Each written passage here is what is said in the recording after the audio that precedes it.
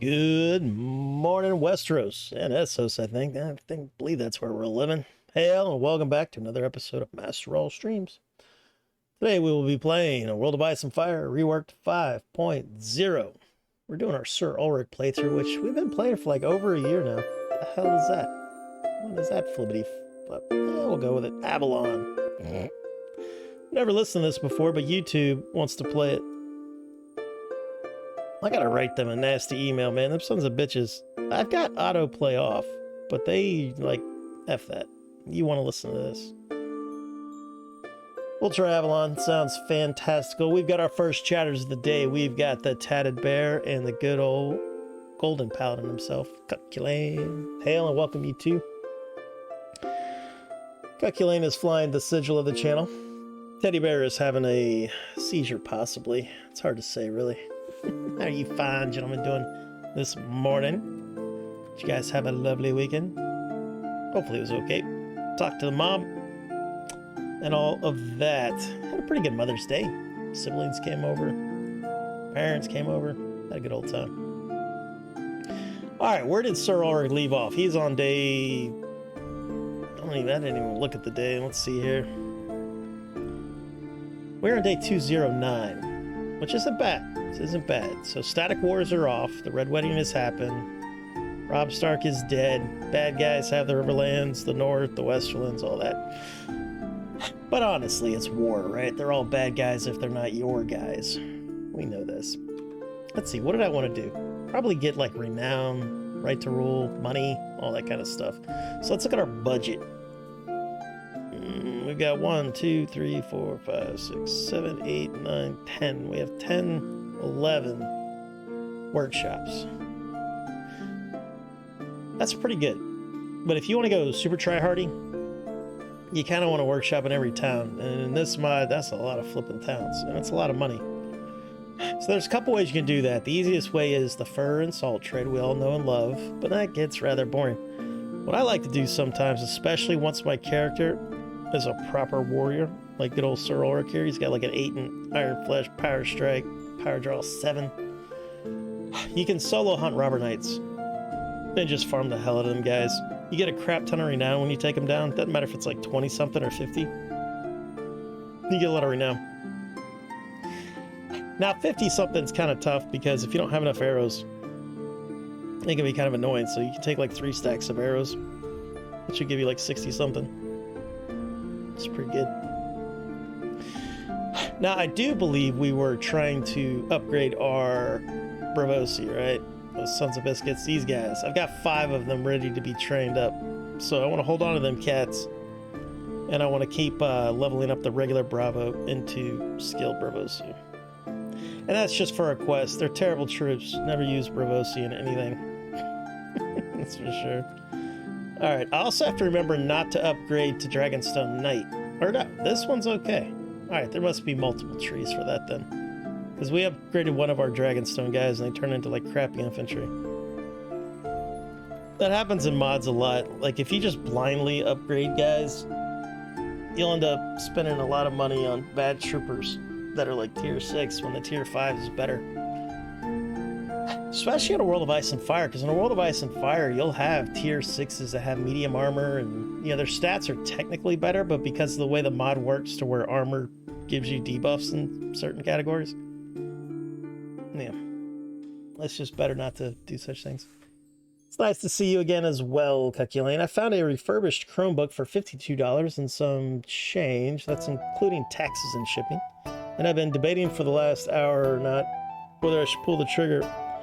Most I'd use it for is work and Twitch. Well, that's plenty, man. 52 bucks for... I mean, a Chromebook is, you know, it's like a mobile device, right? Basically. Depends on how old it is. Mobile devices only have a lifespan of like 3 to 5 years. You know, like I've got smart TVs in my house, and after about 3, 4, 5 years, they start acting not good. You know, like when I try to crank up Netflix or Amazon Prime or whatever, it's all sluggish. And then I end up casting for my iPad, which my iPad I think is older than my TV.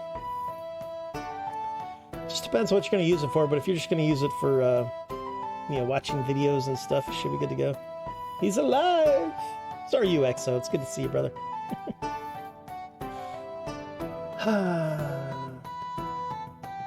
What are we not supposed to ask?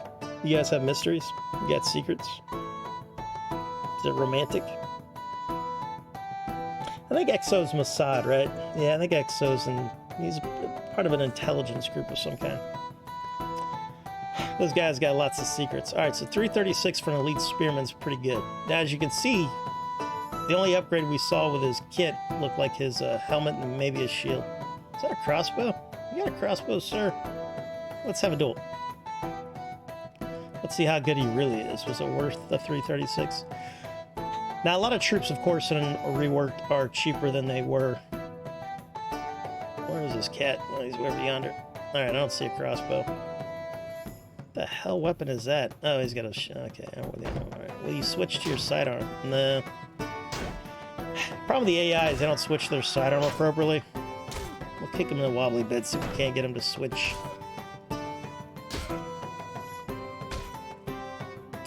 Forgot that I had my controller plugged in, and now it's vibrating. Which, while not unpleasing, can be distracting. And he doesn't want to switch. That's a problem. This is also why you get clocked by the bad guys behind the bad guy directly in front of you. If you pop them in their wobbly bits, their impact mesh disappears for a little bit and lets their guy behind them whack you. I hate that shit. Let's hit him in the head. All right, that was 14 damage. That's a pretty good helmet right there.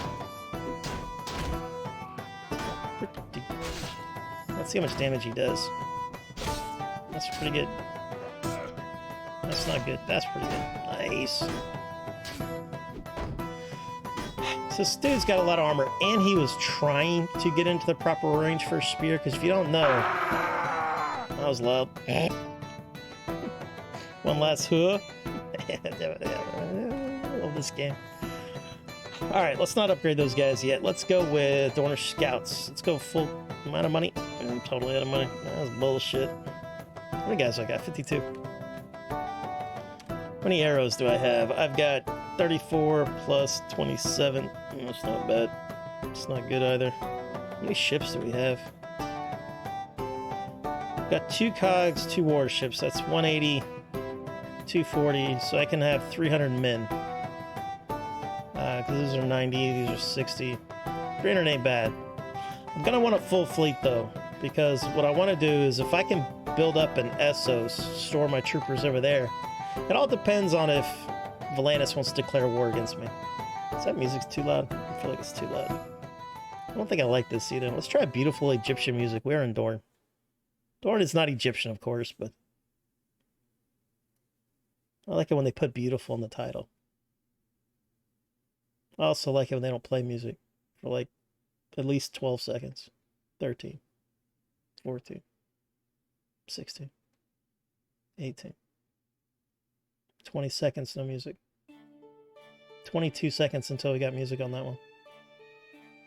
I don't think we're going to listen to that. Let's go with Witcher Tavern music. Tried and true. Tried and true. Nice. Nice. Yeah, we do too much of that, though.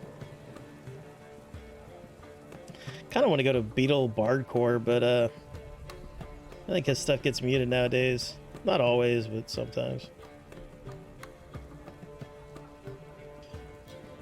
I don't even know if Game of Thrones music gets muted anymore. You would think it would. I know it does on... Or it doesn't get muted, but... You know, it gets claimed on... Well, everything gets claimed on YouTube, even like things you wouldn't think would get claimed. I haven't played a copyright-free soundtrack, and it was getting claimed. Which I guess makes sense. Whatever. Just because somebody says it's copyright-free doesn't mean it's copyright-free. Well, actually, if I don't ask, will we not discuss the most recent stream? Which most recent stream? Hello, Kung Fu C Blank. Good morning to you, sir. How was your weekend? Hopefully it was groovy. Listen, I don't know what happened. I was there, I came back, and you were gone. You left me. Oh, did we have abandonment in State of Decay? Were you trying to help him out and he abandoned you? It's not very nice, Teddy. It's not very nice.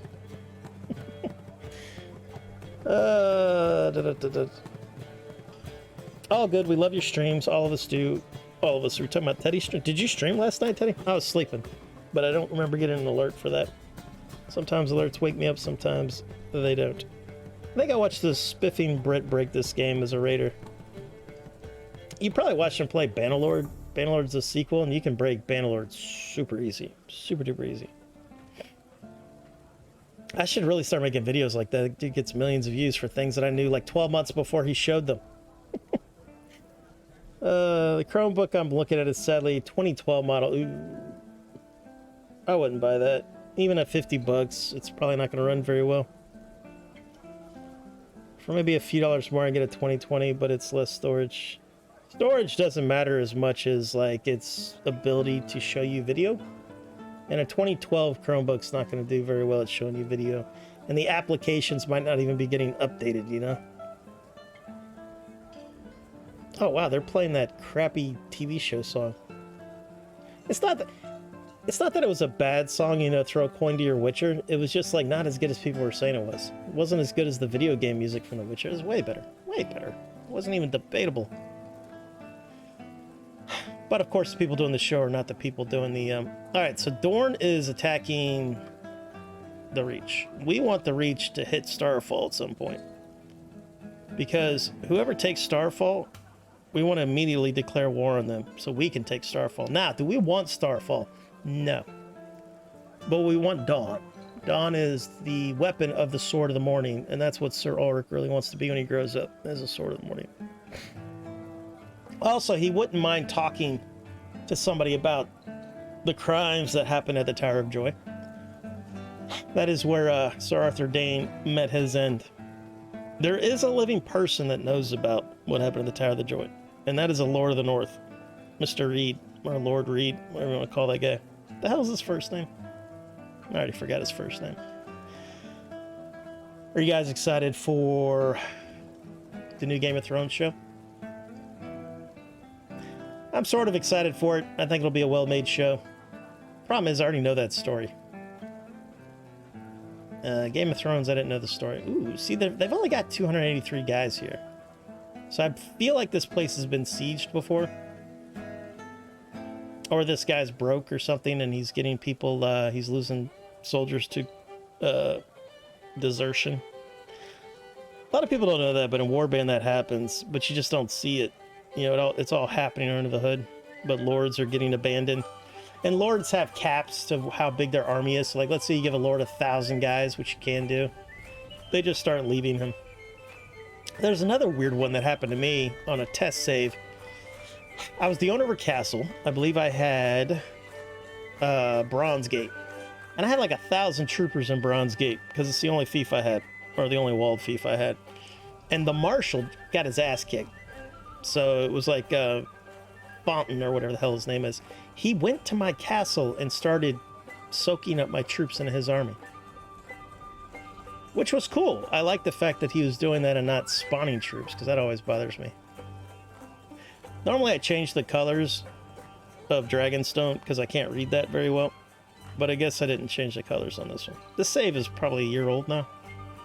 So I forgot to change the colors of Dragonstone, which means I probably forgot to change the colors of House Targaryen, which is also difficult to read.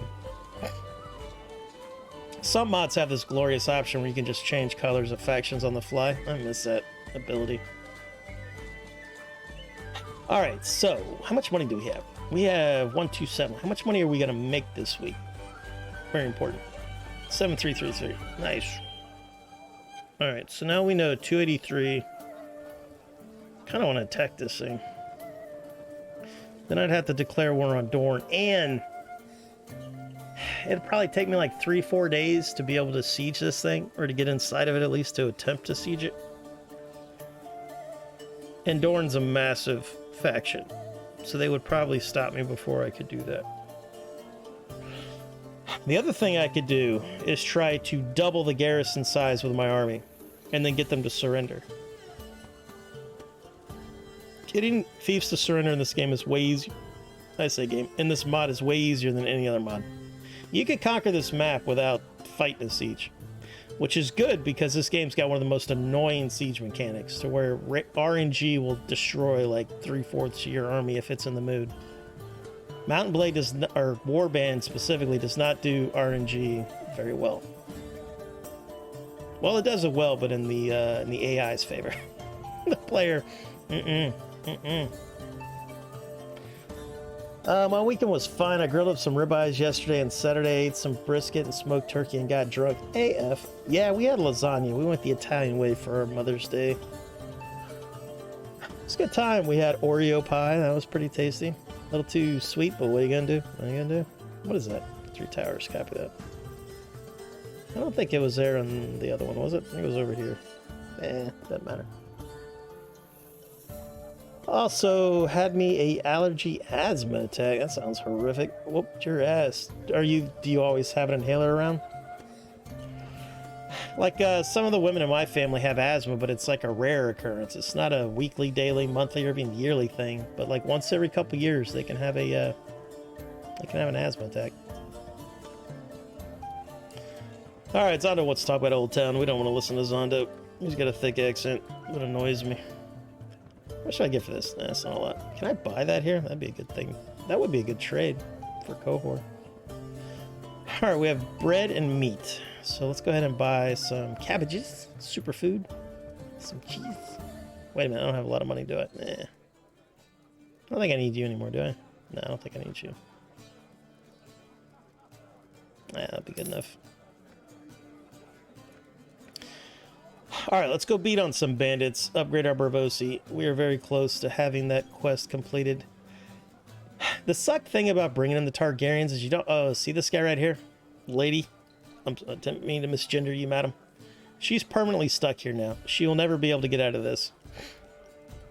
Perduna's been trying to fix that thing for years, but basically what happens is whether the player is on land or on the water decides whether or not this is a port or a town, you know, on the map.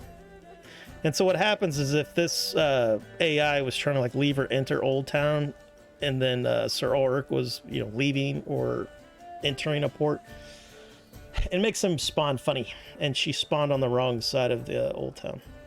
This used to be really bad. You used to get like 20 lords here. I wish she would just fill this in. Just make this all dirt. Be done with it. What are you gonna do? But that is a bug that is probably never going to go away, is the AI's pathing on the world map when it comes to water. It's always bugged. So that's why some factions are damn near impossible to be a part of. Like the Iron Islands have a tough go at it. Dragonstone has a tough go of it.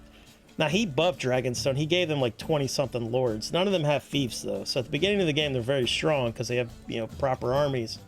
But once they start losing their armies, they can't recoup any losses because they don't have thieves. I think that's lore correct too, right? That Dragonstone had a lot of lords, but they weren't like rich lords or anything with fiefs. Nobody likes Stannis.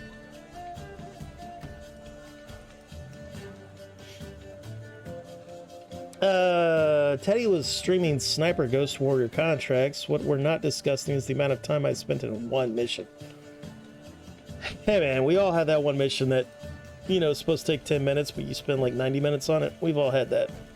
Especially when you're streaming and not thinking about it. Like, I'll go back looking at a VOD to try to find highlights or something. Because we all know that every one of my streams are perfect in every way, and I have lots of highlights. You know, so it takes a long time to get through them things. But I see so many mistakes. Not only mistakes in the game, but like mistakes in conversations to where I misread something or don't read the whole thing. So I'm talking about a subject and the chat's like, what the fuck is he talking about? But it happens, man. You'll get it. You'll get it. My brand new Chromebook is around $100. Yeah, I didn't think they were that expensive new. I definitely wouldn't spend 50 on a 2012. No way in hell. I was just saying 50 for a 10-year-old Chromebook is very high. $50 is how much you would spend for like a proper laptop from 2012. Like the one that I was gonna give you that I can't get it to crank up. I need to crack that thing open and see, because I know I cleaned it before I put it in my closet, but I never reapplied thermal paste. But it might have overheated last year and then totally borked it. But anyway, that's something that I would, if it was running well, it's something I would sell for probably $50. After I took the SSD out of it. I got an SSD in it. I barely even got $100 of spending cash, which I still have other items I want to get. Yeah, brother, just... If you have a phone, you're good to go for now. I wouldn't spend... I definitely wouldn't buy the 2012 one. You mean like 3/4 of the stream on a mission alone? Hey, man. Hey, man. Hey, don't judge. He who does not stream may not judge a streamer. That's in the bylaws of streaming. Leave us alone, man. We have feelings. We try our hardest. Not all of us, though. A lot of us are, they don't try at all. We all know those streams. I told you the last time, man. I've got streams I follow, and I don't think I've ever heard their voice. I would unfollow them, but at this point, I just want to see how many more years they'll keep going without talking. Don't worry, it all happened to us. XO silence 10-4. Copy that, Red Leader. Copy that. Alright. Alright. I would like to hell dunk some bad V's. How fast am I going? 4-1. It's not very fast. What is my pathfinding anyway? It's always a bad sign when my leader has to be the pathfinder. 7+2. Problem is everybody in this game has like a 10 in pathfinding. Bullshit if you ask me. Most mods it's not like that, but that's one of the difficult things about a World of Ice and Fire is everybody's got like a 10 in pathfinding. Fucking kings with like 500 guys in their army and they're marching right at me when I've got like 20 cavalry guys. Sons of bitches. We could also do tournaments, but we want to have some gambling money for that because you don't make any money on the tournament by itself. You have to gamble.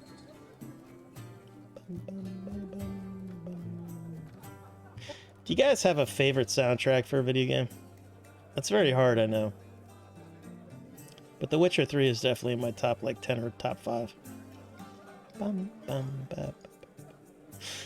Now, some video games cheat, like Grand Theft Auto Vice City. I love that soundtrack, but that's just 80s music. So I don't really consider that video game soundtrack music, even though it is. Can I catch you? 5-7? Nice, get over here. Let me give you the business. He's quite fast now.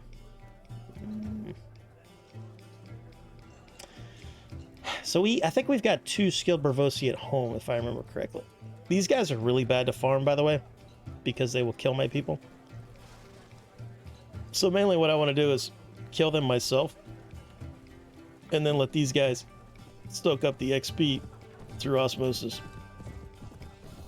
Or what I can do is at least take out the guys that I know will kill some of my people, like the leader, the bandit leader. He's dangerous. Anybody who has piercing weapons is very dangerous to your people because they won't just knock them out, they'll kill them. Because how killing works, it's RNG, of course, so you gotta pray to RNGesus. That's your first step.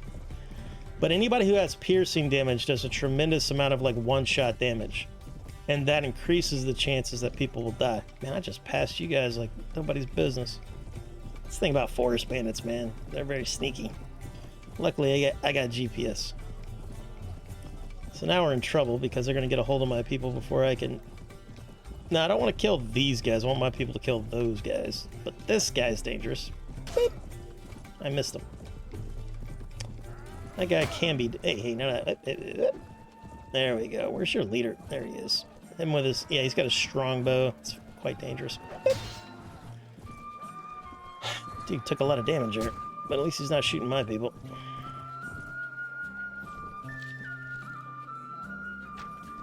There we go, now he's down. Let's see if I can shoot him in his little feetsies. Alright, now let's send in everybody. Because that guy right here, man, he can kill like 12 of my guys before they even get to him. Because he's got a piercing bow and arrow. There we go, throw him a little healing shout.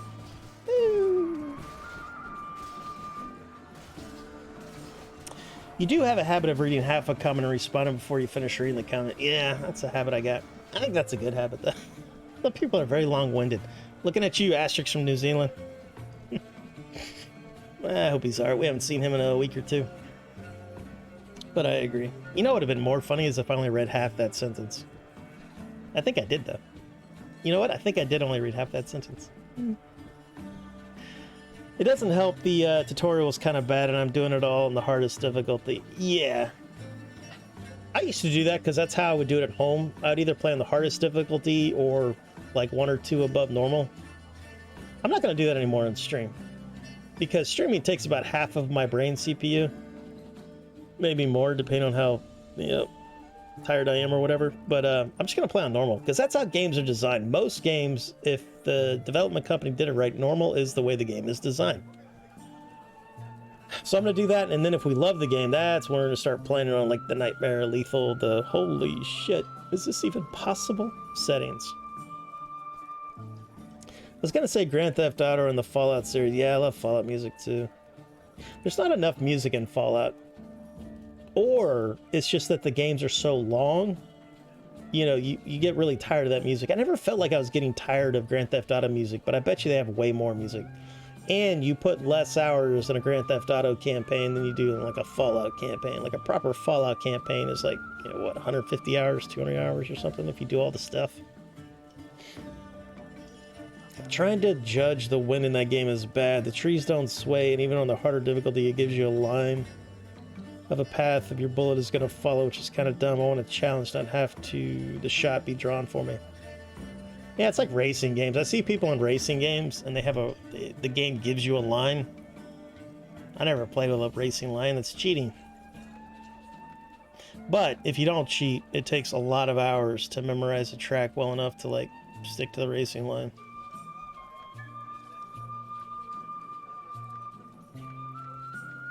But usually things like that, like them drawing the shot, the ballistic trajectory and all that, it's just saving you time. Like, anybody, damn near anybody, can get really good at damn near any game if you have the time. You know, that's why, like, dads, you know, like, people that are, like, proper adults with all the kids and everything, they don't have time to become black belts in all these games. So, like, when you see old Raw here, black belt in a certain games, because I've just spent a lot of time in it. Don't get me wrong, I'm very talented. And I'm probably one of the best gamers you've ever seen. But, yeah. Good morning and hail to you, Stefan. How goes it, friend? Agreed, you should have started 7 days on normal. Yeah, probably. Because it's not fun. Well, some people enjoy watching a streamer die over and over again, but I think more people just enjoy the streamer playing the game. And, like, making progress. I mean, I was making progress in 7 days. I gave the old middle-aged female zombie a what's-a-who's-it, a ratty-tat-dooey. Introduced her to thunder and lightning. And then I got killed by dogs and some other people. I don't like Zondo. He doesn't even have navigation. Ooh, 15 out of 23. What do you got there? Robber Knight. Nice. Can I catch you at 5'6"? Yeah, I can. Nice. I want to grab these guys because that's a lot of prisoners. And what are you? Ashford. Oh, no. Oh, you're going to steal my... Yeah, no, they're all mine, sir. They're all mine. Thank you. Nice. Prepare to die. Now, because I'm going to start farming these guys, I won't be able to pay them off anymore. So, like, if I'm... You know, if I get grabbed by a bunch of robber knights or whatever that I can't fight, for whatever reason, I won't be able to bribe them, because they'll be like, no, you killed a lot of us. It's your turn to die. You guys hang out there for a second. Is that a robber knight? Is that what you are? No. That is a reach knight of some kind. Oh, that's one of them new troopers. What is that? Riverland Knight. Nice. Everybody's got their own heavy cavalry now in this game. What do you guys got going on? Anything special? Got some bowmen. Let's send those cats in. Let's do a little what's-a-who's it here. That guy's dangerous, of course. He had a piercing weapon. None of that from you, sir.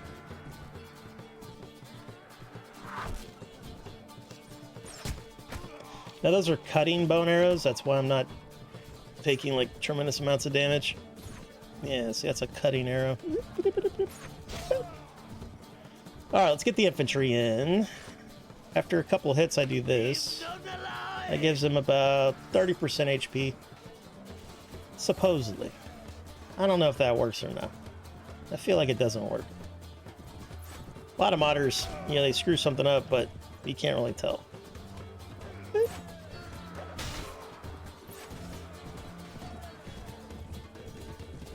Hey, not after me. Alright, we are done with that. Did anybody die? Of course they did. Why wouldn't they die?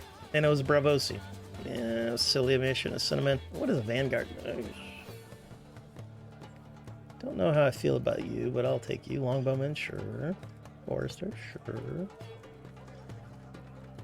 pretty much want to take everybody so I can just put them in my garrison and a rubber knight. Now these guys are way too expensive, but maybe we can do something with them. Then we'll grab these guys. Alright, so we have 10 of them and 2 of them. Alright, so we're not going to fight with them anymore. I like how they're barefoot. I don't think they were barefoot in the regular version of this. Alright, so let's haul ass home and finish this flipping quest before everybody dies.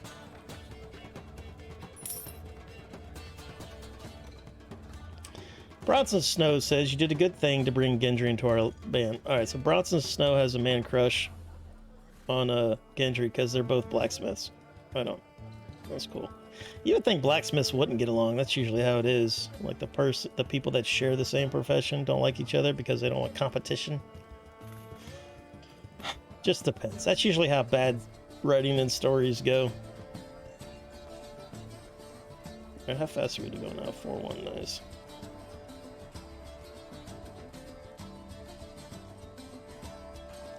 We're not trash talking Fallout in here, are we? No, we're talking about the best soundtracks in video games where we were.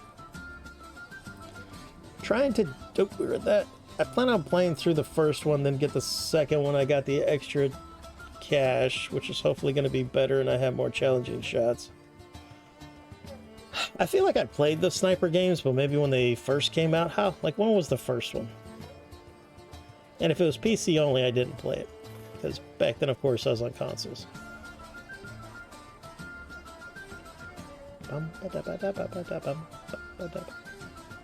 Do I have money here? Let's see. Here. I do have money there. Normally, I would buy some more land. Let's just buy, like, one. How much does one cost me? 1480? Nice. Because if you just keep buying more land, you'll make, like, a couple hundred profit, but... At some point, you got to realize you're not going to play that safe forever and quit investing money and just take your profit and move on. Back in the old day, you used to be able to trade with caravans. I miss that.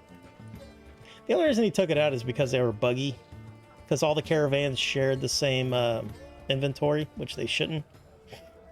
And I guess he never figured it out, so he just took it out of the game. That's what Perduno likes to do. He's like, can't figure this out. I'm taking it out. Like, if you play the most current version, you can no longer execute lords or send them to the wall because of all the bugs it was causing. It's very sad. It's one of my favorite things to do. I don't kill them, but I like to send them to the wall. It makes me happy. Alright, let's sell all this garbage. We're going to get about 100 silver stags, 254. It's not very good. That's very expensive for wool cloth.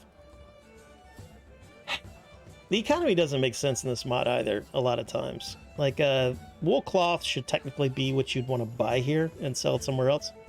But this is like twice the price of what this should cost. Don't ask me why. It's the same reason, like, there's only 3 profitable workshops in the game. That's not the way it's supposed to work.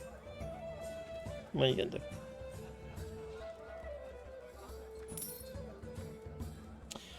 Heading to work. Alright, Kung Fu C Blank, thanks for coming by and saying howdy. Save lives, sir. Save lives. Save all the lives. I just like to play them and see how the wing and gravity mechanics work. Yeah. I think we had a discussion about video game physics the other day, but it's one of the most intensive things you can have, especially in an action game where you're having like 40 plus calculations per second. So if you have realistic physics, it's very intense. So usually the better physics a game has, the less content there is. So like Mr. Failure, he's a nice guy that comes around. He plays these like indie action games. Usually it's like FPS or third person. They're very basic games, but they're like the action is intense. But there's no story. There's no, there's no like game. It's just like you as a ninja or something killing bad guys. That's it. But the fighting is super cool because that's where all of its resources are going. And it has enough resources to do that because there's nothing else. There's no world per se. There's no missions and all this other stuff. And then the opposite of that is true. So if you've got a game that has a ton of content of like story missions and the world is massive and it's got all these different things you can do, their physics are going to be the worst. So think like Fallout, State of Decay. Even though State of Decay is just more of a sandbox, so it's not too bad. Alright, do I have permission to visit her? I don't think so. We need renown. Before, yeah, we need like 900 renown before we start thinking about getting married. Unless we want to elope, and then we don't want to elope. The other shitty thing about a World of Ice and Fire is when you get married, you don't get right to rule. Normally, you would get right to rule when you get married. But I guess in this, they don't agree with such things. Already did that. Ooh, that's a new helmet. It's pretty cool looking. We are of Dornish. We're like of the Caucasian Dornish flavor. But if we can grab that and maybe that... Oh, that's a good one. Doesn't have a negative modifier. But this one only weighs 2 pounds. Now, we all know that that's an oversight, but hey, man. It's in the game. I always forget to do this. Right here. That's the only way to collect your money. Let's see, what was that? Alright, so we only made 100, or 80 or whatever. But we bought some more land. If you keep buying land there and you play for hundreds of days or 1,000 days, you start making a ton of money with that stuff. And that's a newer mechanic for World of Ice and Fire. It's an old sub-mod, but he implemented it fairly recently, which is nice of him. I already took the money out of there.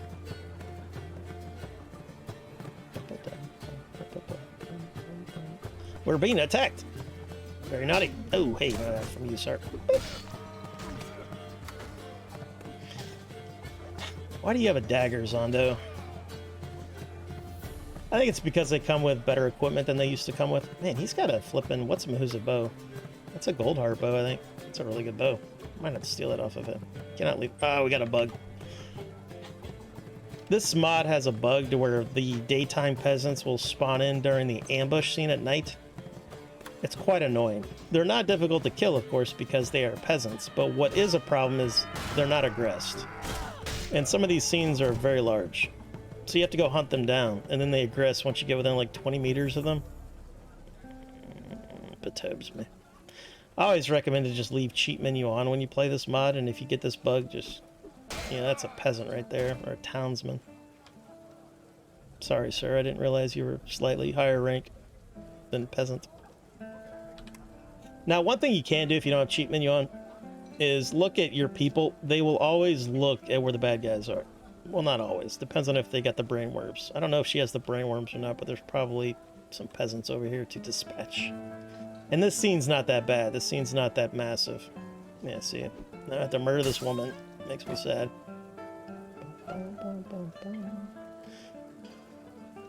And then I'll come over here. Also, that impact, or the AI mesh is probably bad for this building right here.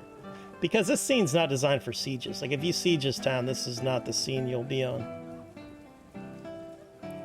So the AI mesh might not be of a proper size and locations. Nice. Alright, so we got 200 silver stacks. Very nice, very nice. Alright, let's go ahead and get the hell out of here before our Bravosi die. And then we're going to have to wait for payday because we have to upgrade all our cats. Actually, let's go sell some hides in cohort. We got lots of good hides to sell. Then I can also sell the prisoners I have in my train. Do I have any guys who are worth a shit? Not really, not really. We're not going to upgrade anything until we get some money. Is there a way I can look at my land investments in this? I don't think so. It won't be this. Yeah, it won't be that. It'll have to be here, or it could be in camp, maybe. Check location, fishing. Oh, you can find a Valerian weapon if you fish. I've never found it, but I've heard tales that you can find it. Because fishing takes about 24 hours in game, and I believe it's like 5% chance, maybe less than that. I don't know. But you can try that. And I don't know if fishing's connected to looting or one of those type skills. Because burning 100 days fishing for, that's a lot of days, man. That's like half the days I played already. Because, you know, the map will keep doing its thing. So, like, as somebody who owns land, I don't know if I want to be burning 100 days looking for a Valerian weapon. And it's probably not even that good of a weapon. A lot of Valerian weapons aren't the best. Oh, we got Silva. I forgot about that. Nice. We like Silva. She heals wounds. We appreciate such things. She calls us a whiner because we don't have a wound. I was just checking.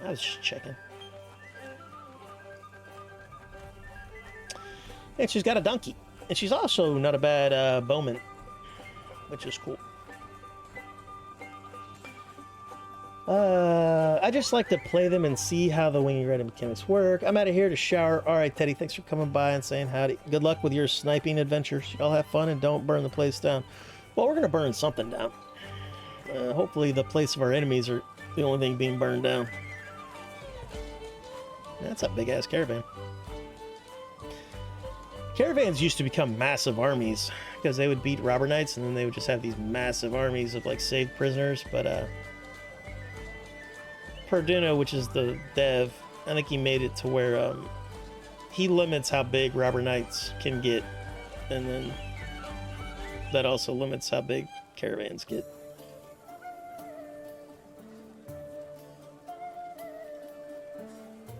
I don't know how long we'll play Mountain Blade. We might play some other stuff. I kind of wanted to play a little bit of Lost Ark. I don't know if you guys enjoy that or not. But I want to see if I enjoy it or not, because if I don't enjoy it, I want to get it off my hard drive. I'm running out of space. Downloaded some big-ass games. I also came to a sad conclusion this weekend. I don't think I enjoyed Halo. I didn't want to admit it because of my nostalgia for Halo, but I just don't think I enjoyed it. I don't know if my tastes have just changed over the last 20 years or what, but anyway, I was talking to my buddy and he said the same thing. He's like, yeah, I used to love Halo, but I don't really care for it anymore. They said something interesting. They said Halo's too slow. And I'm like, in my mind, I don't think of Halo PvP as slow, but it kind of is compared to modern, like, PvP. Because modern PvP and shooters, you get, like, those, those arena games, like a Fortnite or Apex. Those games are really fast, especially like Apex type games, man. So if that's what you're used to, I could see saying Halo's a little slow. And I think Halo also, with the shield mechanics, people just get enraged when they headshot somebody like 3, 4, 5 times, they don't die. But I always thought that kind of like showed who was more skilled, because they could sustain headshot damage more than the next guy. So I don't know. Alright, what do I have in here? Nothing. Really? That's weird. Usually I have something in here. Here, grab that. I think I need to read another book. Let's hold on to that book. Actually, can I? No, I don't think companions can read books in this. Let me check my thing here. Oh, they're there. They're there. So what I want to do is grab all this in case I lose this castle for some reason. It'll be safe in my household inventory. Do I want that or do I want that?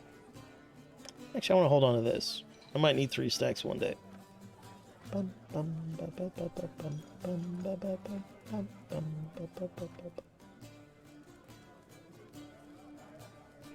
on to that. We also need to get velvet. Sometimes what I do, because velvet can be difficult to find in this mod, I will just, if I'm rich, I will just make my own dye works. Make my own velvet. I'll lose thousands of silver stacks a week, but I'll get like a pretty healthy stack of velvet so then I can move my my court. Because technically if you get married, you should be able to move your court with a different kind of fabric, but that is broken. That does not work. The only way to move your court is the old way, the velvet and tools way. So a lot of people get confused by that because it's broken. Okay, I think that's enough of you. What's going on with my treasury? I've got 39,692. Let's go ahead and withdraw some of that. Let's withdraw 10,000. 20,000. And let's do the thing that we want to do here. All right, manage castle. Let's build a blacksmith. That will improve our monies, because we're not really going to be holding prisoners right now. I did sell all my prisoners, correct? Of course I did, because I'm pro. Sirio's got a 6 in spotting, huh? That's pretty good. Man, look at that tactics. Fucking 9. Badass. Trainer's the most valuable thing he's got, though, of course. Everybody else is a drain. Well, we got first aid from her. What? I guess I have surgery. Yeah, Ulrick. So we got to get her up with intelligence.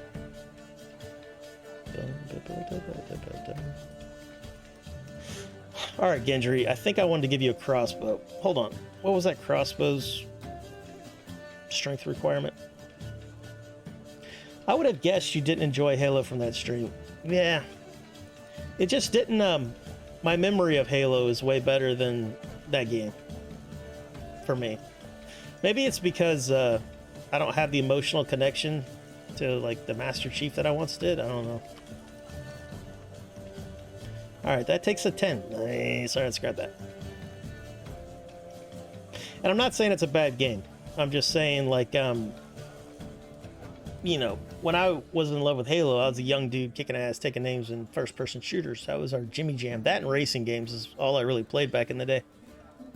Because those were also, like, the best games on consoles back then, were shooters and racing games, like Gran Turismo. Love me some Gran Turismo. Also sports games. We played a lot of, like, college football games, but that's just because I'm from Florida, and that's, you know, what people are into. I need bolts. We'll have to do that. Okay, so let's do the thing. Right, so we've got... Let's upgrade all of them. Bloop. Let's go ahead and do this as well. See how much money do I have. Alright, levies or conscripts? We want levies, I believe. Conscripts will give us sharpshooters, which is cool. But we want to do nothing but, like, these guys and maybe these guys. Depending on how much their upgrade cost is. I wonder if these guys are any good. Probably. I don't know. But we're going to go with levies for now. Alright, what is it? 368, huh? Nah, we'll hold off on that. Halberdier or Spearman? We're going to go with Spearman. I do like that Tyroshi has, like, proper troops now. Because that's the way they used to be. The Associ... Because in the lore, the Associ city-states had, like, a lot of slaves, right? But they had to hire mercenaries for defense. So it was like, think of, like, the Byzantine Empire. You know, a lot of mercenaries. Not a lot of standing armies, except for mercenaries. So you used to be able to have a mercenary troop tree that you could upgrade. And that troop tree still exists, but you don't get them. Like, if you choose your culture as a Soci, you don't get the mercenary troop tree. You get the cohort troop tree, which is fine.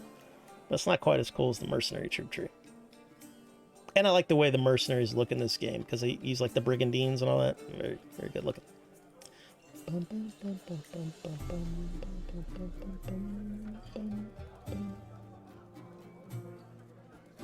All right, Gendry, what do you got going on here, brother? All right, so now you're going to be full intelligence, I believe.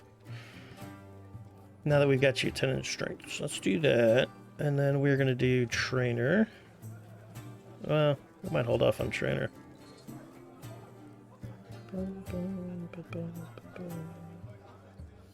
Yeah, pathfinding is still agility. A lot of times it's intelligence, depends on the mod. He's going to be a crossbowman, and all the best ones are not allowed to be used on horseback. So probably won't do it. Engineering would be good. And that also fits his lore as being a blacksmith, so we'll probably do engineering with him. But let's do engineering first. Who's got the highest engineering right now? It's not us. Gendry, nice. So that's what we're going to do. We're just going to pump intelligence. We'll give him trainer, engineering, all that. And then he'll be getting a good amount of XP with his crossbow, hopefully. Nice. Crossbows are great for that. That's why I try to give everybody at least like a 10 in strength so they can wield a proper crossbow. There are crossbows that require a little bit less strength, but they're usually cutting crossbows. Nah. Piercing crossbows. That's what you want. Let's also get rid of that rubber knight. Let's get rid of all these guys, actually. Why put them in the garrison? You only have to pay them like half their wages in garrisons. It's pretty good.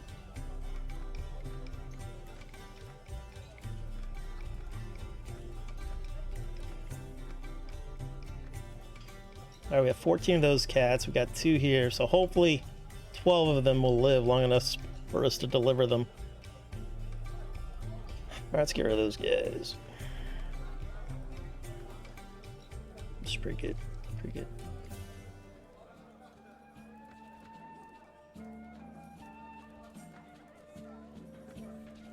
How much is that? $4.90. So that's a lot relative to other mods, but for World of Ice and Fire, that's a really good deal. Because normally that'd be 1,800 to 20-something hundred silver stacks. So that's pretty good. I'm just lurking today, BTW, looting away on state. Nice, Steffi. Nice. Let me know if you need help. I was going to start a new map on State of Decay. I'm going to do a lethal tutorial start. And then I'm going to do my best not to call in Red Talon. You know me, man. I'm addicted to my Red Talon. But we'll see. We'll probably wipe, to be honest with you, man, because I'm so used to playing with maxed out Red Talon. Alright, let's go visit Talion. Let's see what they're... Where are you going? And I bet they're always getting their asses kicked. Alright, let's recruit volunteers. Manage village. Alright, let's build a messenger post so I know when somebody's being attacked. And then let's go have a little chit-chat with the village elder.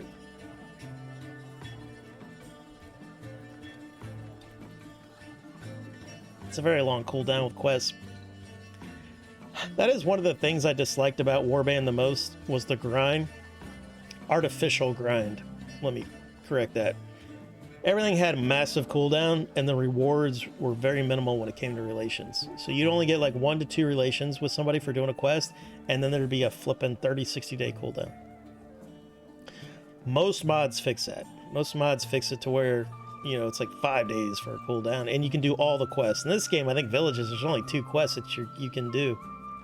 It's like the cattle one and the bandit one, and that's it. There's actually a lot of quests in native. Planning to let others join the new lethal tutorial community? Yeah, that'll always be a thing. Like, whatever I'm streaming, if it has multiplayer, anybody's welcome, as long as they're not, you know, breaking terms of service. You know, that will be a. All right, our guys need to take a nap. All right, let's have a nap. Oh, before we take a nap, though, we want to read a book. All right, so let's read a book. All right, the Book of Lost Books. Let's read that. Good. Nice. All right, so we're reading that. But anyway, when you're resting, you train troopers faster and you read faster than you would on the road. So, like, let's say you're just wanting to train some troopers and you've got a high-level trainer. Just hang out in your castle. Works pretty good. I'm just... Oh, read that. And here I was planning to join it and shout all the no-no words. I don't really believe in no-no words, but corporations disagree with me. Like, did you ever hear about the Netflix CEO that got fired because they were talking about not letting the N-word be said in, like, comedy specials and stuff? Or I guess if, like, a white comedian... Like, I don't think they would ever ban the N-word from a black comedian saying it, because that would be weird. But, so they're in a boardroom meeting, and the CEO is talking about a word, which is the N-word, but he's not saying the N-word. He's saying the word, because he's an adult. And that's what got him fired. He was talking about how the N-word is an atrocious word, and we should think about maybe editing out of, you know, certain programming, and that got him fired. Because he didn't say the N-word like a toddler. What are you gonna do? What are you gonna do? It's life. But I get it. When you're in a professional setting, that's gonna be a triggering word. We made some good money this week. Why do we make so much good money? Carthagar, that's why. It won't be that much next week.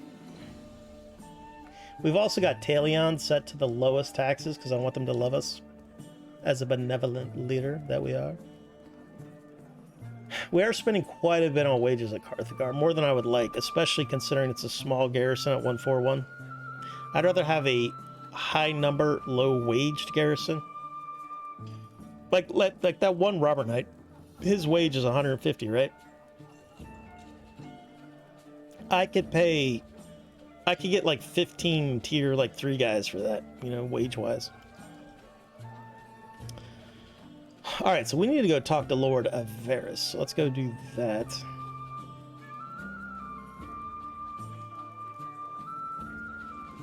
And when I talk about no words, like in my chat, I wouldn't allow the N-bomb personally. But I don't like to be forced to, you know, edit speech in any way, in any form. Other than like threats, you know, threats of violence, like literal threats of violence, not like, man, I wish somebody would, you know, beat you up with a no stick. That could be funny. But if somebody's like, you know what I'm going to do? I'm going to come over to your house and do these horrible things to you. That's a no. Or like threats of swatting or any number of other things. We've got Yin Chai in chat. Hail and welcome back in, Chai, you lovely son of a gun, you. Snaps back to the roots. Hail, yeah. This is probably where you found me. Number 1 first chatter of the day. You're not first chatter of the day, but you have a number 1 next to you because you were one of my first subscribers. I like the gameplay of State of Decay, but I'm not as into the base community building. Yeah, see, neither am I. I'm usually not really into base building unless it's, you know, it's cool. But the base building in State of Decay is so simple that it's not that bad to deal with. But I'm with you. It's like crafting. I'm not really into obnoxiously complex crafting to where I have to like gather 20 different ingredients to make like a slingshot. I'm not really into that.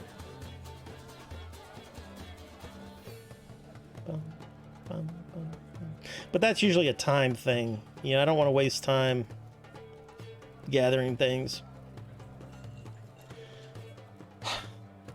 But 7 Days to Die, I could see how that base building, because, you know, I love base building in Minecraft. I built some pyramids. I built some pretty cool stuff in Minecraft.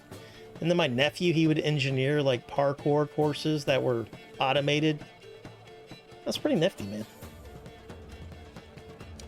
How are you enjoying Warband nowadays, Ian Chai? Are you still into it, or are you on to bigger, better things? I remember the old Jerusalem mods. Yeah, I love me some old... I love Crusader mods, man. Mainly that's just the nostalgia. Oh, I forgot to sell my hides. Gosh dog it. Alright, well, let's do this quest first, and then we'll go do the hides. But, you know, Knights is what got me into history when I was a little dude, so... I always enjoyed learning about the Crusades, and they were so complex and weird, and so many layers of, there were so many layers to the Crusades, so it makes it kind of fun to learn about. And it happened long enough to go to where, you know, you're not still feeling bad. Because when I study history, the further away it is, the easier it is for me to read about the atrocities. Like, I can read about Caesar all day long, and I'm not really thinking about the genocides and stuff. But if I'm reading about, like, World War II, you know, people are still alive that had to live through that. Or even, like, modern history, you know? So, like, the wars in Iraq and Afghanistan, they just make me mad, you know? But what do we have here? Can't have pirates attacking our caravans. I hate the ship combat in this game. Not because I hate ship combat. I love it. Like in Viking Conquest, it's very satisfying. But it's super buggy in this, and I'll show you why. We're going to help out the caravan. For one thing, it doesn't run very well. For another thing, boarding is very buggy. It was buggy. Man, I gotta get rid of that sail. Can't be flying the flipping colors of the Iron Islands. F that noise. Ugh. The boat came with that. I didn't give it that sail. There's also custom sails, but I don't think I ever got them to work. I think you can get them to work in Viking Conquest, but I don't think they work in this. There's also a bug or a glorious superpower to where if you come right here and need bad guys that gets right here, they automatically die. I call it the poison trap. But one of the bugs that this has got is like once we board this boat, it's damn near impossible to disengage from this and go attack another boat. It's very annoying. And there's these invisible ramps that appear when you're boarding another vessel, but they disappear once you've killed everybody on that ship. So let's say there's a bad guy on the other side of that cog. Our invisible ramps disappear, so then our guys cannot make it over there. It's quite annoying. And also the AI will be on the invisible ramps when we disengage, and then a bunch of guys will fall into the water. I hate that. See, like right now my sail's engaged, and we're having a tough time disengaging. Luckily we did. The worst you get it is when it's cog on cog action. That's where you get a lot of bugs. Perduno has tried a lot to fix it, but it's tough to fix. Bloop, bloop.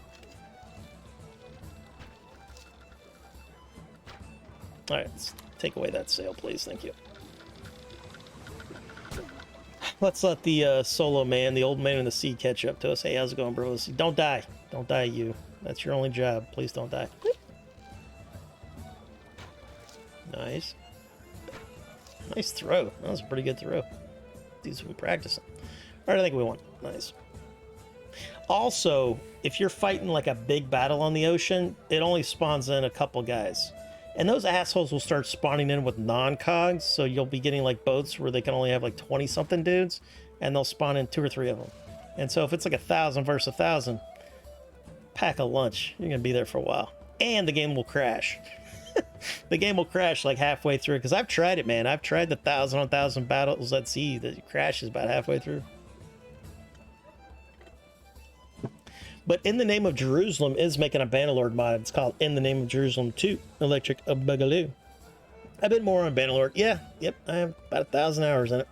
It's been a cool minute since I've been on Warband, unless there's a super awesome mod I go back to. Well, all the mods are still doing their thing, because we never got all the tools for Bannerlord, so all the classic mods are still updating their Warband stuff. It's sad to see on the Discord too, because like 80% of the people on Discord just want the Bannerlord mods, and everybody's like, well, we can't do this, we can't do that, we're waiting. There are a couple full conversion mods, but they're very janky for Bannerlord. We've got a Dosted in chat. Hail and welcome, Dosted. How are you doing this fine Monday morning? You're mighty welcome, Hired Sword. You're mighty welcome.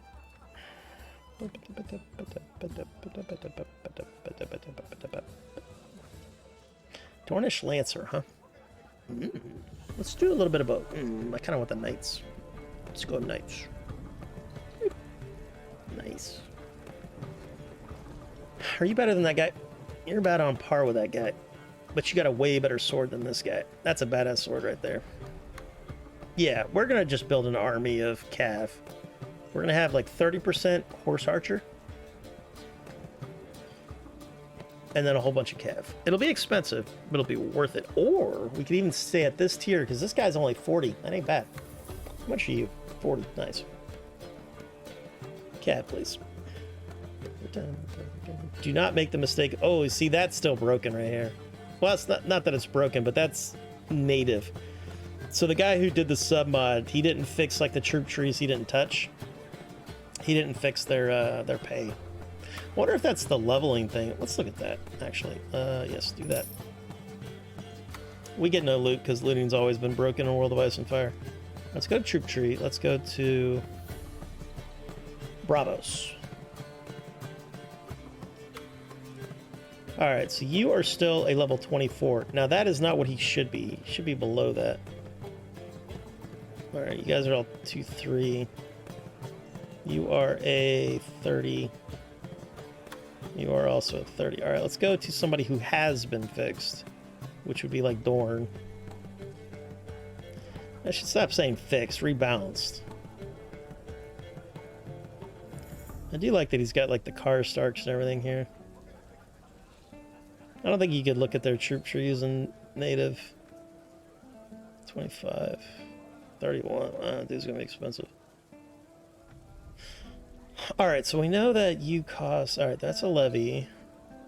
11, 17, 2, 3, 29. All right, cool. So these knights are like 1 or 2 levels below other tiers, similar tiers. So he'll be cheaper. But he's still really good. Power Strike 6, Athletics 6. That's all really good. But his RNG will be a little less. But we all know the RNG is broken anyway, and AutoCalc never do it. What do you got going on? Oh, you got a power draw of 7? Holy shit. And he's got that badass new bow. Wow, we want a lot of you sons of biscuits. Yeah, it's going to be badass. It's gonna be better. But everybody's better now. Not just Thorn. Not just Thorn. Alright, it's definitely no good. Oh, wow. Power Strike at 8. Nice. That dude's a baller. Well, his one hand, it's only 180, though. That blows. That's not a bad weapon right there, but it's a low damaging saber. It's very long. But with a 180, that's no good. And then he won't use it anyway. He'll always want to use his pole armor until it breaks. Even in like sieges where the sword would be a better choice. That's okay. We're going to stick with Cav with these dudes, though. I'm excited to see what my high tier guys will be able to accomplish. But if you look at anybody, like let's look at the Reach or the North. So the North is still very much infantry oriented. That dude's got a 7 in Power Strike. He'll do a lot of damage. He's got a really nice shield too. I think he lowered the weapon proficiencies of the high tier cats. Yeah. Usually by tier 6 to tier 7, you're in the high 200s or 300s for like a tier 7. Power Strike is 7, glorious. So what do you got going on here? So that's heavy. So he's actually losing a Power Strike. So that means he's got a Power Strike of 8. That's good. All right. Another good one that he's got going on is the Riverlands. They've got heavy knights. What about Half Star? Ooh, look at you, you sexy beast. Oh, that's... I don't know what his one-handed is, but he's got a bastard sword. That means he's hot garbage. Anybody that's got a shitty bastard sword is shitty. Because look at that. Speed rating's 85 and then 105 reach. That's already bad. But they're going to wield it one-handed, right? Because they have a shield. So that means he's only going to have an effective speed rating of like 71. And he's also going to do less damage. He'll probably do like 29 damage with that. No good. No good. They need to stop balancing bastard swords incorrectly in Warband. They always do it. I'll fix it though one day. I do like this armor. He added that cape, I believe. And it looks really good with his white plated Adestro. I might fix this. Now, the sucky thing about fixing the loadout on a trooper is it's only going to take effect if you start a new game. I can change the stats of this bastard sword, which I might do. I normally would fix bastard swords in mods that I was going to play a while. What do you have? So, like, I'd rather this guy just because he doesn't have that bastard sword. Yeah. But he's only got a power strike of like 5. This guy's got 7. It's a big deal. What's your proficiencies? 240. That's still a cool trooper. What are you? 195, 108. That's a good trooper right here. He'll be kind of cheap too. I like that armor. Plated dragon scale, 18 pounds. Nice.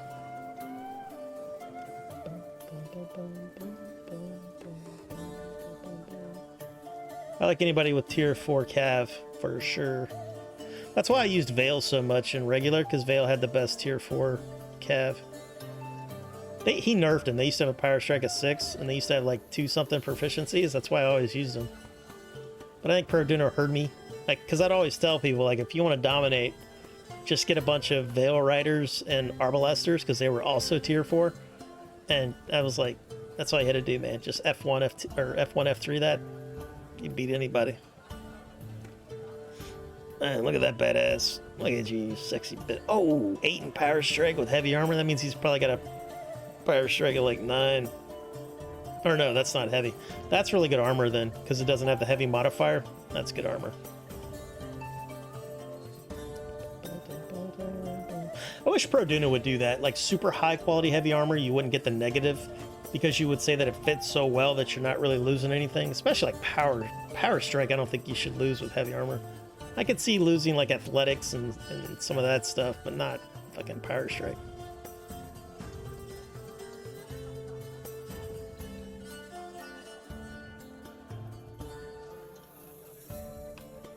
We've got a first time chatter. We've got Skip the Gym 32. Man, I've been skipping the gym for decades.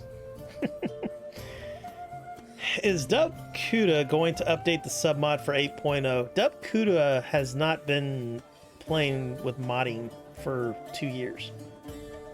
He's still on the Discord, which I assume you're on the Discord, Skip the Gym. But a lot of people ask him that. I would say weekly he's probably getting people asking him that. But no. You know, he just did it. Like, that's what he would do to his own mod, you know. And then he shared it with everybody, so that was very nice of him. But,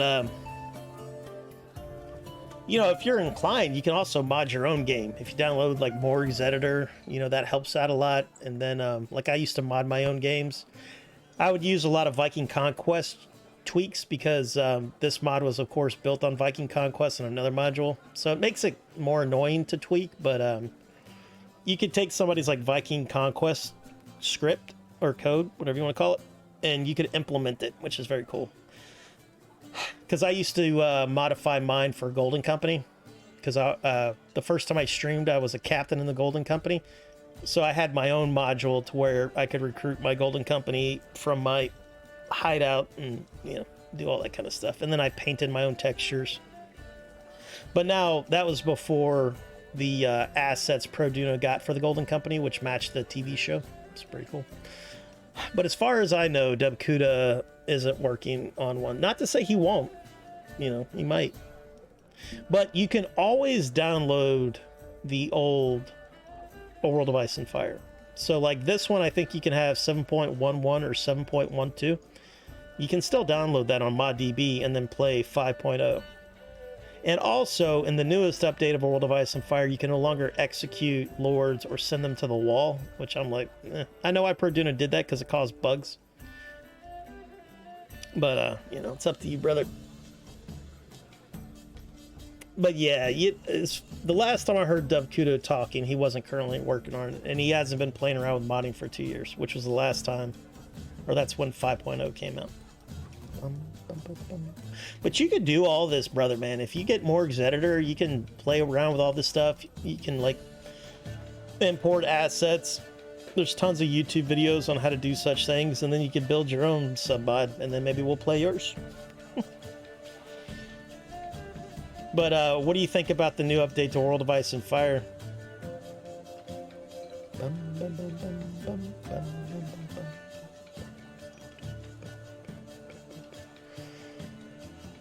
Oh, man. We tested that thing for like a year. There's still bugs. Bugs will never go away, though. Alright, Dragonstone and the Stormlands are thinking about fighting.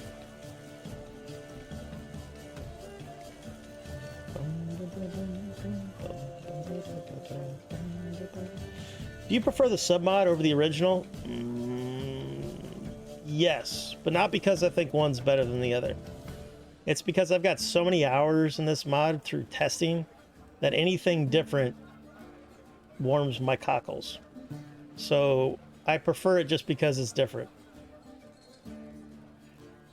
You know, most of my time on World of Ice and Fire was testing.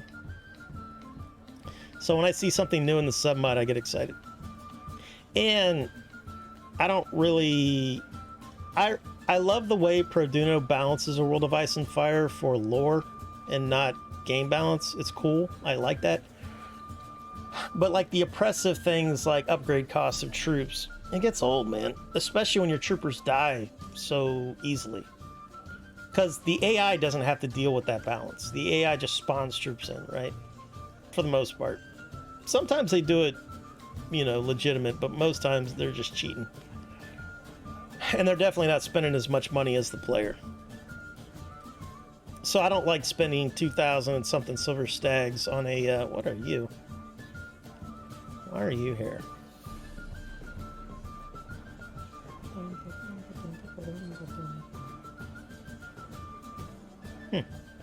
So this means that Tywin Lannister, or whoever, I guess Joffrey likes this.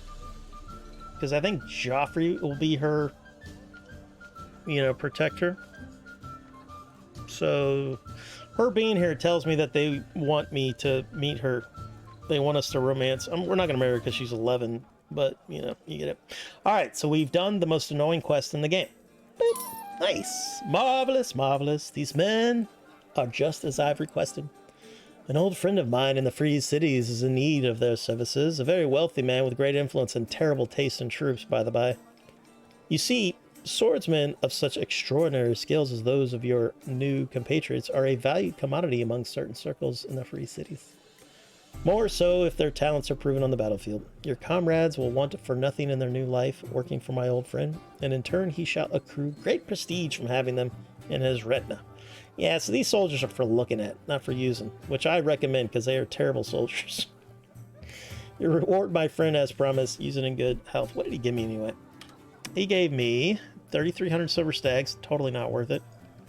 And then we got some relation with Varys, which doesn't really do anything because Varys is not he has no land.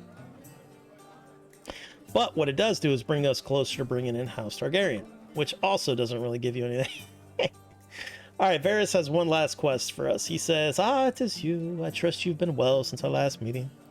These are dangerous times, and I like to make sure that my friends are in good health. Today, at least, has been a good one. The wind has sent away the foul odors that normally arise from the city's lower quarters. Medieval cities smelled like shite. Why? Because they were full of shite. They had like cesspits and all that. Rome would have been one of the better ones, classic Rome, because they had like proper irrigation, but still, it'd been stinky. Anyhoozle, the sun was kind enough to hide behind the odd cloud. Nice. I like a good cast over as well. And we all know Varys is a very fair-skinned man with no hair up top. Have you managed to defeat the White Walker invasion? I never go after the White Walker invasion because it's not worth it. I let the NPCs deal with them because they can kill them. I would have to hire very annoying troops with very crappy weapons to kill White Walkers. So it's just not worth it, other than to say that you can do it. Usually how I deal with White Walkers is I solo them, you know, depending on how big they are. But when you get the proper invasion, you've got giant ones. And there's a new mechanic to where the White Walkers, I believe, if it's working correctly, when they defeat people, it bolsters their numbers. So it kind of might make them unbeatable. We'll have to see when we get there. I don't know if that mechanic was implemented in 7.1.1. You know, the way they bolster it. What I would like to see the White Walkers, what I would like to see what would happen is, I wish that they could destroy fiefs, you know, because they would basically raise them to the ground or whatever. And it would bolster their numbers, but it almost has to be like, if you can get on the battlefield and take out the White Walker, it should kind of kill all the whites. But I guess that'd make it too easy, I don't know. How would you do that? Like, if you killed the Walker, which is, you know, the general, there could be a way that you could protect them, like give them very, very heavy armor to where it'd be difficult to pierce the armor, even with a Valyrian weapon. So you'd have to do damage to them, any damage to them. Well, because if you gave them like an armor of like 120 or something like that, even with a like power strike of 10 and stuff, it'd be hard to get it. But if you did take them down, it would take down the entire army. I don't know. I don't know if we'll do that. We could try that. Then what we have to do is we have to do that annoying thing with the mines on Dragonstone. But basically, once you get that going, you'll be able to hire troops that have obsidian weapons, which are not good weapons, but they can kill whites.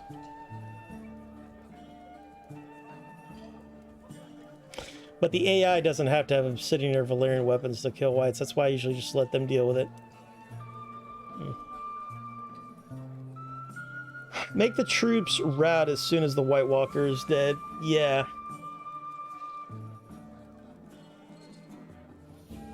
But if it leaves the army there, you would still have to deal with them. And then if the White Walker is dead, they wouldn't rout the next time you engage that army.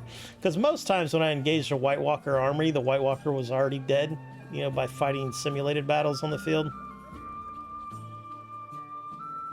Honestly, I usually don't play this mod long enough to meet the White Walkers, other than the quest. I usually don't put in, you know, 700-800 days. But the one time that I conquered the entirety of the map, it was 1600 days I think I spent on that, and I just ignored the White Walkers. I just ignored them, because you would see them too. They would get all the way down into like King's Landing area. You would see them, but I would just avoid them. Alright, so Lord Varys would like us to go have a little chit-chat with him behind the Sept of Baelor. We're going to do that. Let's see, who else do you guys want me to marry? Let's see, what do you got going on here, Joffrey? I didn't think we were BFFs. I guess we are BFFs. You know what? I was probably doing quests for him. Because one of my favorite things to do is to make him join my faction and then banish him to the wall and take over King's Landing that way. It's way easier to do than sieging it. Because the siege of King's Landing is a tough siege now. It is not easy. It used to be not bad. Now it's very difficult. I wish to welcome you to my hall. Now what is it? Alright, so we got more relations with him. What is the realm doing? Oh, no, there's a feast. I got you. That's why we saw her. Alright, do we have enough money to gamble? We do. That is good. Let's also look for bolts. We want bolts. These are the best bolts, so buy those. That's a new bow for this mod. Basically like a long bow. Well, it is a long bow.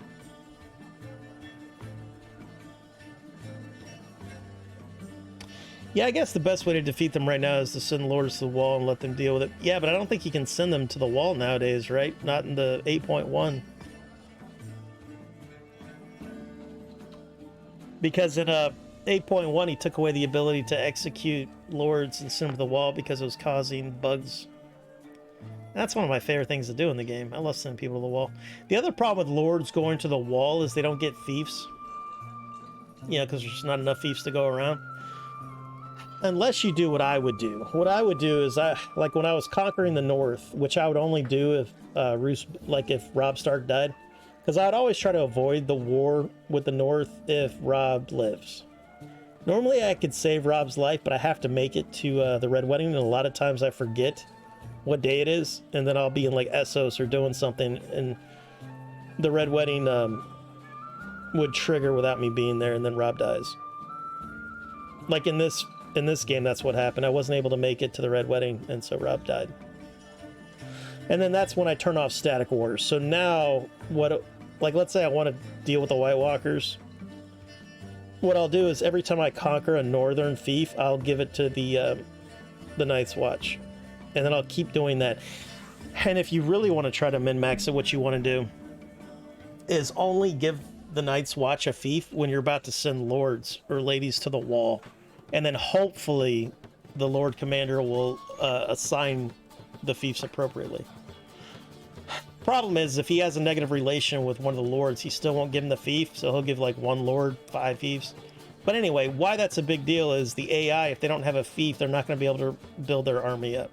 So then what you would want to do is micromanage it. You'd want to like grab a bunch of like tier 2, tier 3 troopers, go up north and just start passing them out to all the Night's Watch guys.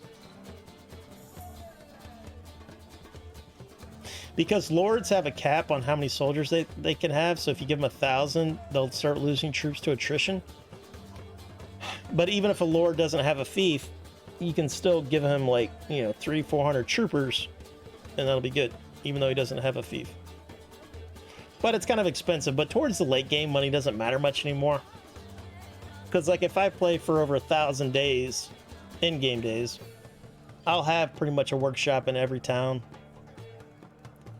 And that's a lot of money. And then now that you can buy land in towns, that's more money. You can also get the mines very profitable. Like very, very profitable.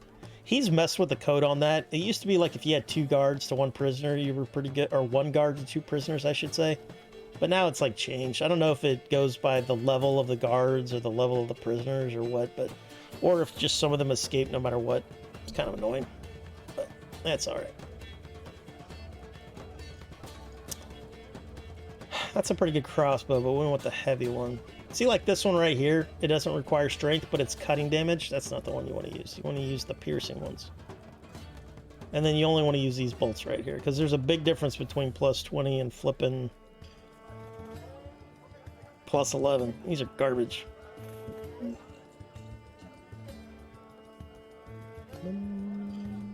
All right, well, let's go win a tournament, hopefully. What do you guys have? There's new horses. We're on the lookout for such things. Why am I -4 with you cats? It's probably spies. Spies are broken now. You can't use them like you used to be able to use them. Why can't I do the tournament? Is it nighttime? Alright, let's wait till morning.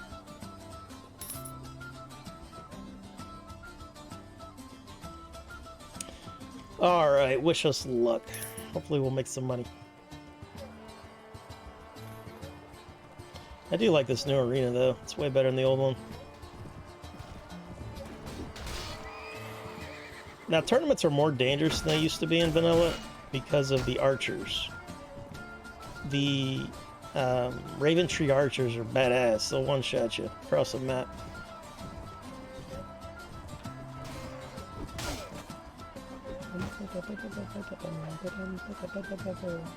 But that's one of my favorite things about the sub-mod is the new badass troops you can get in taverns. I just wish there was a way to recruit them.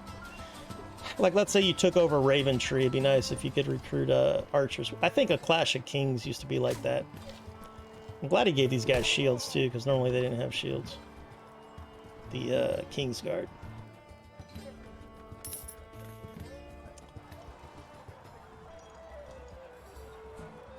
Yeah.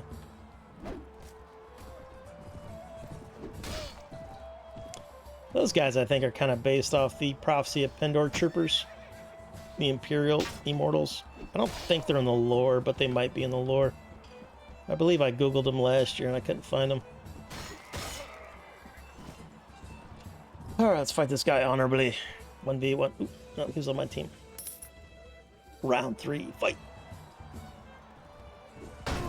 Oop, I don't get a horse. My bad.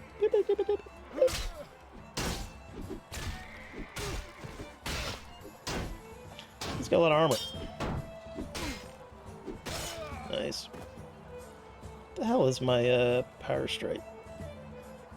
I got an 8. It's pretty good. I think my scimitar is rusty though. Nice. That was critical. 64 damage, respectable. Those guys got 80 something HP. Do not hit me with that, please. Thank you. Get off the horse. No horses allowed. Make sure I'm not going to get hit in the back. All right, let's team up on this guy. He's got a lot of armor. Nice. Perfect. See, I like all the banners in the middle. That's cool, man. Welcome back, Kung Fu. Do not fear, for I is here. We always knew you'd return, sir. Loyal viewer that you are. Have you ever played Mountain Blade, Kung Fu? Pretty good game. But some of my buddies that I got to play it, they didn't really care for it. I get it.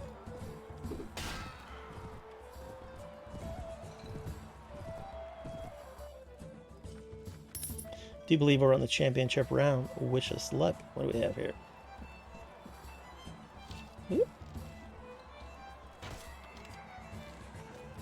Alright, let's see what he's got going on. These guys are pretty gnarly.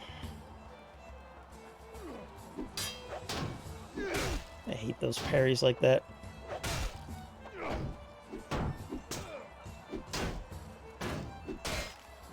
He's got some serious armor. Ooh, he's trying to fake me out. Very good, Red One Knight.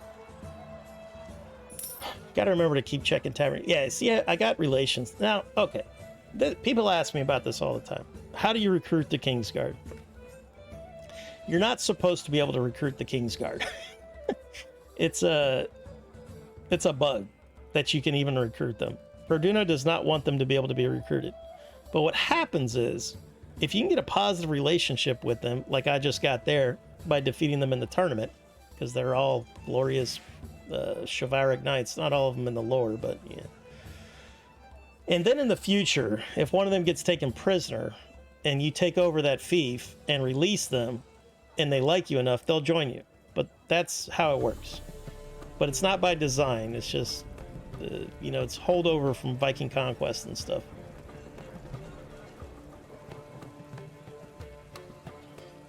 What do you think of Bannerlord? I think Bannerlord is good. It's got good bones, but it's not complete. It's got a long ways to go before it is complete. There's a lot of mechanics they said were going to be in the game that are not in the game. They've spent a long time just fixing bugs because there were so many bugs. I think the game ran better in 2020 than it does today when it comes to that. Now, performance-wise, it runs better. So it's better than Warband in every way when it comes to like fighting and everything, but it doesn't have a heart yet. It doesn't have the heart that Warband had. Like, you remember the first time you played Warband and you made friends and enemies and you hated those guys, you know, like Duke, whatever the flip-flop. Bannerlord doesn't have that because of the way they do relations with the clan instead of individuals. But I didn't like I didn't love native Warband that much. I thought it was a cool game and I would play it, but without the mods, I'd only have had like 150 hours in Warband. But with the mods, I got over 7,000 hours in Warband. So Bannerlord's gonna be the same way. Once we can get the tools that were promised, and once people learn how to modify it, like they were able to modify Warband, we're gonna have Bannerlord will be a masterpiece. But that's going to be with mods. So modders are going to fix what needs to be fixed, and they're going to give us the full conversion mods that we all will love. But it's going to take a long time. It'll be like 5 years. It'll be 5 years probably before we start getting like super polished, badass full conversion mods. Because if you ever look at the history of games, that's about what happens. A game comes out, and then it takes about 5 years to be the golden age of the mods for that game. Because everybody's still excited for the game and they know how to mod it. You know, but if you look at the assets that we're going to be getting, man, like a World of Ice and Fire, the assets Perduno's got, man, they're all meant for Bannerlord. They look okay in Warband, but they look like Warband assets. But once they get to Bannerlord, they're going to be super cool, man. I got to take a quick 2-minute break. I got to grab a snack. I'm going to be... All right, let's catch up with you cats.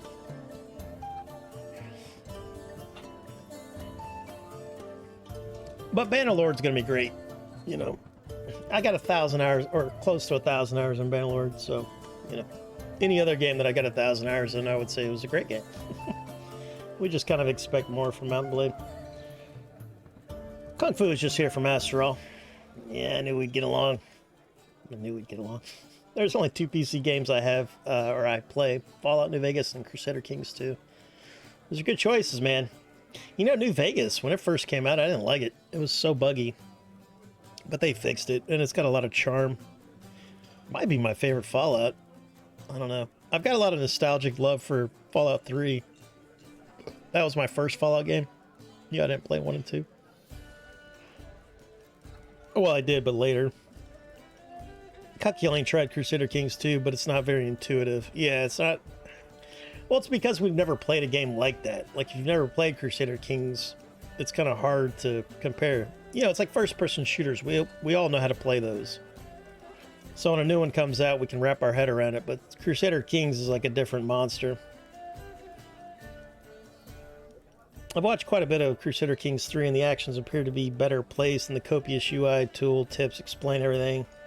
Haven't had a chance to personally try it, though. I think it's still on Game Pass if you want to subscribe to Game Pass. But yeah, one day I'll get into Crusader Kings 3, but we'll see. It took me about 10 tries before I ever kind of understood what was going on. Yeah, I think CK3 is probably easier to play, I guess, if you want to say that, than CK2, but luckily one of my friends is really good at it and walked me through it. Yeah, for sure. CK3 is way easier. New Vegas was buggy as fuck at the beginning. Yeah, it had game-breaking bugs. Like, you get halfway through the game and there'd be a story quest that broke. Yeah, game-breaking for sure. Yeah, my other issue with Crusader Kings 3 is it's all numbers, right? Like, you don't... The wars, everything, you're not like a general in the field. There's no Twitch combat. It's all just like... It's like a massive canvas that you can build, like you can RP on, which is cool. Like, there was a mod that took the politics of Crusader Kings 3 and tried to make it to where when you fought battles, it turned into Bannerlord combat, which would be the dream game. But I think it was buggy, of course. But that would be the dream, is the combat of Mount and Blade, but with the politics of a Crusader Kings 3. Is your mother here? We don't want to waste this on her, because we're not going to marry an 11-year-old. It's always good to have positive relations with all the women, though, or some of the women at least. Because she'll get married one day, probably, even though she's only 11. And then we can use her to get positive relations, or at least zero relations with lords, which is good. But you can only do that with married women. I like the way Viking Conquest did. In Viking Conquest, there's a lot more you could do with the married ladies of the realm. It sounds dirty. But you can do different kinds of quests and then use them for politics, which was good.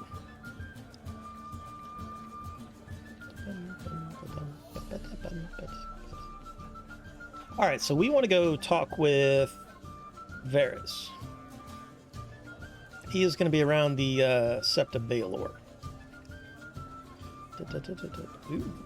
Alright, see, we're already going to get a crash. I think I've lowered the textures, right? No, we're running at 100%. Alright, so let's lower that down to like 70. You want to do this so you don't crash. Let's make that 0. Let's do this around 70. This might crash my game, actually. And then we'll move that to like 40. Ragdolls, you can leave. I mean, there's not that many ragdolls, so we can just leave that. Alright, let's go ahead and F12 that, because we'll probably have to restart the game. But if you leave your textures at 100%, you'll crash like every 30 minutes. In big battles, you'll crash. Lord Varys says, "Ah, the Sept of Baelor, beautiful, isn't it? Fully recovered from the sack of King's Landing during Robert's rebellion. It was the only building project Lord Tywin deigned to contribute to free of charge after his army returned home from their plunder.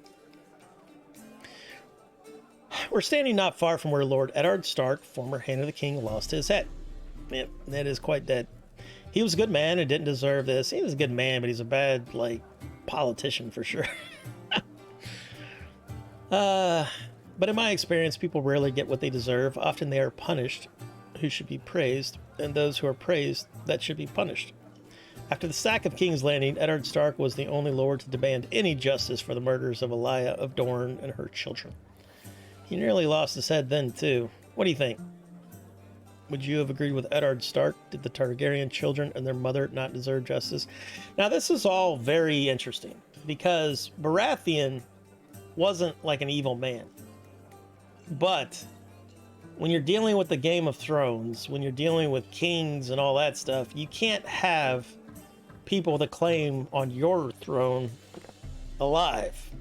You know, whether they be kids or what, because those kids are going to grow up. In like 10 years, they're going to be adults. And then they're going to be able to get an army and come attack you. Now, what would you do? You know, would you kill the kid that's got the claim on the throne so he can come attack you in 10, 15 years? Or would you let him go? And then thousands of people could lose their lives in a war. These are like the moral decisions that leaders of old had to deal with. We're going to say no one deserved that, least of all the mother and her children, though, because they were innocents. But anyway, he agrees with us. All right, let's go ahead and leave and restart our game.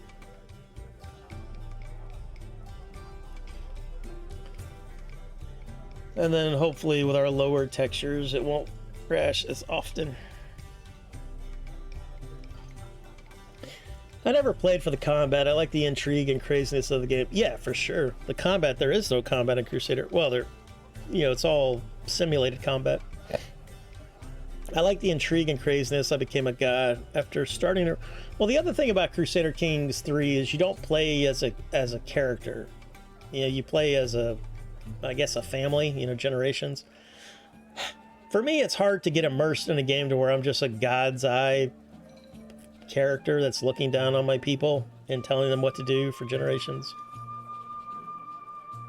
I do like Generations, but usually you play as, you know, like Medieval Dynasty or something like that, to where, or like Bannerlord. In Bannerlord, you can have an heir, and then when your original hero dies, you know, the heir can pick up the reins. I don't think I've ever had a Bannerlord playthrough long enough to where I played as an heir, though. Yeah, I don't think so. Even the one where I conquered the map, or I didn't conquer the whole map, but I won the game. I don't think I even got to the point where I had an heir.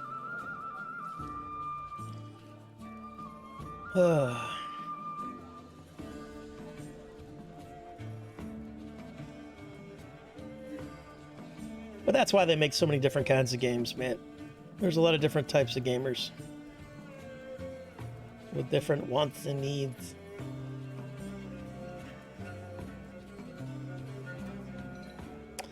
$56 Robber Knights. It's 19 Robber Knights. That's a very dangerous party right there, because they have a lot of range units with the Robber Knights. I've got 37 guys.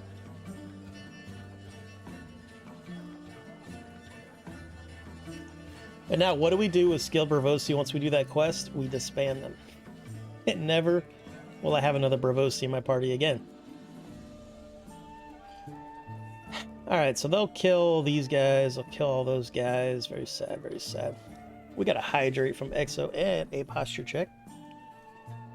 We can totally do that. Let it rain. Let it rain.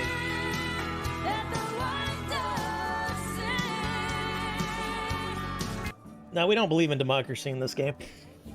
We believe in monarchy. But we will let our people be as free as possible. Actually, we'll let them be free as shit. What am I talking about?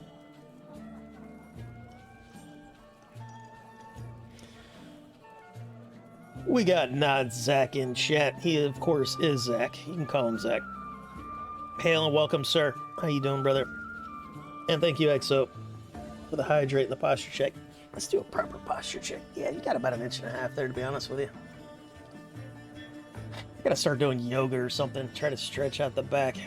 It's getting bad. It's getting bad. Bronson Snow is a companion we don't really care too much for. But we're just going to give him charisma and leadership.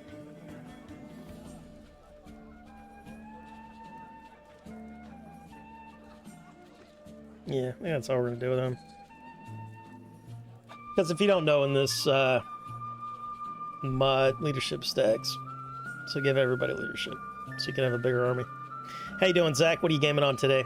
I loaded up EVE Online. I was damn near about to stream EVE Online, because I was going to use your Tengu to go after those sites. And then I realized I didn't have enough money to buy the Tengu. Even the cheap one. I was like, I don't feel like running around New Eden liquidating assets right now. So then I turned the game off. But I was totally going to do it. What do you got going on here, bud? I need to give you some shit. I don't really care about leveling you up. Where is Gendry? Alright, Gendry. Let's hook you up. Give me that. Take that. Grab that thing. Give me that. You don't need that anymore.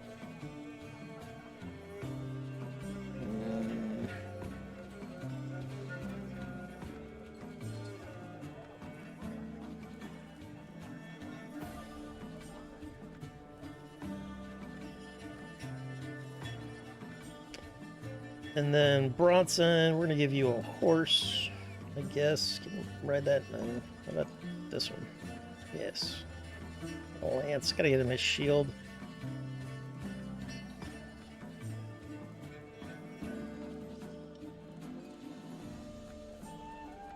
Yeah, be alright. Zondo, of course, is broken in the sense that he doesn't have navigation. He should have navigation, but he does not. What do I have? I have 6+2. I don't think I'm going to have Zonda with me forever either. Hey, we got a raid.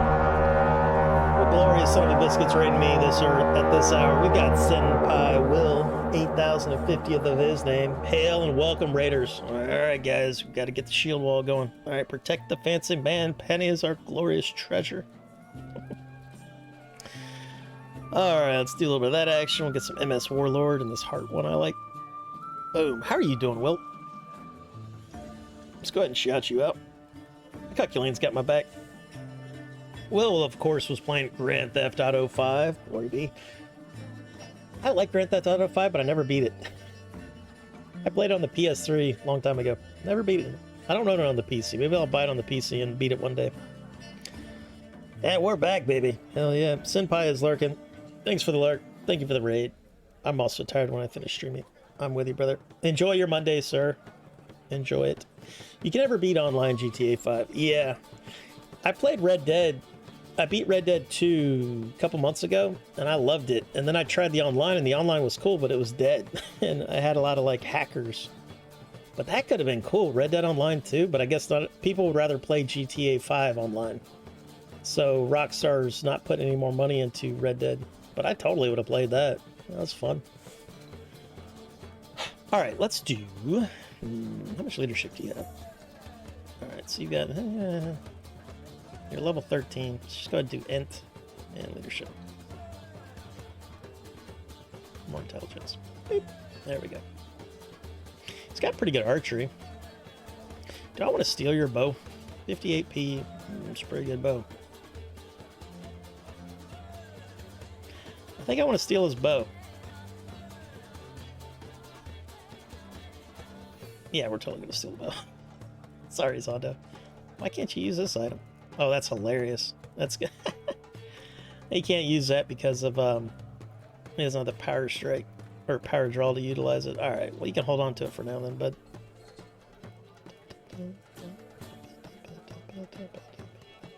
What else do you have here? 2211. Give me that.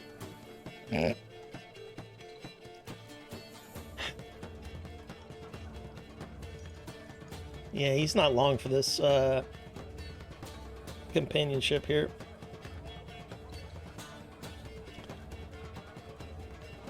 Good old Tengu. Well, you can use mine if you like. Nah, man. I've got a bad habit of losing ships nowadays. I don't know how to play that game anymore. Just on Diviz with some mates at the moment. Nice. He's talking about Division, which is a game I might try out one day. Red Dead 2 is an amazing event. The online, I guess Rockstar just didn't give an F. Yeah, I think they didn't have enough people playing it. Like, why put money into a game that has only got like 5% of the population of your main game, which is GTA 5? Like, why we don't have a GTA 6 is because of how popular GTA 5 Online is and how much money they make off of it. So, all of their development money and time is going into GTA 5 Online because that's where all the money is. You can't even get mad at Rockstar. I mean, if people keep spending a ton of money on it, then keep developing it. I get it.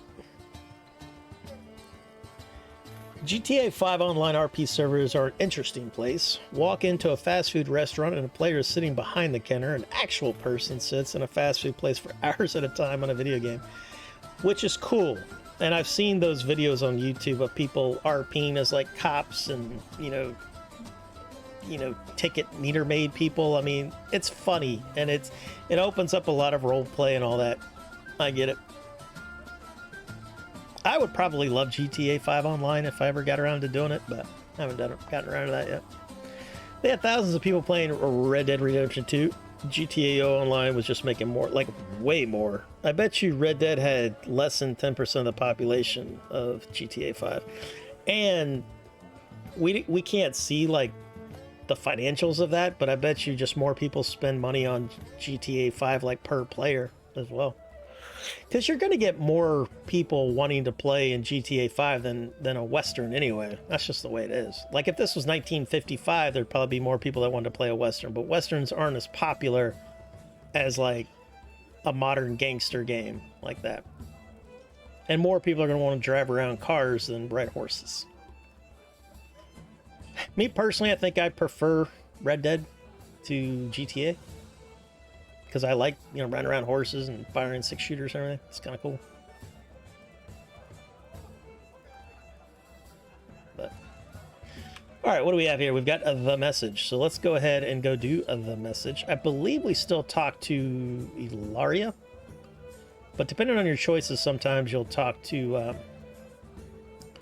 Prince Doran. I always call him Prince Dorian. And I always spell it Prince Dorian, but I think it's Prince Doran.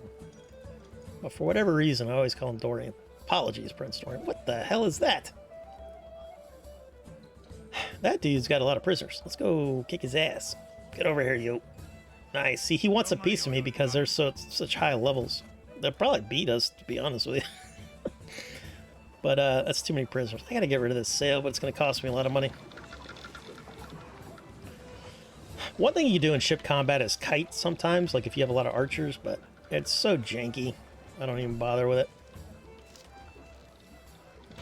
Because I don't think these guys have too many range units. Now, even though they don't have throwing weapons on land battles, on sea battle, everybody gets like rocks. So they all have rocks that they can throw.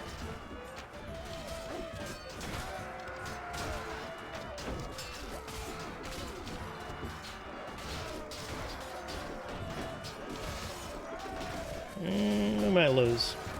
It's gonna be close. That'll be alright. Nice. Give him a little healing shout. Go over here and kick this guy's ass. Nice. Well done. Well done.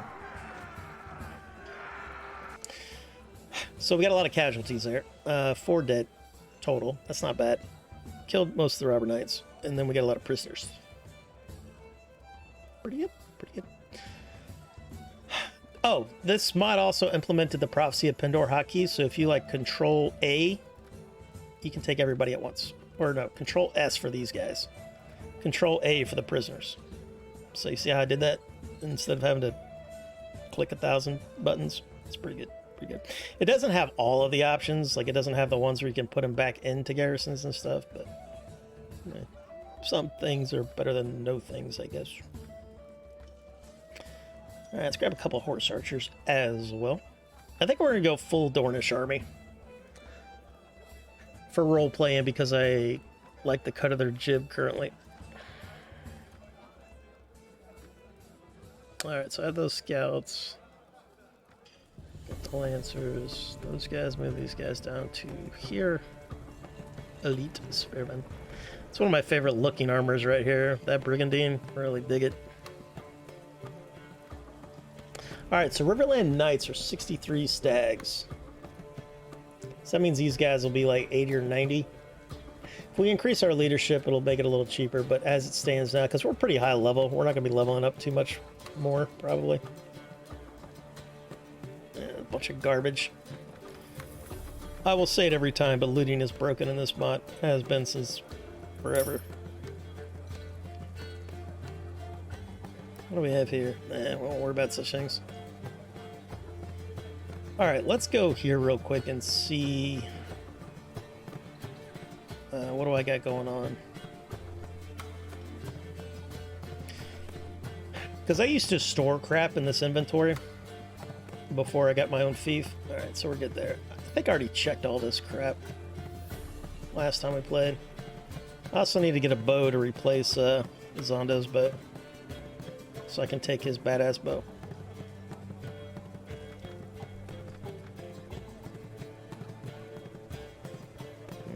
Let's give that to what's-his-face. Bronson Snow. He is a bastard of the North.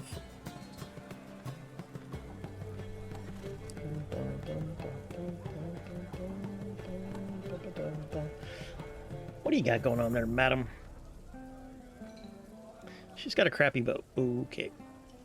She cannot utilize my bow. We gotta get her one of these. We gotta buy a bunch of these. Or not a bunch, but like 2. And then I want to put her on her feet and take that away. Let's do that now, actually. She'll get more XP that way anyway, because she won't be accurate on horseback. I think she's got good horse archery, though, right? No, she does not. She does not. Okay. What is your power draw? 4. Alright, so we could probably get her a composite and upgrade it to, like, strong, maybe? Yeah, probably strong. Bum, bum, bum, bum, bum, bum. I like the Grand Theft Auto games, but I feel like they get repetitive. Yeah, that's a common critique of video games. Repetition, right? But all games are repetitive. You know, unless you're playing a game that's just like a cinematic, like an Uncharted or a Last of Us, and then you only play it for about, what, 15 hours or whatever? But most games are repetitive, whether they're MMOs, sandbox, you know, like State of Decay 2, you could say that's repetitive as hell. You're just running around looting, killing zombies over and over and over again. But we enjoy that grind, right? So you just got to find the game where you enjoy the grind. So if something feels repetitive, then that just means it's not your game, for sure. But I'm with you. Yeah, $4.90. Nice, nice. How much you? Wow, the wage was not a massive increase. I don't think it increased at all. I wonder if they're the same level. We'll have to look at that. Dragonstone. We'll have to look at that. What do you guys turn into? Ooh, nice. That is a big ass troop tree. I wonder if he increased their stats. How much money do I have? 33,000. I usually don't like to level up from tier 1 like that unless it's my roleplay army. So we're not going to do that. In fact, what we're going to do is we're going to take him and these women and we're going to dump them off and make them guards in our gold mine. That's what we're going to do with them. Alright, so let's head down to this place. We want to go to Salt Breeze because that's where the person we want to talk to is, which is Ilaria Sam. Now, we all know Ilaria Sam from the show. She was the mother of all the sand snakes. They did them dirty in the show. They were way cooler in the books. Because that's a good actress, and her daughters seemed like they could be good actresses, but everything about that storyline was hot garbage. It's also kind of depressing we never saw what happened to her in the dungeon. I mean, we all assumed that she died, of course. What, you know, looking at the dead body of her daughter. But I don't know, maybe the actress wanted too much money to come back or something. Also, my license plate on GTA and Online are FCK at Rockstar. That's a good one. A lot of games ban FCK in all the versions and ways to say Fook. Oh, you know what we can also do? We can recruit the sand snakes. They're not very good, though. But we're actually... They might have good training. How much money do I have? I have 30-something thousand. All right, so I think they cost like 10,000. All right, we arrive at the Water Gardens, a private retreat for the rulers of Dawn. The Water Gardens are pleasant in autumn with hot days and cool nights. The salty breeze blows in from the sea, and there are fountains and pools to admire and play in. Let's enter the gardens. I don't think we've been here with Sir Ulrick. You can only do this if you are of Dornish descent. Other factions have other cool things they can do. Like the North, you know, you get a cool wolf.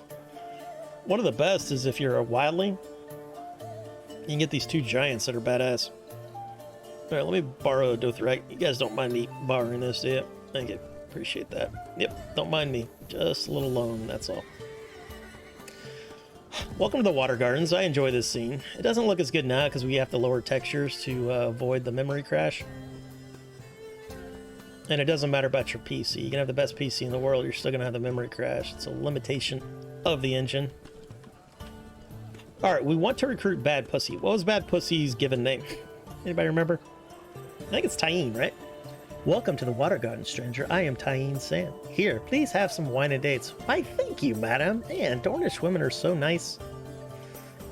What brings a warrior such as yourself here? Well, we were just looking around, looking for warriors to fight by our side and what have you. And I also want to be Sword of the Morning. She says, I am flattered that you would like me in your party, for I have heard of you as well. For 10,000 stags, I will join you, and for 1,000 stags more, I will give you the antidote to the poison that I've given you.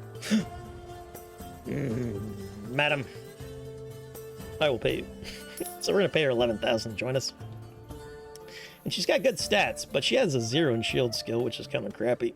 But that's alright, we'll train her up. Alright, we'll just grab her for now, because her sisters are here too, but they cost the same. I think they have similar stats. And we want to get another workshop. But we'll grab later. We just want to recruit Bad Pussy there. Maybe we'll marry her, I don't know. What do you guys think? Should we marry a Bad Pussy? Alright, let's put her here. Let's see what you got going on. That's a pretty good thing. Skills. Persuasion 6, Leadership's 8. They all have that too, so it's super good. Because that greatly increases the size of my army, just having her in my army. And she's got really good combat stats too. Do you have Trainer? Hell yeah, goddamn. They're like the best deal, I think, for companions. Like, Sirio is better, but Sirio costs more. And you can get 3 of these ladies, and I believe they all have that leadership training and persuasion.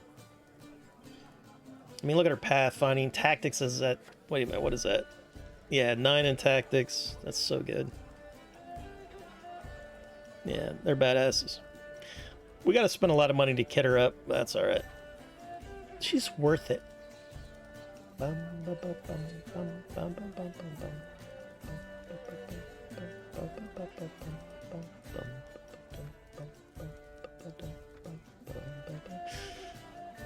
It's not bad. 45 for these cats. They got piercing axes and throwing weapons. Pretty good. And then they turn into that guy. I don't think this guy will be worth it because that's still really crappy armor and no helmet. The no helmet's kind of a deal breaker.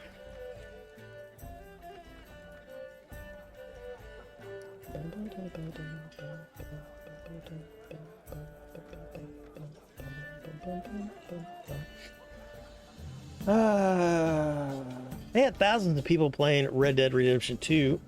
Yeah, right on. Looks like an older version of Elder Scrolls. Pussy galore. Yeah. Yeah, what was that? That 007? It was Octopussy. Man. Those old 007 movies are hilarious.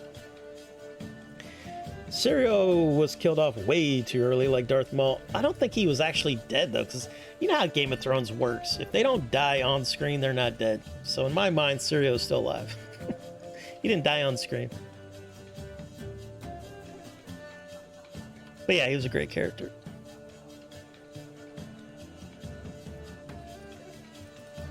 George R.R. Martin, he's one of my favorite authors. He writes really realistic characters, but he does have a penchant for letting the bad guys win for a long period of time.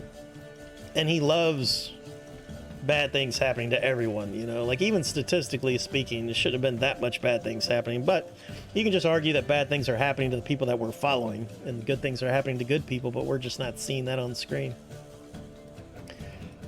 But Martin knows that, you know, heartbreak, especially well-earned heartbreak in fiction, has a lasting effect. Like the Red Wedding, I mean, that will always be forever in my mind. You know, the Red Wedding, and, you know, the death of Jon Snow. But they started to cheat, you know, once they started bringing back dead people. And in the books, they do it even more. Because Martin wrote for television back in the 80s. And so he's good at that, like ending shows on cliffhangers, you know, filling episodes with where nothing's really happening. And he did that even in the good seasons of Game of Thrones, you know, like Arya and Essos. That was a lot of filler. Wasn't anything happening there. And that shit went on for what, like 2 years? Thanks for letting me kick it raw. Hell yeah, Dosted. You out of here, brother? Enjoy your Monday, man, if you're out of here. All right, now let's go talk to Bad Pussy's mother. My mother was a septa... Or no, that is not her mother. Oh, that's right.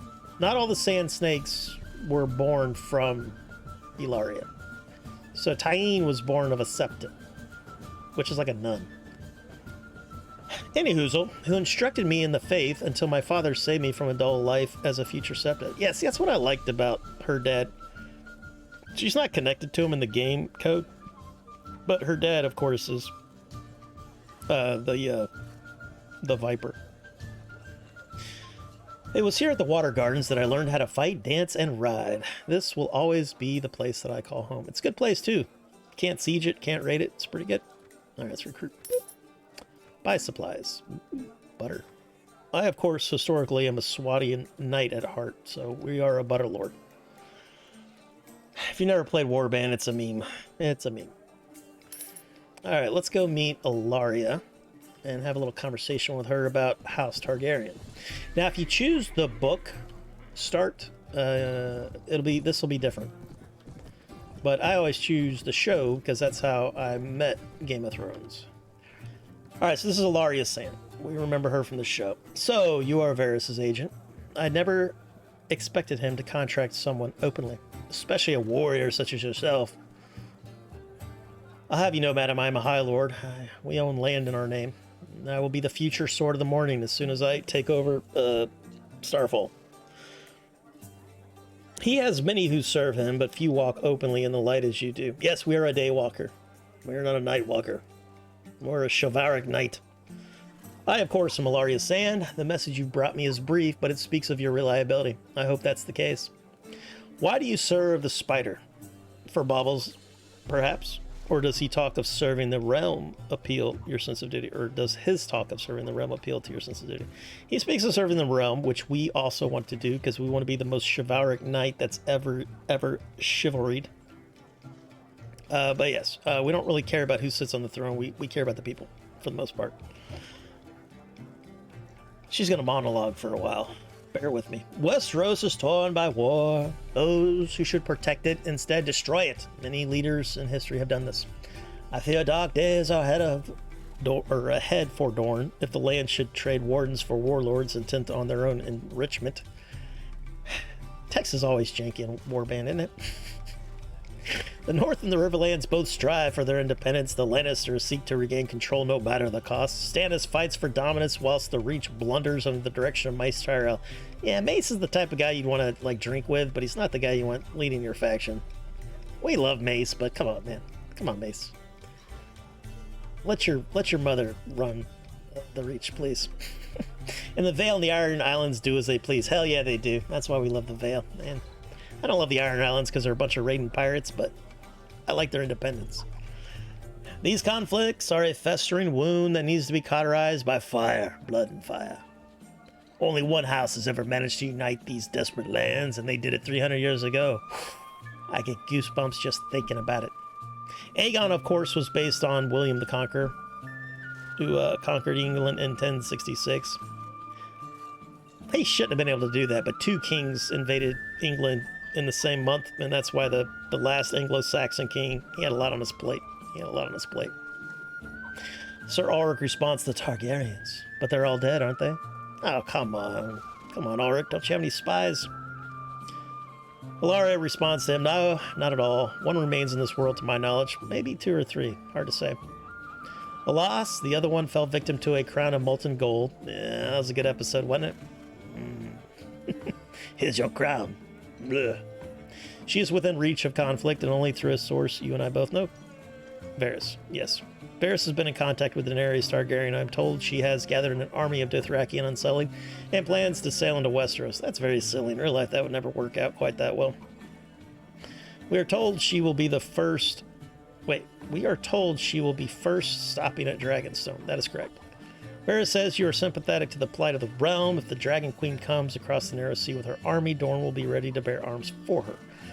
But she will need more than just allies. She is in desperate need of loyal vassals. Here's the shitty thing. When you bring her in, you have a zero relation with her. Fuck that. You should have at least like a 50, maybe more. But no, I don't know, man. I don't even know how to fix that. That's a tweak I don't know how to do, but I would totally tweak it to where you're like fucking... Actually, just give it 100. Because you do get 100 with House Targaryen, but you don't get 100 with Daenerys, and that's more important. You can marry her too now, but it's all buggy.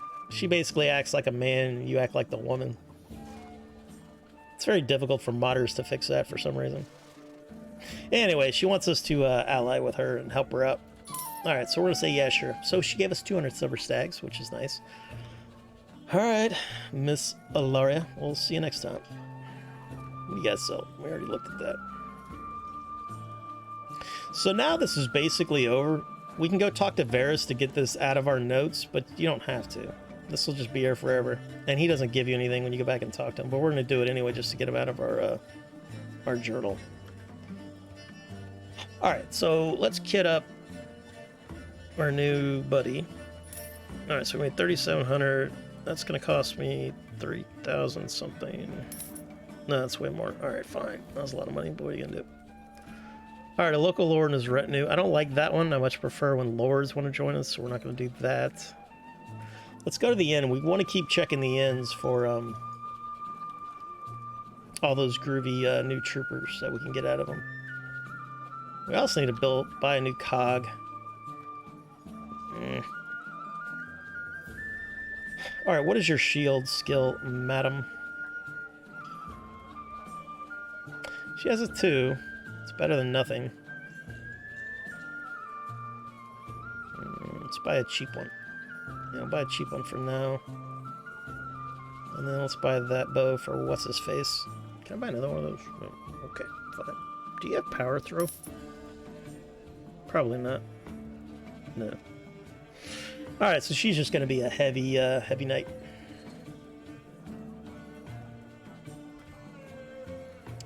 Do we want to buy her any of this stuff yet? Probably not. Let's get more money. Get her a lance. That'll help her get a couple kills.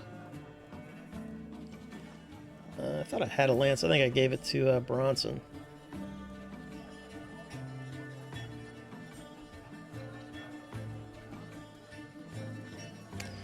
Alright, let's go see how far we can upgrade this bow and still be able to give it to Zondo and Sylvia. I upgrade all my stuff. How much does that weigh? 28, that's a lot. Quite expensive as well. Alright, we want to upgrade our sword finally. I should have done that a long time ago, but we keep forgetting about such things. We got Brandon Dunbar in chat. Hail and welcome back, Brandon. How you doing, brother? Man, I'm way behind on chat. Apologies. Hey, Kung Fu. Hell yeah. Pretty good. I'm at work. Taking an awful test. Oof. As long as they pay you while you're taking the test, it's okay. House Atreides. Yeah. Is that how you spell that? Is that the Dune House? I think that's the Dune House. Alright, let's do this. It's 410. Plane's good. Let's do balance for now. We might make it masterwork, but I prefer balance. A little faster. And then let's go ahead and start working on this bad boy. Alright, let's make it normal. That should be 3, correct? Alright, can I make it strong and it stay at 4? Nope, that makes it 5. God damn it. Man, we screwed up. I might be able to give that to Zondo, though. Alright, farewell, you. Alright, let's go to Zondo. Yeah, so let's grab that. Grab that, give him that. Perfect.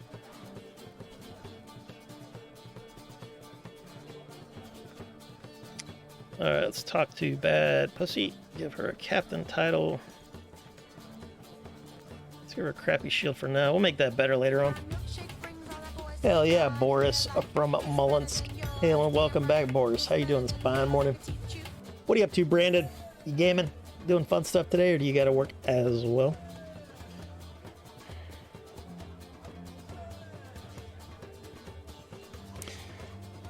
Definitely get paid to take the test. We have to take one every month. Wow, really? That's hardcore. The test part is easy. It's just the subject matter that is tough. They're usually about the worst. Yeah, I could see that. Like, what would you do in the scenario type test? Gotcha. Like people killing their kids. Man, yeah, it happens more often than you think. Yeah, because the news only covers certain ones, but there's a lot of like horrific shit that happens that the news does not cover. Which I'm kind of for, man. I'm getting tired of people thinking that, you know, bad things are happening every third house. Oh, it's just we live in a very big country, so bad things happen every day. Yeah, the recordings would be the worst part for sure.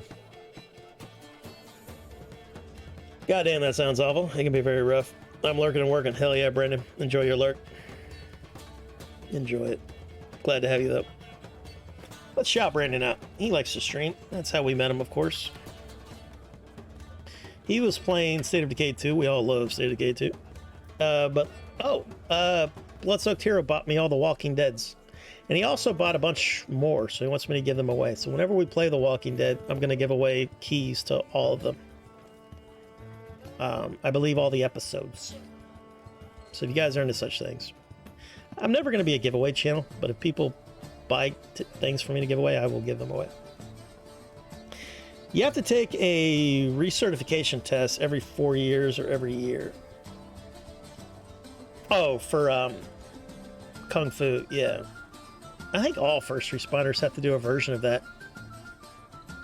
My dad was a firefighter. He had to do something, I think, every year. I think physical every year, maybe.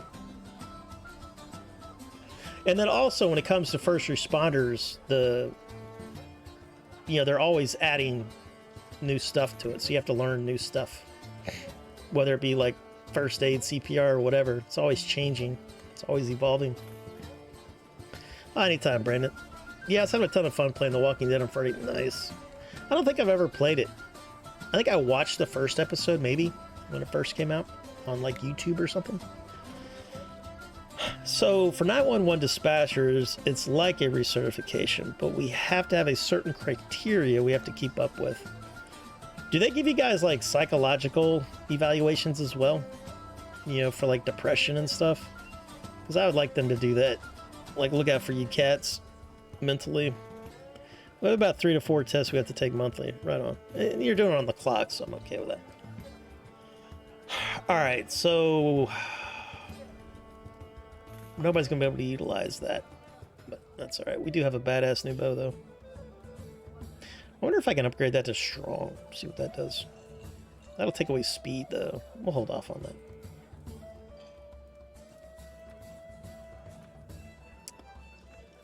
Alright, so you're going to be an archer.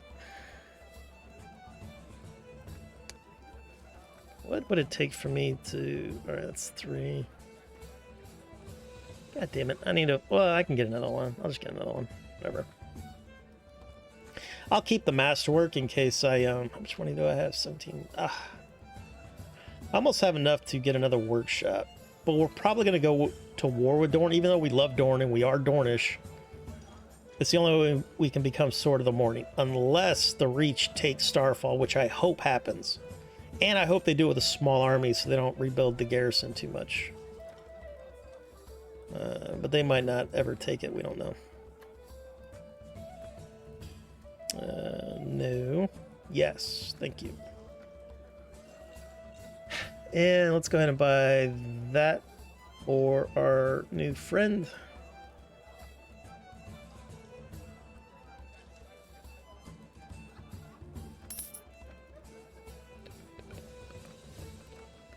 Kind of want to give her... Ooh, that's heavy. Gosh dog it. It's so cool looking.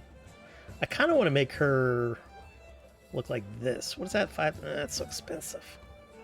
So expensive. We'll hold off, man.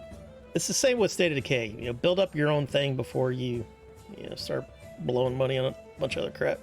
Gotta get our finances right. Now, our finances are good. But we want to be super rich. Makes things way easier when you're super rich. So, on that note, let's go ahead and do another competition. Round 1 fight.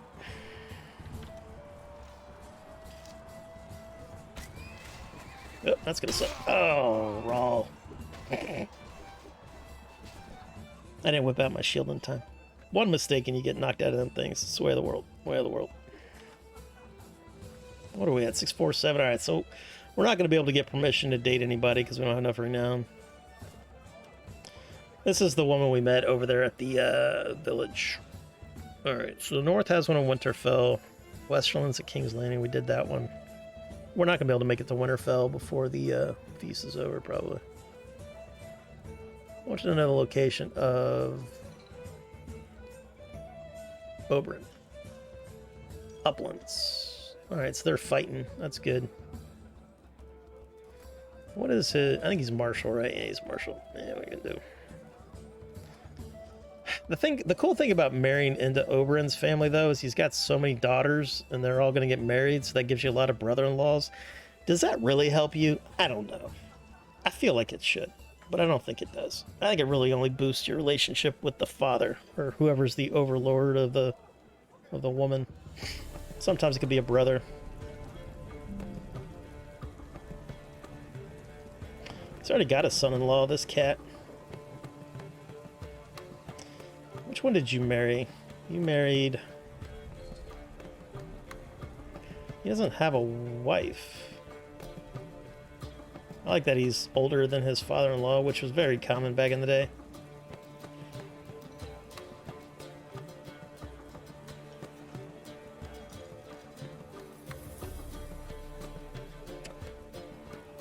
Whoa. Oh no, there she is, Doria Sand. Right on. She's 9. So they married after the game. They weren't married at the beginning of the game, but yeah, he married a 9-year-old, it looks like. Now, you can RP that years have passed since day one, so maybe she's like 15 or 16 by now. Which kind of makes sense. With the way the speed of the game is. Alright, so we made some money there.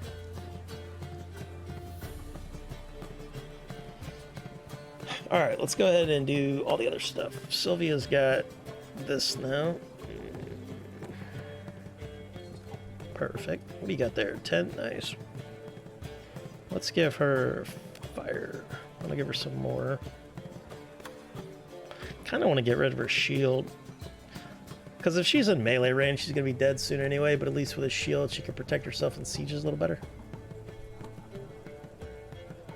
And if you micromanage your archers, they'll do better.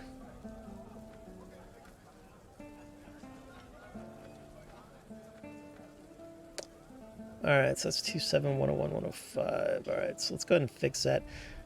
While we're thinking about it, let's go ahead and send Tyene out on the Right to Rule quest. She says, "You are quite the bold one." She says, "I will miss killing your enemies for the time that I'm away, but I will travel to Dorne to attempt to sway the people to follow you. Just save me a few prisoners till I get back." She's quite bloodthirsty. What do you guys think? You think Sir Ulrick would fall in love with Tyene Sand? The actress that played her was quite attractive. But she would, like, poison people at your feasts, you know? She totally would, man.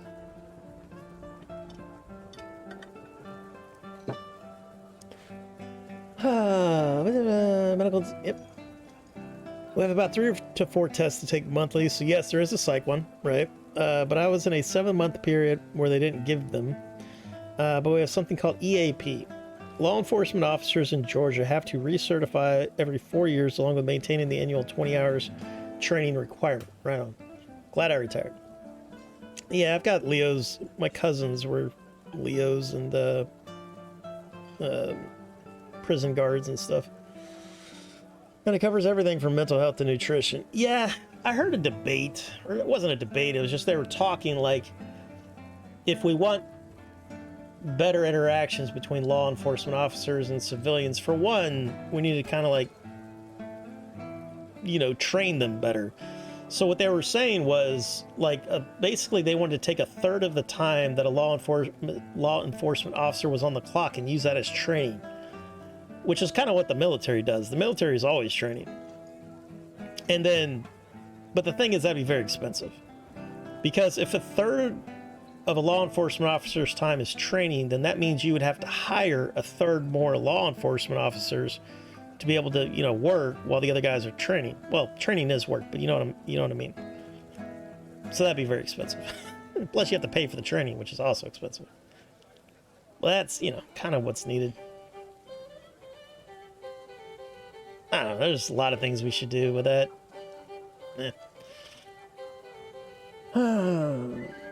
That's good, it's free through work. Pretty goddamn important that they do that. Yeah. I've never gone to therapy.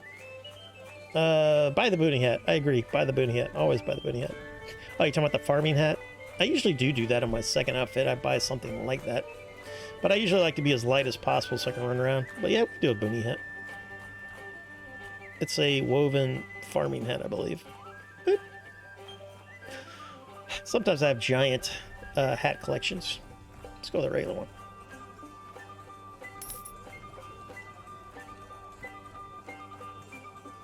Boop, boop. There we go. Now we're talking.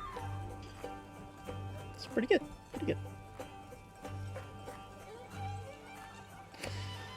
Alright, let's go collect our money. Sell some stuff. Welcome back, Krastos. We have gained a right to rule. Glory be. Alright, now I need you to go away again. I might make him my minister. What do you got going on here? You're an intelligence guy.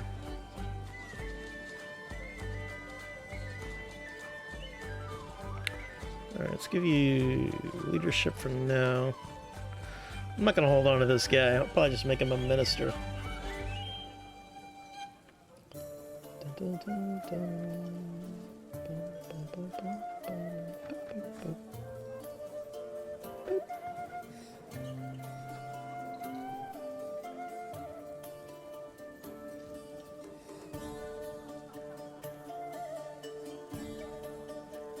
I'm more of a very deep down. Yeah, I'm like that as well.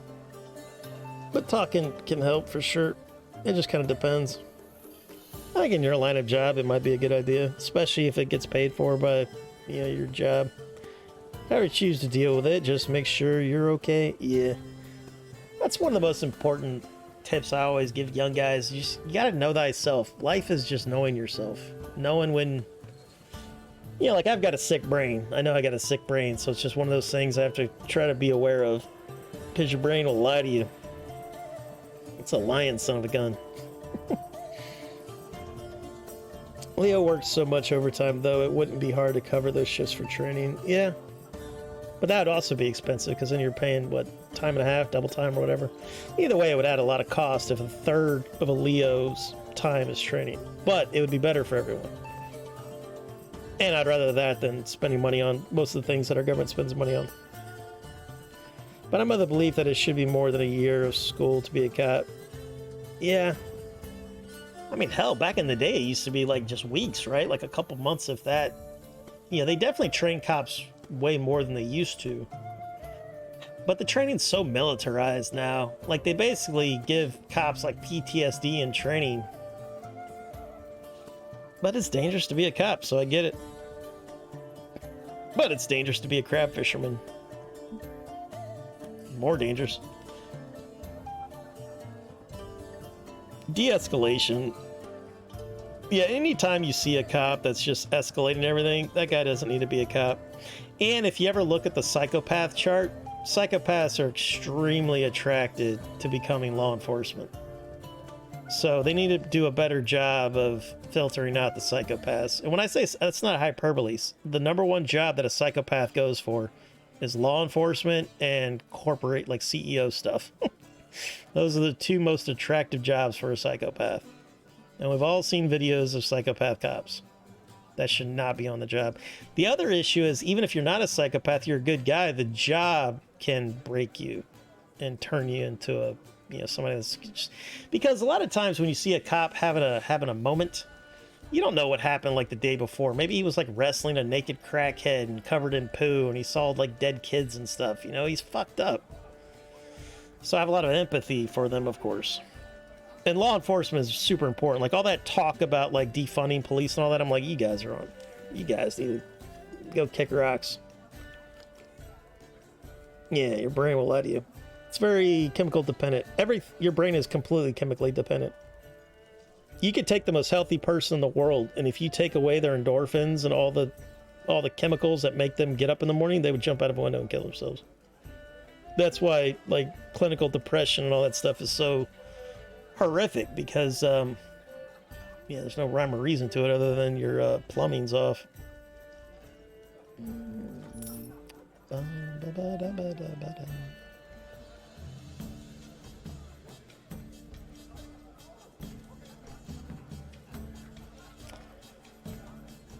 How do we want to dress Taim? Probably Dornish, I guess. But the problem is, I think a lot of these robes don't have female models. And I always try to dress them up with one that has a female model.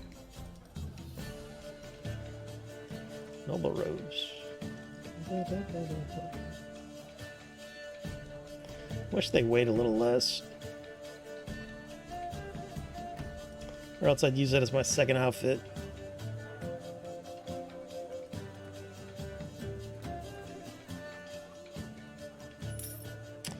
Alright, so we got 4,000. Nice. Buy that. It's gonna be a lot of land. Never buy uncultivated land in this mod. It's broken. You'll lose money.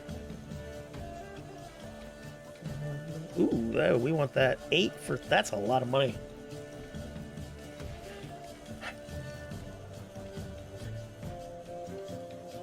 Or no. That's how much I have. Copy that. Alright, what did they give me? They gave me Dornish Warriors. Oh, that's not as good. They used to give you the Horse Archers. Are you any good? He's alright. He's like tier 4, tier 5. But that wasn't very expensive. Let's have a duel, you and I.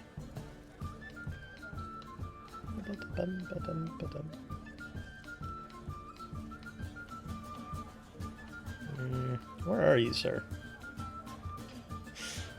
All right, let's see how his AI does. That's pretty good. Pretty good. Nice, nice. He's got a lot of them too. He's got like 2 stacks of those. It's pretty quick. All right, let's see how much damage you do. Oh, that was a good hit. That's because my helmet sucks. Boop. That's 41s. He's pretty quick. He's pretty quick. That's a good trooper.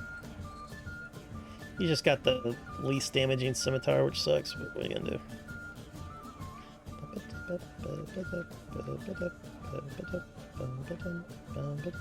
Alright, let's go drop off some prisoners and grab some bandits and what have you.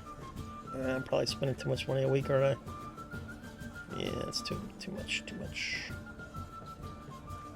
Let's go send this guy on a reconnaissance mission just to get him out of my party. Alright, so he will recon the wildlings for us. That'll give us, like, lords' relationships with their king and stuff. It's very useful.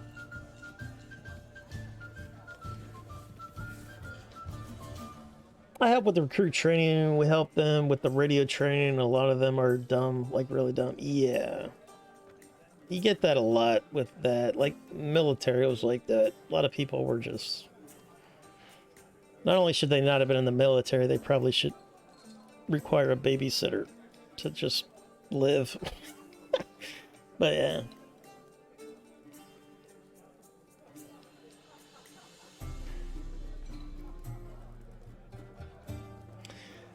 I don't think you require a super high intelligence, but you have to have a lot of like emotional intelligence and a lot of like something, man. Because there's people that, you know, they probably got bad grades in school, but they're really good at their job, depending on what the job is. Because also intelligence doesn't exactly measure like reaction times, you know, like, because there's people that may not be intelligent when it comes to academics, but they react to crisis in a good manner. And they're a soothing, you know, they're a soothing person to have around. Those are the kind of people you kind of want to be cops and stuff. But you don't want them to be so dumb that they can't, you know, like write a report. Because if they mess up a report, bad guys could go away, get away free. The more training is, and the more training is a pointless argument. Well, more and better training. And if you can do more training, you can train them in things that you're not currently training them at. Like you could train them more with, you know, like how to deal with mental illness and get them. And the more training you give somebody, the more you can see who they are. And they might not be a good fit for this job for, you know, whatever reason. We get a lot of training on de-escalation, responding to critical incidences, and interacting with mental, behavioral, and emotional disorders, etc. You can't train for every possible type of interaction. Yeah, for sure. And I've had interactions with persons whose first sentence was, "Am I being detained?" Folks don't have to be so confrontational all the time. Yeah, but you can't change how citizens react. You know, you can only change how you react to it, right? So, of course, you're going to get those people that are going to be aggressive from the start, but their job isn't to be, you know, nice to you. They're a citizen, right? Like, you're interrupting them in their life because that's your job, and you probably have good reason to be interrupting them and all of that. But that's one thing I would like cops to know more is the law. A lot of cops don't know the law, especially young cops. They're pushing boundaries. They're doing things, you know, they're arresting people that they have no right to arrest. And then that costs the state money because they're arresting people that get let go because they shouldn't arrest them in the first place. They were just doing it to be an asshole. We've all seen that. And I've run into, like, when I was young, I ran into cops all the time because I drove too fast. And I was always in bad neighborhoods because that's where my friends lived. So I got pulled over all the time. You know, even when I wasn't doing anything wrong, I'd get pulled over because I'm a young guy in a bad neighborhood at like midnight. So I got pulled over for all that type of stuff. So I don't really, you know, at the time I found it annoying, but I get why they were doing it. They probably thought I was, you know, like a drug guy or something. I wasn't, but, you know, I get it.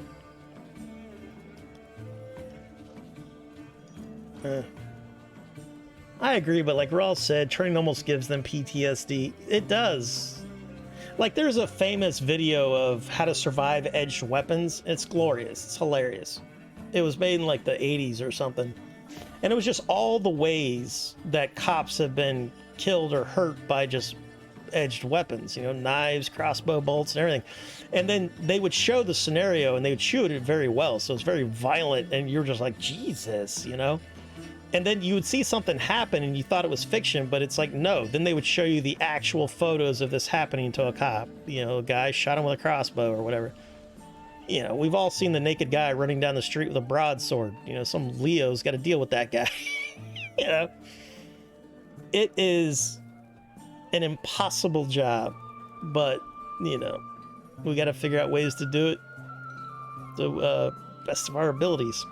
And like you said, you can't train for everything, but that's why training never ends, right? You know, when the new thing happens, you're like, hey guys, did you see this new thing that happened? Let's train them on that. You know, because a perfect cop would be basically a saint, you know, a benevolent paladin. And, you know, humans aren't perfect. And honestly, if you look at the stats, man, like, cops have tens of millions of interactions a year. And the actual deaths are very low, but they get so much news time that people think that it's happening all the time. But when you hear things like, oh, they've killed this many of this type of person, you know, more so than the other type, but then you look at the numbers, they're not that high considering that we're a nation of gun owners and cops have guns. And they're always trying to compare us against nations that have outlawed firearms. You know, so our cops are dealing with an armed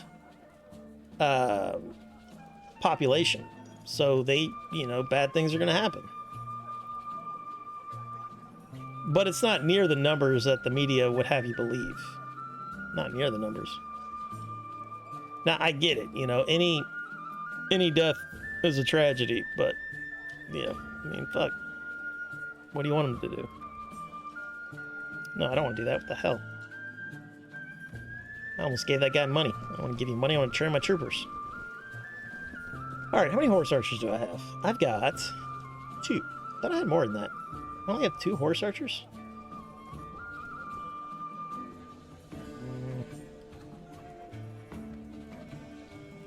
You guys, stand over here. Step forward, horse archers. Alright, that's a horse archer. Alright, that's a lancer. Cool, cool. Yeah, you're a horse archer. What are you? Alright, so Dornish scouts aren't archers or horse archers. We'll have to fix that. That's just an oversight by the guy who made the sub-mod. It's very common in mods for guys to have the wrong division assigned to them. Alright. So that guy's using horse archer AI. That is good. Alright, let's go ahead and send in you guys. And the captains, they need XP as well. Horse archers are really good to distract bad guys. Problem is, like in this case, he's too far away.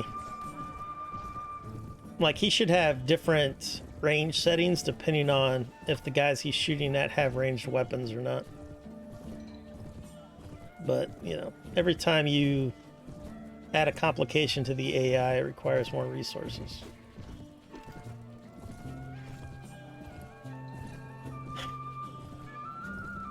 Who is this guy? Outrider. Nice. I like that he gave all the tier 4 guys shields. In native, most of them don't have shields. That's another reason I preferred the Veil tier 4 riders, because they were, I think, the only ones that had shields at tier 4. That's pretty good.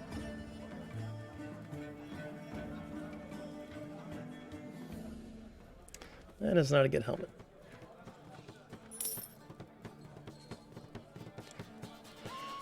Alright, let's go check out our gold mine, where we have our POWs working away.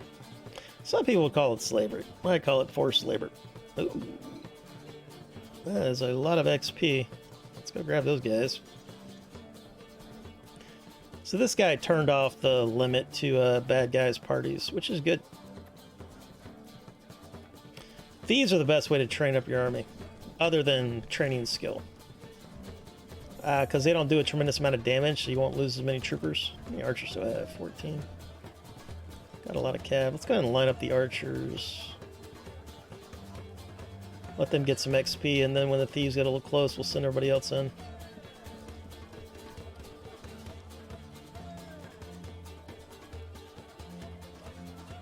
Nice.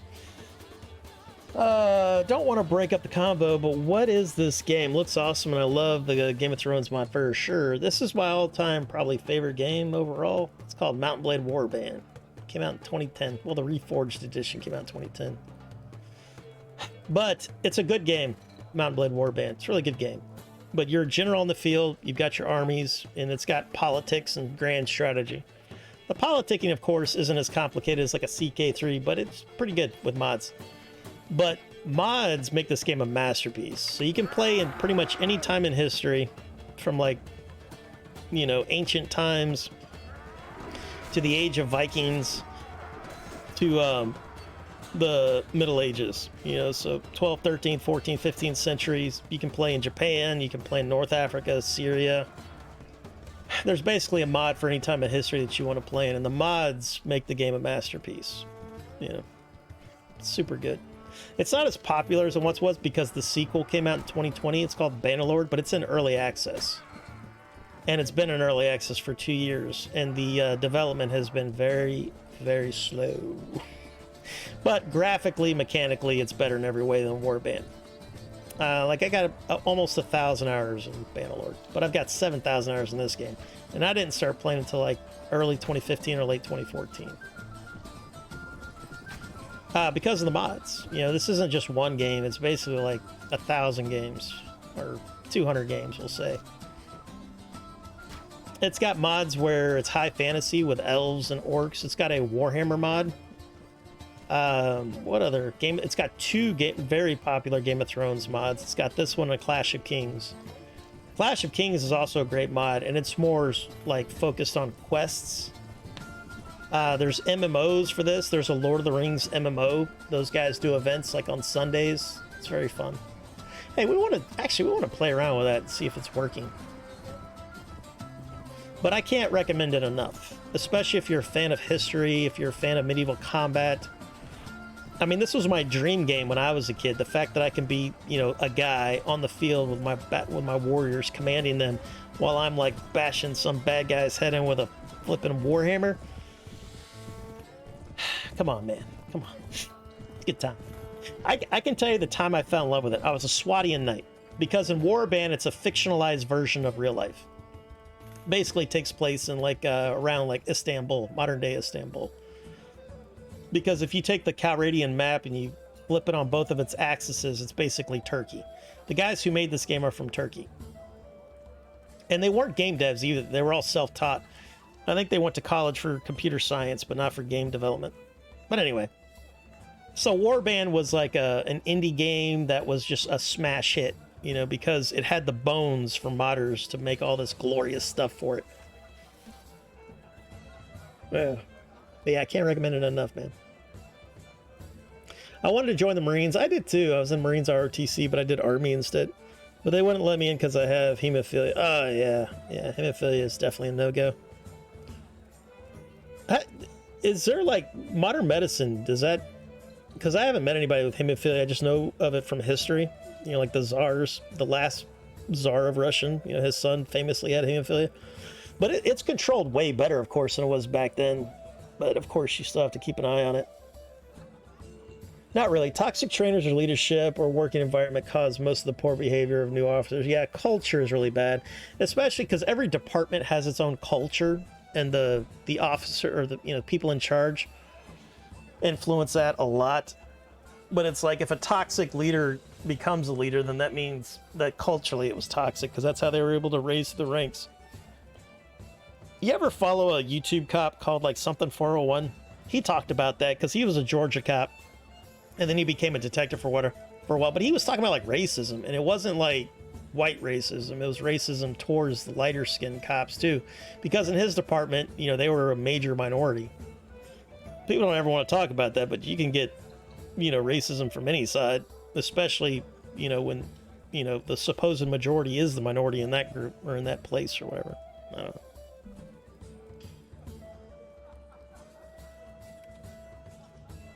Prisoners with jobs, yeah. Yeah.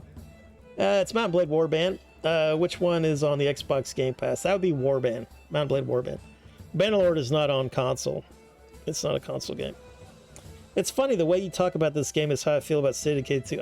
Why I love State of Decay 2 is because of the sandbox satisfying combat, which is Warband. Warband is a sandbox of satisfying combat, and I'm a lover of history, so I really love the mods and everything. Like, you can play in Sengoku, Japan, man. You can go hang out with Oda Nobunaga, you know, with muskets and shit. It's glorious. I love Gekko Kuyo. And there's sub-mods for mods, so not only do you get a glorious mod, you get like a sub-mod that tweaks it and makes it better, but also usually buggier. That's alright. The other cool thing about Warband is it's not that it's easy to mod, but it's easier to mod than most games. So if you ever wanted to, like, flirt with game development, it's a good choice. Like, I never wanted to be a game developer, but I mod this because I love the game so much. It's pretty much my perfect game scenario. Love the base building, community building, all that. Love hearing people talk about games they love. This game looks rad as fuck. Right. I mean, I started streaming to meet other people that played this game because I never met anybody that played Mount & Blade. And then now I know lots of people that play Mount & Blade. And I've gotten a lot of people to play Mount & Blade. But like State of Decay 2 on paper wouldn't have been my kind of game. I'm not really into the zombie survival games. But State of Decay 2 hit the spot for... You know, the crafting and the base building was not overly complicated, but it's still satisfying to do it.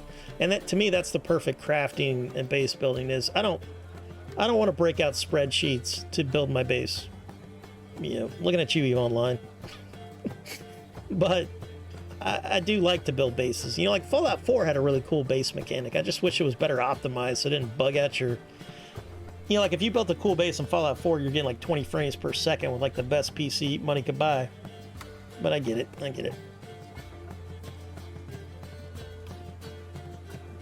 But I love hearing people that are passionate. Like one of the most attractive things in like a girlfriend was when they were passionate about something.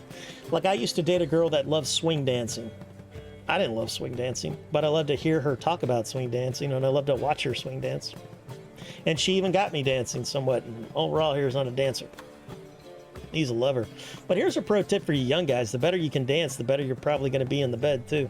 And it also communicates to the opposite sex, or the same sex, if you're into that, that you're probably going to be good in bed. That's why women love a good dancer. I learned that it was called blue blood or royal disease. Yeah, it's because, like, once you got a genetic disease and a bloodline, when it came to aristocracy, it kept getting passed down because of all the first cousin marriages and stuff. Like why Queen Victoria of England, she had a lot of kids and all of her kids married like kings and queens and shit, and hemophilia ran in her genetics. So you can blame Queen Victoria for all of the hemophiliacs of the 19th century aristocracy. Well, and 20th century aristocracy. They originally thought hemophilia was from inbreeding and royal. It's not necessarily because of the inbreeding. It's because that once you got a genetic disease, if both your parents carried that in their DNA, then it was more likely for the kid to get it. But when people don't marry into their family, then it's less likely that even if one person's a carrier, that their kid would have it. But if both their parents are carriers, then that's how you get that kind of stuff. Queen Victoria was really a werewolf. Yeah, I agree. I'm related to the French Emperor Charlemagne. Most people are probably related to Charlemagne and Genghis Khan. Yeah, anytime you get a conqueror and they had a lot of concubines and all that, we probably all share some blood at some point.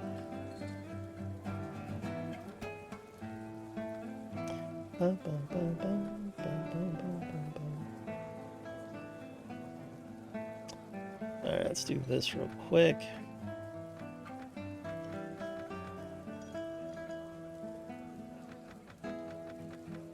I'm not going to grab all this stuff because all this stuff I'll only be able to sell it for 1 or 2 silver stags. I don't even think I got a great trade skill. I actually got lucky here. This is a dangerous place to loot. I could have been nabbed by like a giant band of Oh wow, look at that. So Doran's kicking the Reach's ass. Or no, that's Reach trying to get Ashford back. Which one do I have? 11522.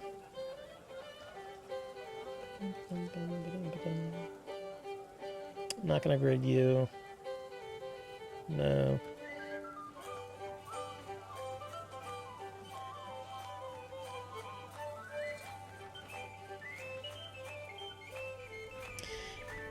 Alright, Sylvia, we gotta get your intelligence going.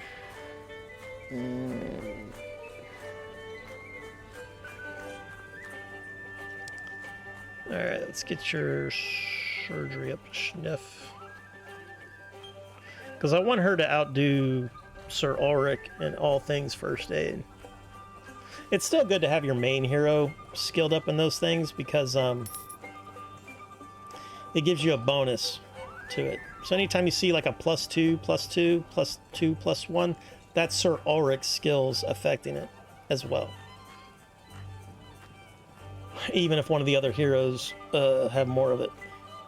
Squire, what do you guys turn into nowadays? Yeah, these are cool troopers, but they're too expensive.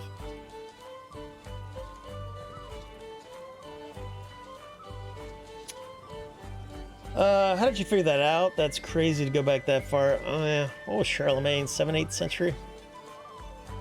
So if I have a son, he will not have hemophilia. My daughter will not be a hemophiliac, but she can be a carrier of the genes, so she can pass it on to her son, or make her daughter carry it. Right.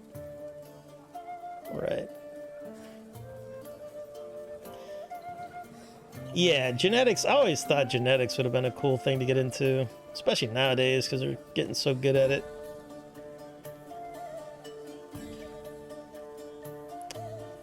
Alright, so it looks like Reach will probably take that back. So the sad thing is they're probably not going to go after Starfall. They'll be fighting over the things that have been taken recently.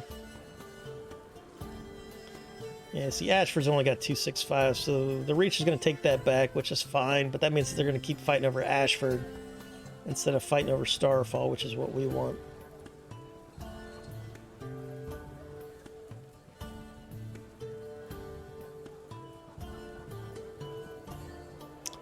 I think I want to kill these 2 deer so more spawn, because we can sell that hide for like 800, 700, 800 silver stags, which is pretty good.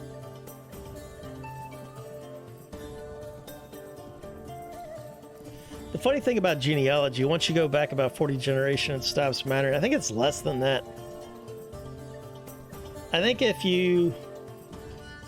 it's either 5 or 10 generations, it's like almost nothing. You know? But if you go back 1 to like 3 generations, like I saw some photos of my dad's side of the family going back 3, 4 generations, and you can still see the family resemblance and everything. But I remember reading an article, I believe it was Scientific American, but they were like, yeah, about after 10 generations. I think they were talking about atoms or something like that. Because like you can share atoms, you know, with your family going back generations. I don't remember exactly, so I'm not going to say yay or nay on that.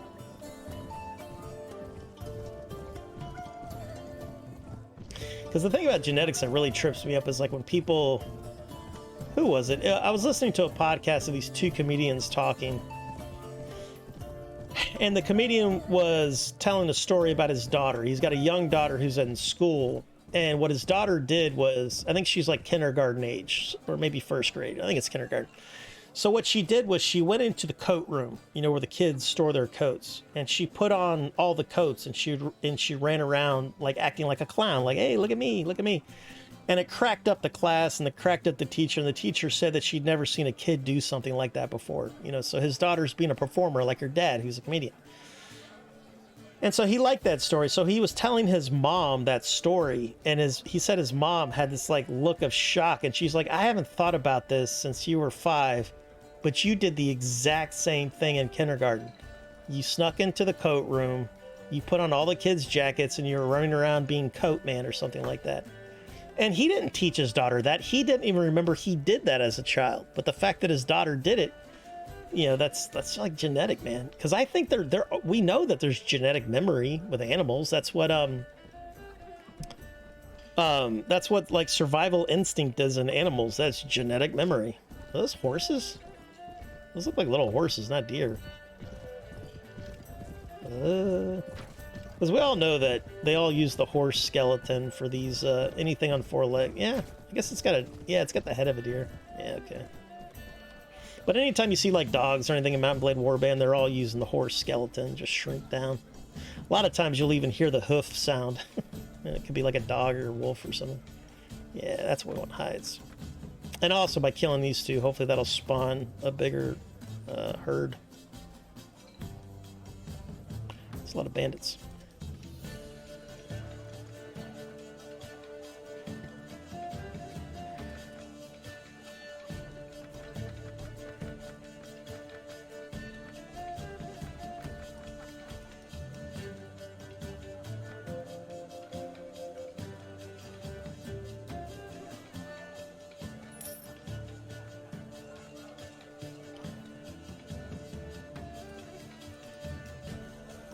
And Charlemagne had hundreds of kids. Oh yeah, for sure. Like, I was raised in the Mormon church, and they're real big on genealogy. But the problem with going back with genealogy is you can see mistakes. Like, I was looking at our genealogy line on my dad's side, and like in the 1700s, they'd have a father and son, but the son was older than the dad, or born before the dad. So there's a mistake there somewhere. So I don't really count genealogy unless you're like from an aristocratic family to where they wrote this stuff down. Most families didn't write stuff down. Like my dad's side of the family's been here since probably the 1500s, if not the 1400s. They've been here for a very long time. And we think they came from like France or England, you know, depending on which way you go on the genealogical chart. So I don't really trust genealogy at all. Because, you know, records are lost all the time, even if there were records. So there's just no way. Because, like, I'll hear a story about even, like, my grandparents, and then my uncles will have a completely different story versus what my dad told me or whatever. And a lot of people nowadays, they're not even getting the stories from their parents. Yeah.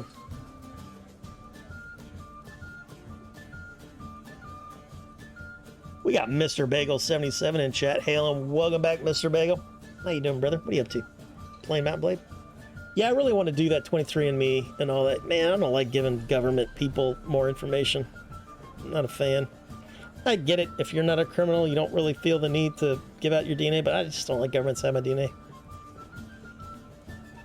I don't even like them knowing my name, to be honest with you.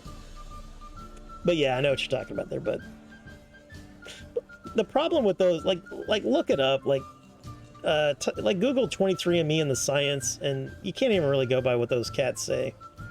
I mean, there's good science there, but it's not going to be 100% or whatever. And people do find out things, you know, especially like in America, people like to say, well, I'm 100% Italian or I'm 100% Irish. And then, of course, they go to 23andMe and find out they're like 40% North African. And it's like, yeah, because one of your, you know, great-great uncles or whoever, your great-great-granddad married a woman from North Africa. Happens all the time. For sure.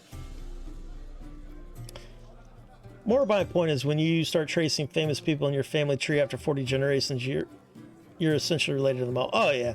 Like we're all related. Like you can there's what they call the mitochondrial mother. And what that means is we're all related to her. And this goes back, I think, like 50,000 years. Maybe 75,000 years. I don't remember. But every human alive is related to that mother.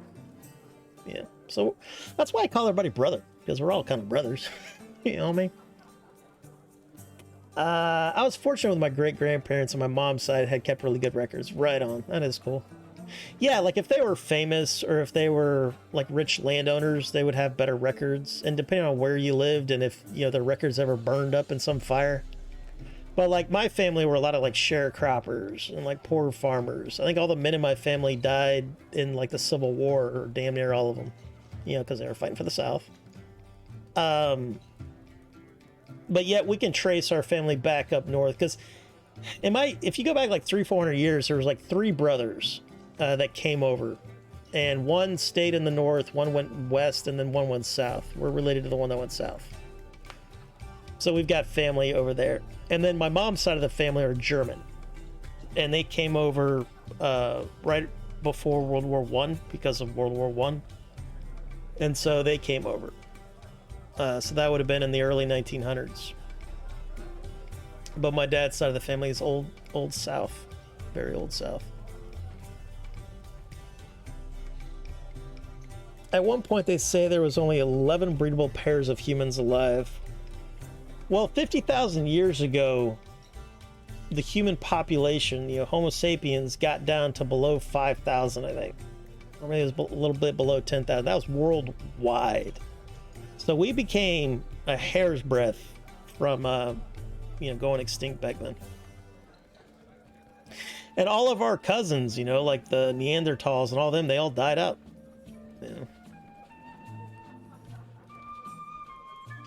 That could have easily been us.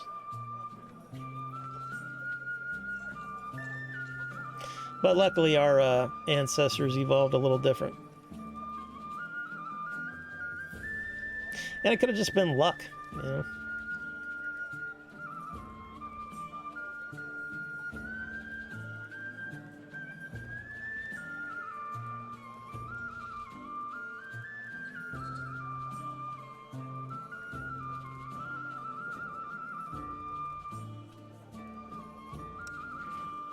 Oh, you're talking about the mitochondrial mother? We can look it up.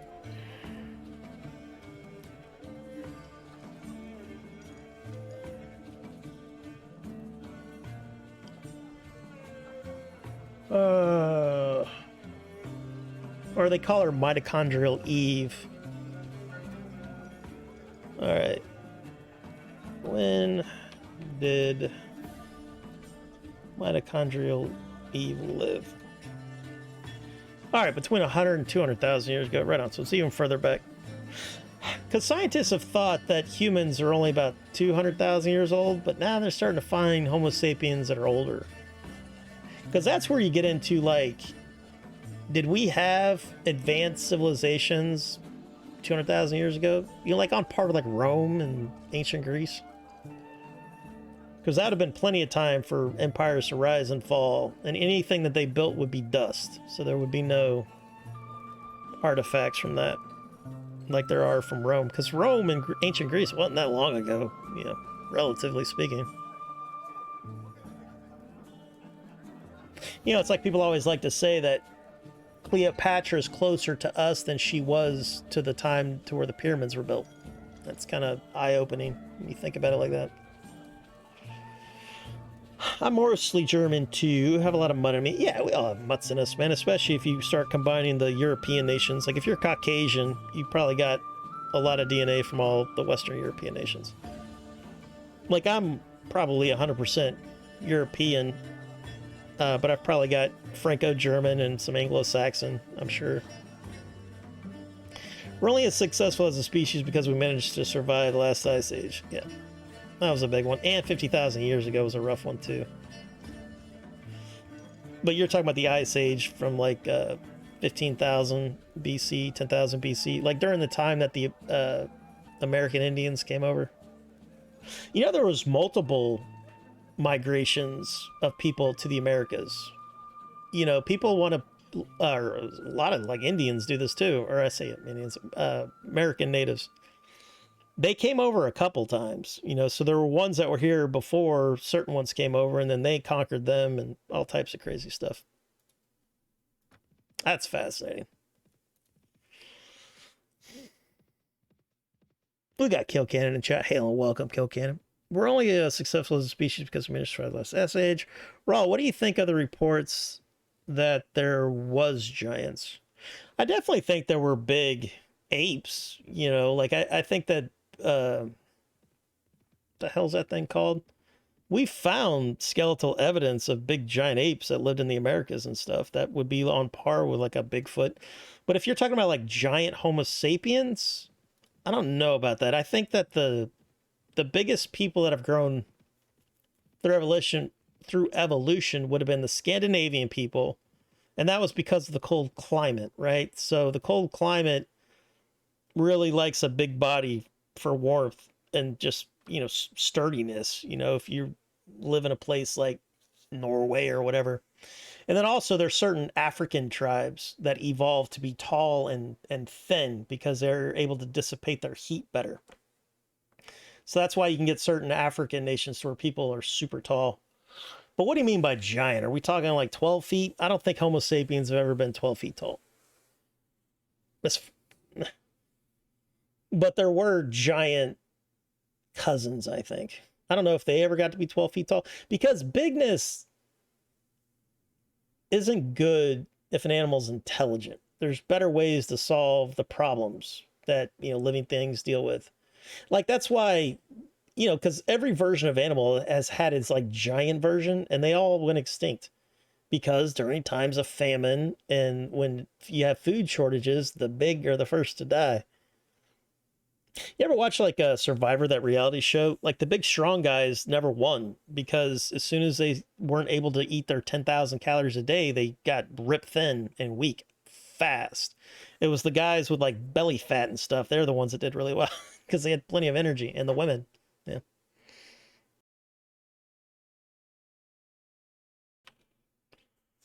But yeah, I don't think Homo sapiens have ever been 12 feet tall. There have been Homo sapiens that have grown super tall because of like certain disorders, you know, like the giant or what did that wrestler have? Giantism, basically. I don't know the scientific name of that, but you know, to where basically their growth hormone never stops and they just grow their whole life. They can fix that now. Like once they find out you have that disorder, they can make it to where you will not become or get giantism because it's not good for you. Because your organs don't grow to compensate for your extra body size. So your heart and everything has to work really hard.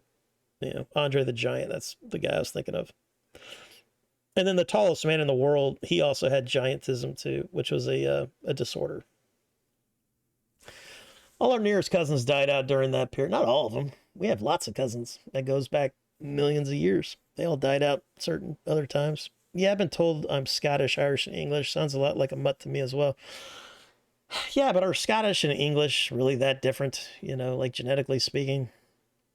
Culturally, for sure, but genetically speaking, very, very similar. All humans are super similar genetically. You could take, you know, because the oldest humans are from South Africa or Middle Africa, of course. So there's certain tribes in Africa that have a very diverse genetic code. And they're the ones that never left Africa, you know, their ancestors. Our ancestors, if you're, you know, European or anything but sub-Saharan African, your ancestors kicked rocks.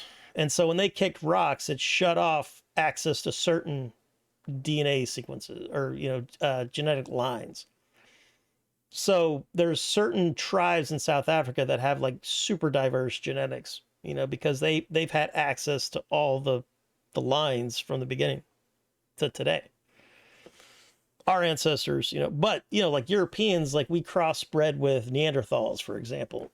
So everybody's got Neanderthal blood other than sub-Saharan Africans who were never exposed to Neanderthals, which is interesting. Yeah, there's like this beautiful tribe. I forget their name, but they've got like blue eyes and like what we would consider European features and stuff. But their ancestors never left sub-Saharan Africa. It's a cool tribe. I think that's also the tribe that like extends their necks with jewelry. That's a cool one. All right, let's drop off 40 prisoners and guards. Let's drop off the farmers, the peasant women. We're not going to drop off anybody that has a high wage, though. No. I should probably recruit some peasants to throw in there, too. Let's see, what do we have? 113 with 65 guards. It used to be one guard for 2 prisoners. Now I think it's more than that. So we'll leave that. Let's go recruit some peasants. I think Westland peasants want 3 silver stags. 2, it's not bad. Riverlands, I believe, is 1. But guards get paid more than somebody. That's a lot of flipping outlaws. We're going to curb stomp them biscuits. Nope, nope, don't do that. That's very silly. Go back that way and then get off your horses. I don't want them on their horses. They'll just go get themselves killed. And these horses will create a barrier, which is good. Yeah, see their AI is borked. Makes me sad. So yeah, it still calculates them as cavalry. It's supposed to calculate them as infantry or archers once they get off their horse, but their AI is like, F that noise. Quite sad, quite sad.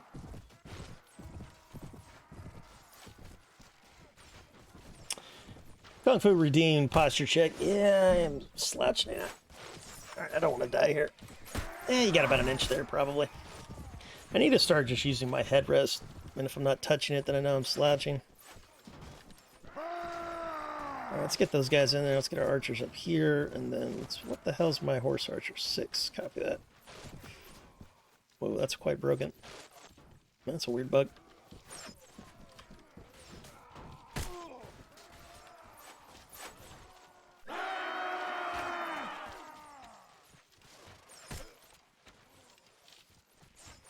I might lose this because of all the farmers.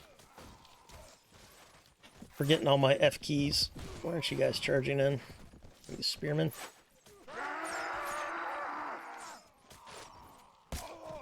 Yeah, we're gonna lose this probably.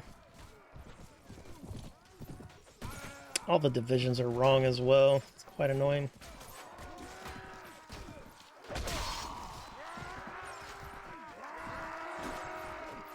That dude had a strong bow. That's dangerous.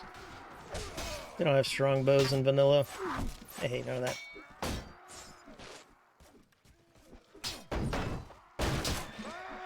Okay, that's a problem. What are you gonna do? What are you gonna do? AI is borked here. We might lose this. The reports of massive humans have all been debunked as fake. Not all of them. There's tons of... Wait a minute, do you mean Homo sapiens? Or do you mean like our cousins? Yeah, because it's hard to tell. Because sometimes they'll find like a itty-bitty little bone, and then they'll try to say it's like a different species of, you know, Homo. Or, you know, great ape.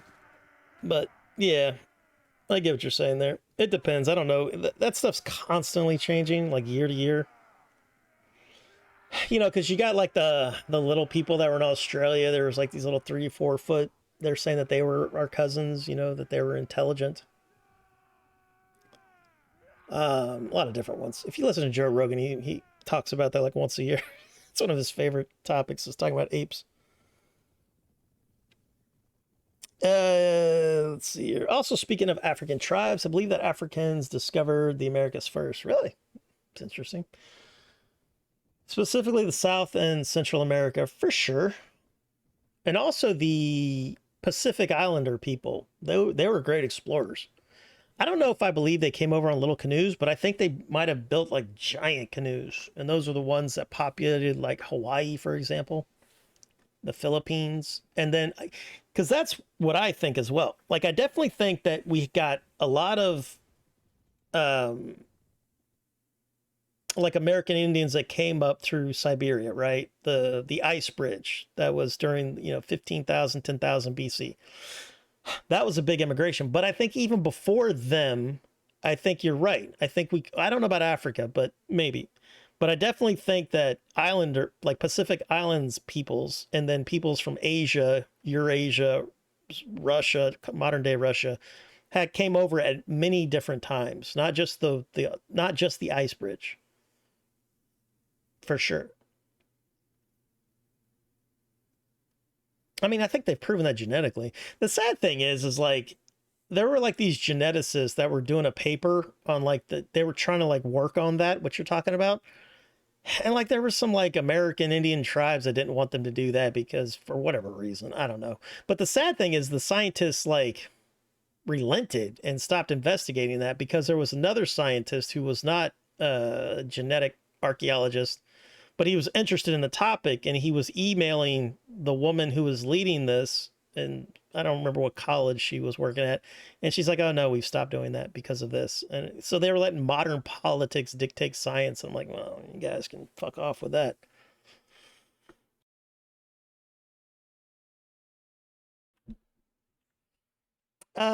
You can see it in ancient statues. It's almost identical to African tribes. Yeah, but peoples have evolved literally, laterally, like without each other. It's kind of like how you've got pyramids in all different places from people that never met each other. Well, that's because pyramids is like fucking geometry, right? They figured that out on their own. I do like the theory of that. Like there was some kind of Atlantic culture, like this advanced culture. Like think about like a Roman advanced who lived like long, like tens of thousands of years ago, and that they populated the earth somewhat or explored the earth at least. And then that's how like certain ideas got spread. But I don't know. I just think that was lateral thinking from different cultures. Well, the Vikings called it Vinland. They definitely came over early. Yeah. No, the Norse people came over in the age of in the age of Viking sail, the Iron Age. They were definitely here. We've found their the foundations of like their buildings over in like Nova Scotia and stuff. And they were probably just killed by the locals or died of starvation and a number of things. Exploring's hard. It was really hard back then,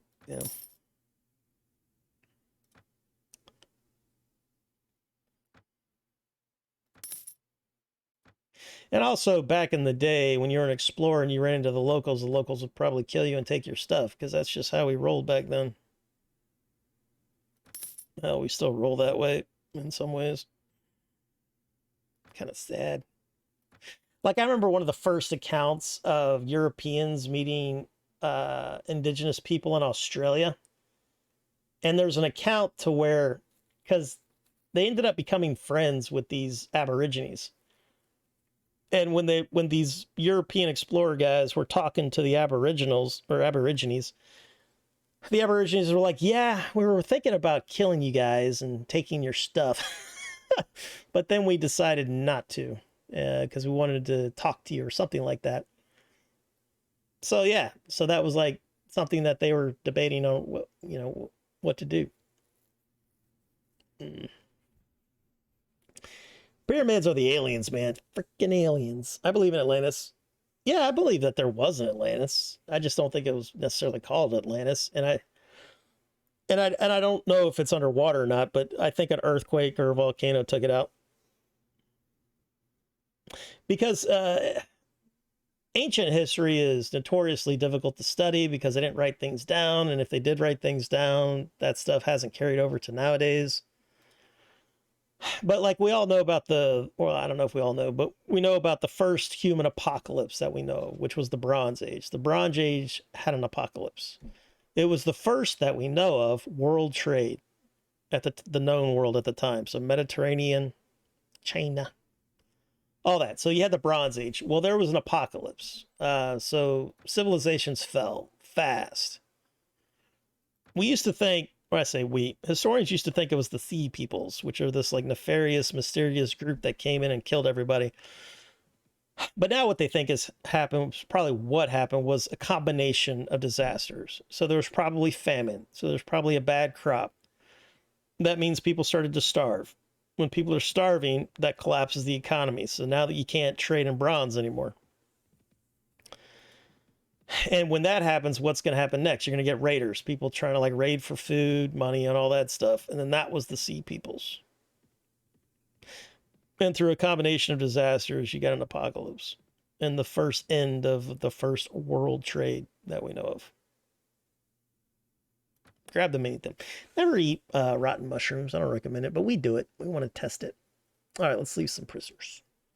All right, we're going to give you these guys, and we're going to give you these guys. Or no. Did I upgrade you by accident?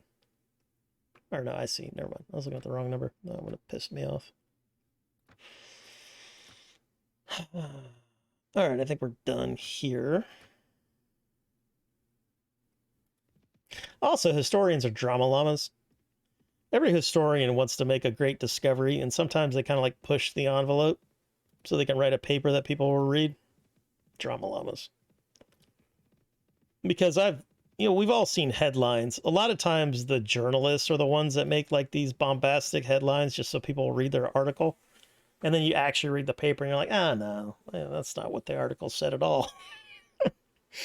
Like cosmology is a big one. Like, hey, we've discovered an Earth-like planet. No, you discovered a planet that could possibly be an Earth-like planet. We don't know if it's Earth-like. We have no idea.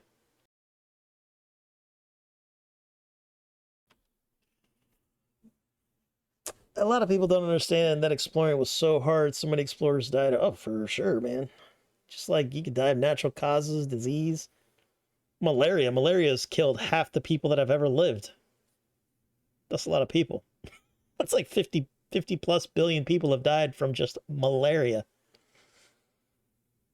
It's rough going, rough going. They talked about a technologically advanced country that was surrounded by water, and they were masters of seafaring trade. Right. I do believe that that was probably true. Now, were they more advanced than Imperial Rome? I don't know about that. Because Imperial Rome had way more resources than like an ancient place, probably. But again, if you believe that Homo sapiens have been around longer than 200,000 years, which I think they have, I think they found some stuff going back 400,000 years. That's plenty of time for empires to rise and fall and civilization, advanced civilizations. Now, I'm not saying they're running around in airplanes and cars and flying spaceships. I'm not saying that. I'm just saying that they were like ancient Egypt advanced or Imperial Rome advanced. Ancient Greece, maybe. And what were their cultures like, And did they get to the New World? Did they spread, did they teach people about geometry and stuff? Possibly. It's fun to think about regardless. Will we ever know the answer? It's hard to say. Probably not. Historians also misconstrue history because it goes against what they were taught or what they believe. Yeah, politics always. I mean, even the ancient historians, like my favorite historians will always be contemporary historians, the ones that lived at the time of whatever they were writing about. So like when I'm reading about Rome, a lot of historians were Greek, the Greek historians that would follow guys around and write things down. But in their histories, there was always propaganda. They always made their bosses look better than they should. A lot of times, like what Caesar would do was he would always praise his enemies as being these strong, brave, heroic warriors, because the better his enemies looked, the better he was for conquering them. So they always like would inflate the numbers, or they would count the women and the children, the non-combatants, as combatants. Things like that. Because it makes his dick look bigger because he conquered them, right? Yeah, scurvy was a bad one. Rome understood scurvy better than modern. You were safer in a Roman hospital than you were at any time in history up until World War I. It took us that long to relearn medicine on par to be on par with Roman imperial medicine. It's pretty good. They used to do cataract surgery. They had like syringes made out of bronze, and they could do cataract surgery and stuff. Brain surgery as well. Famously, there was I think it was an English prince that had a crossbow that shot into his eye and lodged in the back of his skull. And they found the best surgeon in the world at the time, and he was able to extract the bolt head, and the guy survived. Yeah, that was pretty cool. To be fair, technologically advanced during the Iron Age isn't much. Yeah, it's all relative, man. I believe humans have been around a very, very long time, 400,000 plus years. I kind of am, I'm with Kung Fu on that. I think we've been around a lot longer than 250,000 years. I think I read that Roman architecture cannot even be replicated today. It can. That was like things people like to say to create drama, like Roman concrete. We figured out Roman concrete. They use like seashells and some other shit. We figured it out. Because if you don't know Roman concrete, you could kind of like form it underwater and it would solidify, and you could use it to like create foundations for like ports and stuff. That was pretty amazing. And it's still there today, which tells you how good Roman concrete was. But it's nothing we don't know about. A lot of the reason that our current building materials don't last as long is because they're not designed to. It's cheaper to make them the way we make them, and they last as long as we want them to last. Romans built things to last millennia on purpose, and they spent an exorbitant amount of money, and they used slave labor to do it. Yeah. The other interesting thing that I've been reading is how they think the pyramids weren't necessarily built by slaves. They think it was built by professionals, and it just cost a lot of money, and it took them a long time. But they don't think it was necessary. They don't think it was like armies of slaves. They think it was professionals that did it. I'm sure slaves were involved in some way, but they think the majority of them were professionals because they said the quality of the food and everything. But my thing is like, if you've got slaves and you've got an important job, you would want to feed them well so they had the energy to do the job. Because if all your slaves are dying because you're treating them poorly and you're feeding them dirt, you're not going to get your pyramid made. So it kind of makes sense that, and then slaves weren't treated horribly all over. Well, I think any slave is being treated horribly just by being a slave. But, like the Mamluks, there were slaves that, would rise up in ranks and, have like, lives to where they were able to accrue wealth and power and stuff, like the Mamluks. Interesting stuff. Hey, we got Blood Soaked Hero in chat. Hell, welcome back, Blood Soaked Hero. Not all heroes wear capes. Some are soaked in blood, I guess. They had Colosseums that had huge naval battles. Yeah, the Colosseum had huge naval battles. That's all. It's really fun to study the architecture of the Colosseum, and basically all the magic happened underground. So they were able to like flood it and do things. They were able to raise, they could have like a stage built to look like jungles and stuff, and then it would come out from under the ground. Modern, entertainment arenas do the same thing. But this was happening in, like the year 0. When was the Colosseum built? That was built in like 30 something AD. When was the Colosseum built? Let me see here. Let's see. Colosseum.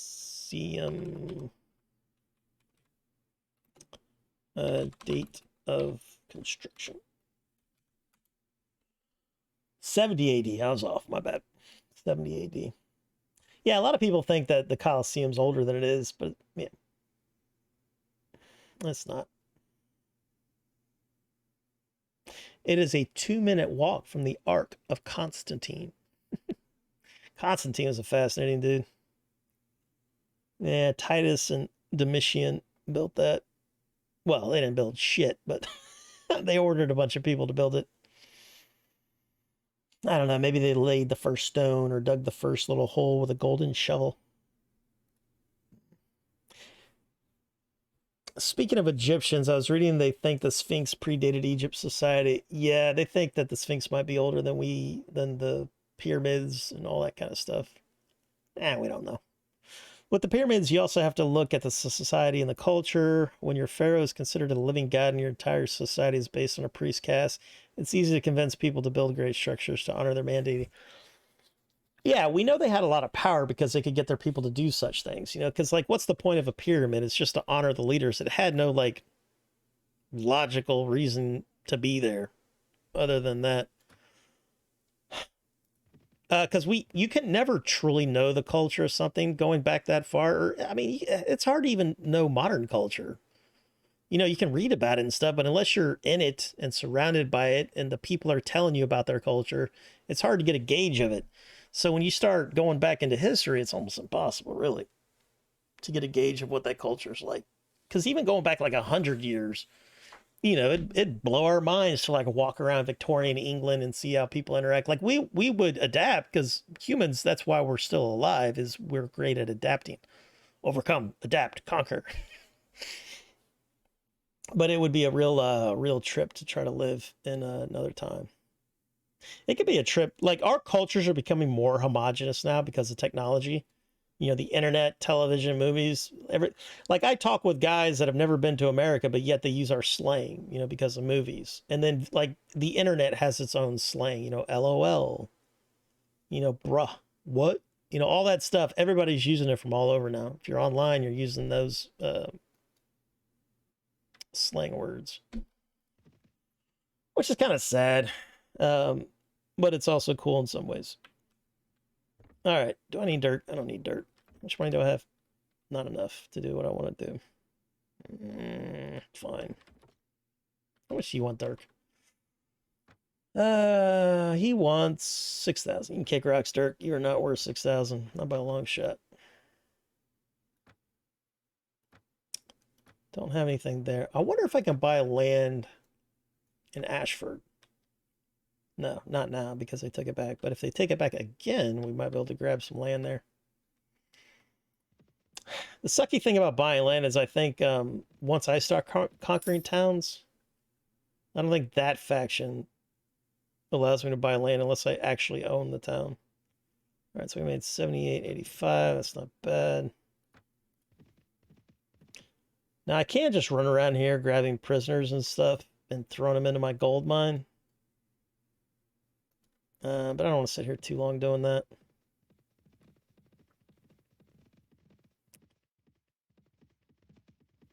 It's easy to convince people to build great structures on the mandate. Nearly 2,000 years, relatively old. Yeah, it's all relative. Even America in the early 1900s or late 1800s was amazingly beautiful. Yeah. Yeah, they always talked about like the virgin forests before the Europeans got here, but I've seen evidence that American Indians, did a lot to the forests, so it wasn't what we would consider virgin, untouched by man. All right, so now we're making 1,080 silver stags. So now let's look at our budget. So I think we're making less now, actually. Yeah, we're making like 100 dinars less, even though we're making more, we're paying more wages. All right, that's a lot of Ironborn pirates. Man, that is a nasty group right there. Nah, I don't want to fight you guys. They'll kill too many of my people. And I don't think I could solo those. Well, I could, but it'd be annoying. I'd have to go around in circles waiting for them to exhaust their axes. All right, anytime you get a pop-up for a tournament, this tournament lasts a long time. It's in Valanus. So we could definitely do that whenever we get around to it. All right, Gendry is upset at somebody. All right, let's see if we can make him stay. All right, well, Gendry's leaving. Well, he can go fuck himself. I don't think Gendry gets along with Zondo and maybe Bronson Snow. I know he doesn't get along with Zondo. Nah, we'll get him back whenever we get him back. The problem is my morale is average. Usually I have it like high or excellent.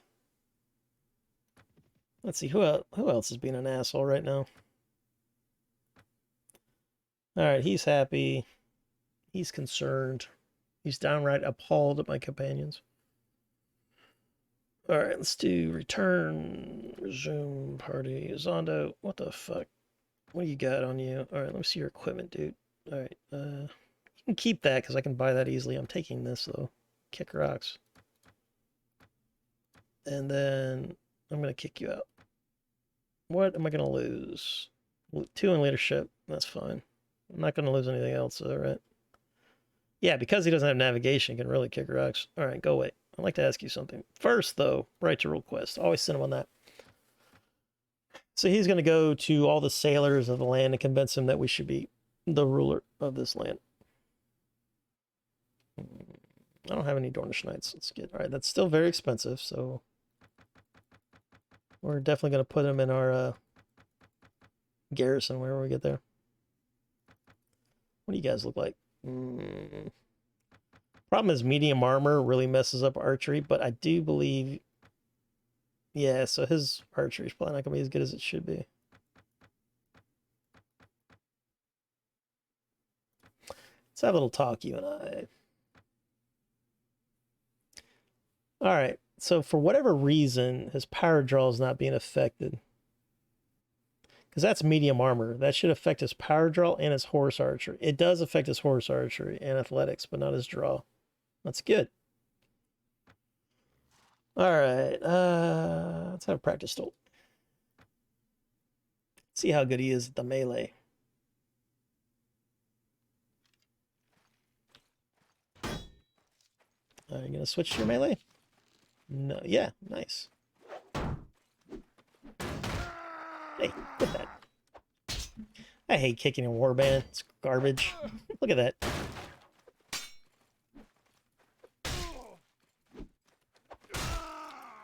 Not bad, not bad. Man, what is my shield skill?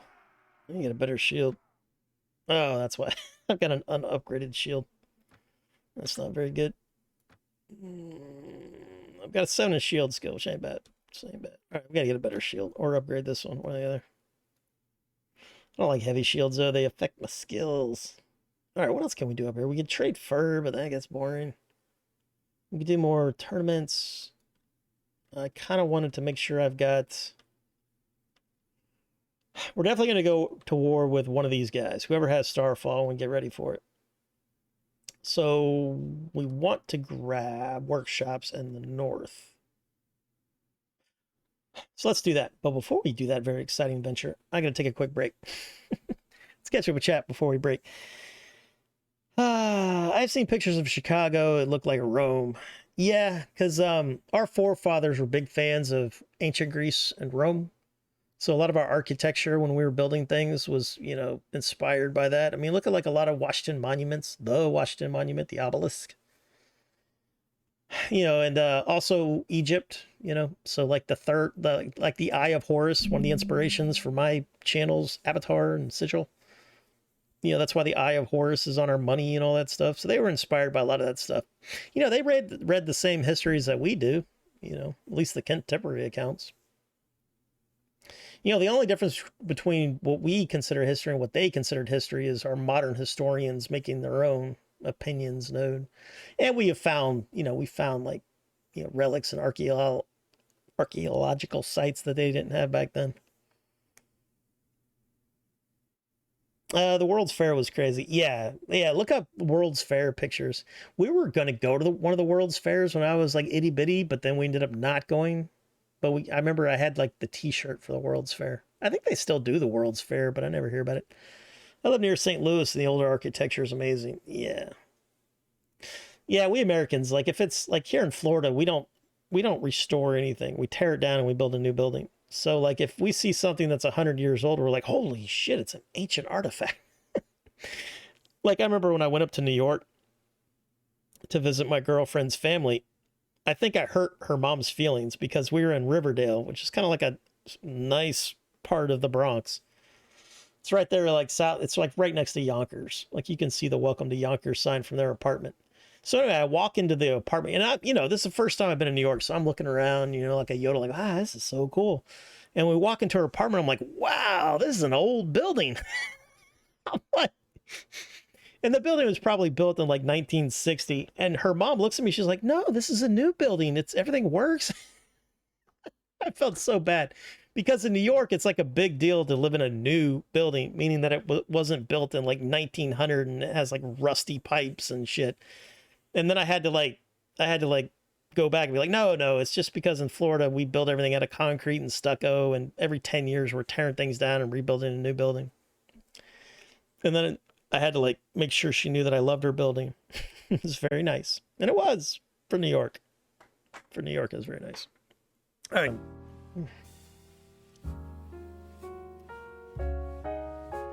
Oh, that broke, huh? Interesting. We're good now. We'll have to come up with a new playlist. Smooth jazz is good, but I don't know if it's good for Westeros. In the year 298. And Kung Fu played Jenny of Oldstone. That probably sounded weird. On top of jazz. I used to work construction for 7 years. I did, not for 7 years, but I used to do construction for about a year. I loved working on the older houses in St. Louis. Yeah, especially if they want you to use the same techniques they did. Because that's the sad thing is like a lot of our historical buildings, people didn't want to pay for them to be restored the way that they were built. So then people just kind of gave up on them. Like my brother got married in this really cool old hotel that was probably built in the 1800s. And the bottom like 3 floors were nice, but above that they hadn't restored it. And it was just like leaking and there's problems. They had like this Russian bathhouse that was beautiful with like the tiles and everything, but then you could see like these rust sprouts popping up everywhere, and it's like, why aren't they fixing it? Well, they don't have the money to fix it. It's getting harder and harder to pay for that kind of stuff, and to find craftsmen that can even do the restoration. You know, there's a lot of like skills that are. A young noble spreads rumors that you are a good-for-nothing bastard. Accusations of such could not be good for your image. We're going to challenge him to a duel. He's going to run away. He never accepts my duel. Makes me sad. I would like to meet this young noble, casting aspersions on our good name. Let's see, can I get some women? There's a Septon and some other men. All right, Septons are good. I like Septons a lot, I think. Let me check. Do I like you? Yeah, I like him. So for 200 silver stags, I can get 2 morale. That's really good. I always like to have a holy man. They're hard to keep. They always die, but, you know, it's kind of nice to have them. Can I do the same thing with you? I totally can. Very cool. Can I upgrade you into a Septa? That'd be interesting. Or Septum? No, I don't think so. All right, let's fix our divisions. Who was broken? I do believe you guys are broken. Yeah, quite broken. I'll put you in horse archers. You are spearmen, so let's put you in spearmen.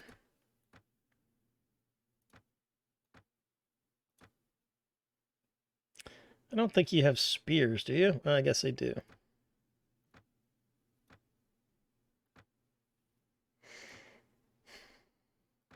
We're going to put you in infantry. Any kind of like heavy skirmisher, I just put in infantry. For me to leave them in skirmisher, they have to be really lightweight.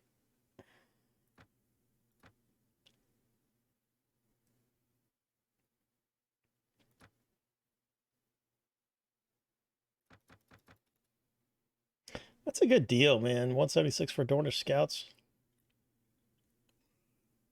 We'll have to see how effective they are, but that's a pretty good deal.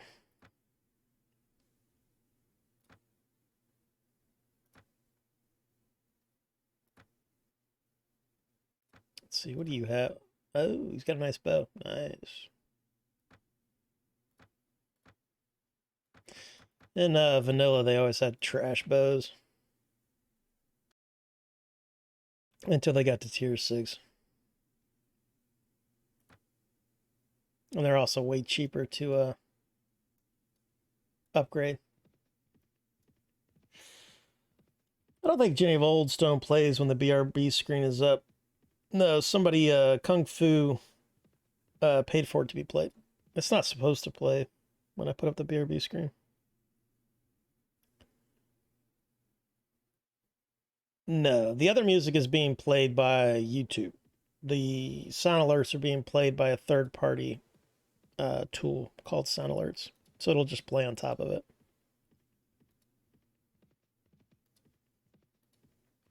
We might have to switch out Jenny of Oldstones. Play something else. We don't want to get bored of Jenny of Oldstones. That would be sad. Ooh, I don't know. Yeah, I'm not going to be able to catch you. Well, maybe.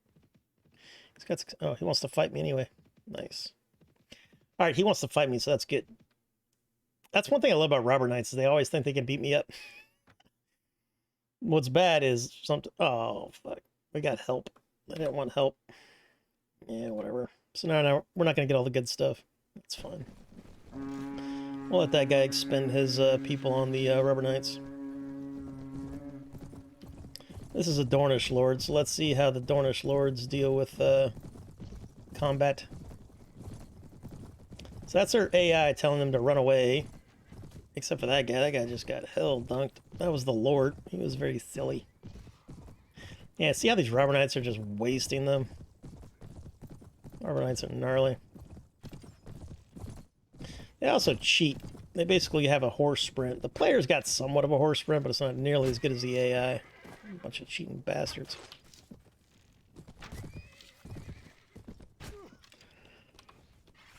All right.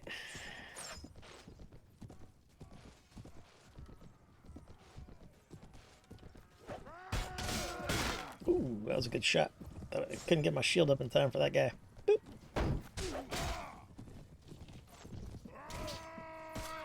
Ooh, somebody stole my kill. One bad thing about Horse Archer advanced AI is not very accurate.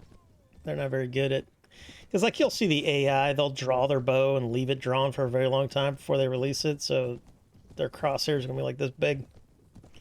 That's why crossbows are so good. You don't have to worry about that. Prepare to die. Prepare to die.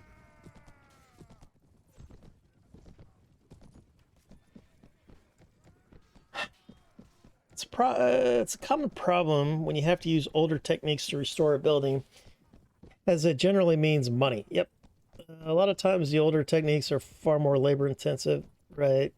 Or require specialized equipment or materials, when a more modern technique is just as good and far cheaper. Yeah. A lot of times the newer ways of doing things, it won't last as long.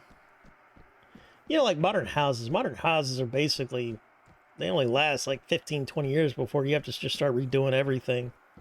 To where like houses built 100 years ago, you know, you could go like the entire life of the owner and not have to redo everything. Like look at bathrooms and kitchens, especially when it comes to appliances. Appliances used to last like 20 plus years. Now them damn things are breaking like less than 5 years.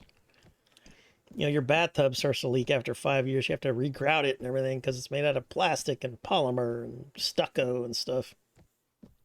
Well, the outside of the house is made of stucco. Yeah. But back in the day, labor used to be cheap and technology was expensive. So, like craftsmen were the way to go. So, like mansions that were built in the 1800s and stuff, it was like you'll see a mansion that was built in the 1800s by like robber barons, and all the wood in their house has been carved. You know, it's like, could you imagine paying somebody to do that nowadays? It's billions of dollars. But modern times, it's now opposite. Technology is now cheap. Labor is expensive. So that's why we build things differently now. One of the reasons. My father-in-law was a master carpenter. Right on. There's a streamer that's a master carpenter. His name's Faking It with Jason. He's a really cool guy, and he's a master carpenter, and he works on like stages, you know, like plays and stuff. He builds like you know, sets. He's a really nice guy. Check him out. He plays like Crusader Kings 3 and all that kind of stuff too. Literally nothing he could not do. See, you misused literally there. Like, your father's amazing, but he can't swallow the sun. That's everything.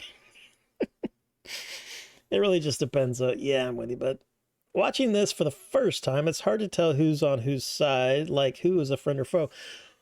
Well, some mods make that very difficult because they don't have the little icon above their head, but my guys and my allies have an icon above their head. It was hard to see it there because we were playing at night, and this mod is very dark at night. But yeah, there's little icons above my people's heads. But there are some mods where they take away those icons, and then you just have to kind of know who they are. Now, if you have a homogenized army, that makes it easier because you can see like, well, I've got these guys, I've got these types of troops. But if you're fighting like a civil war or something, it could be a real pain in the ass. The AI always knows who the enemy is. That would be an interesting mechanic, though, if like even the AI would.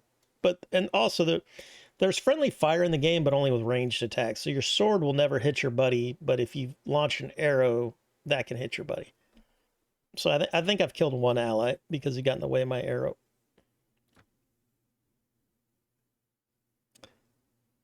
Let's see here.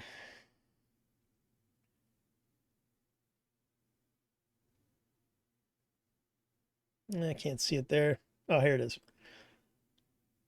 Yeah, I've killed one ally and I've wounded 4. But that's because they get in the way of my arrows. Pretty nifty. Yeah, there's Faking It with Jason right there. What is that one? Faking at Mason 2. That's a cool one. Did he make that one? Yeah, I forgot that you can have animated emotes now. I don't know how to make an animated emote, but I guess I'll figure it out. Let's see if I can spell his name.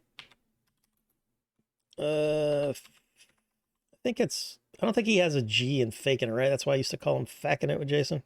Faking... I have no idea if this is going to work. This is probably not going to work.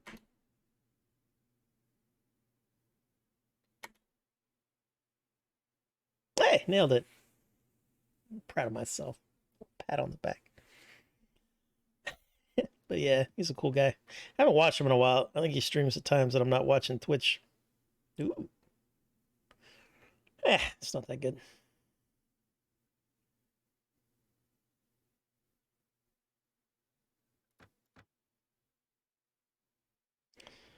Oh, man, we're almost out of food. My bad.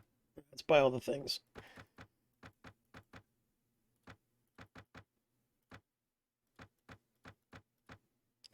Quite expensive.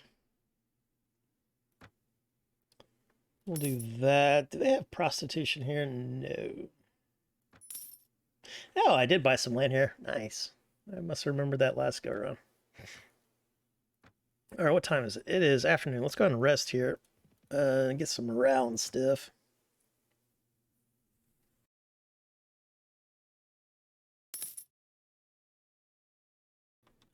It's his fake beard he wears on top of his real beard for cosplay. Yeah, I like that he started cosplaying.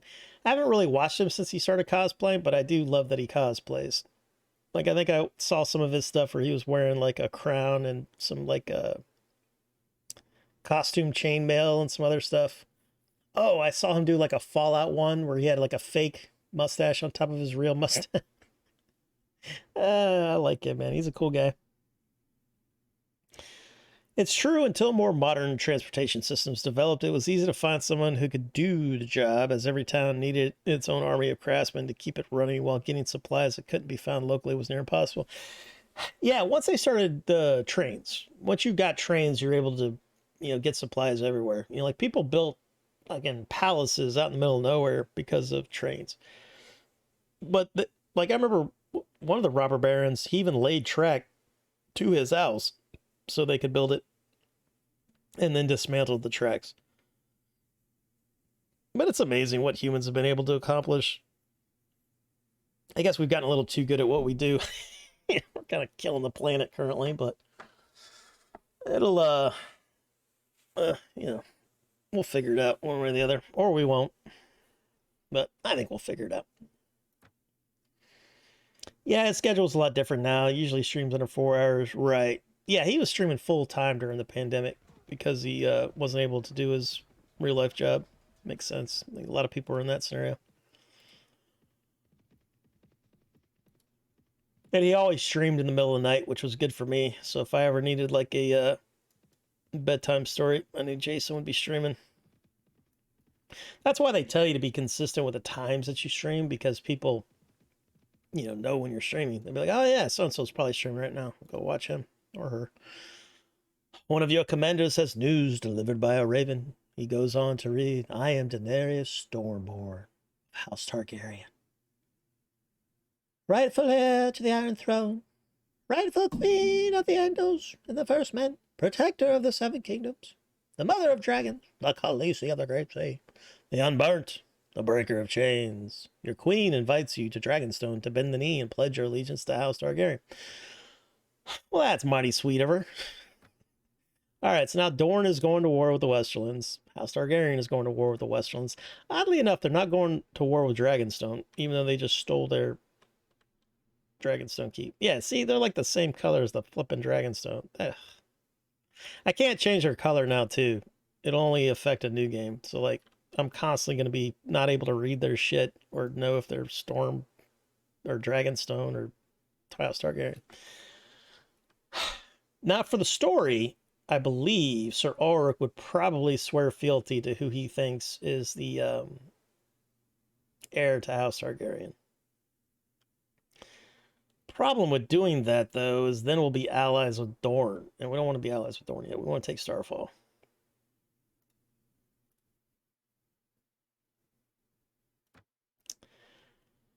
So we're going to hold off on such things.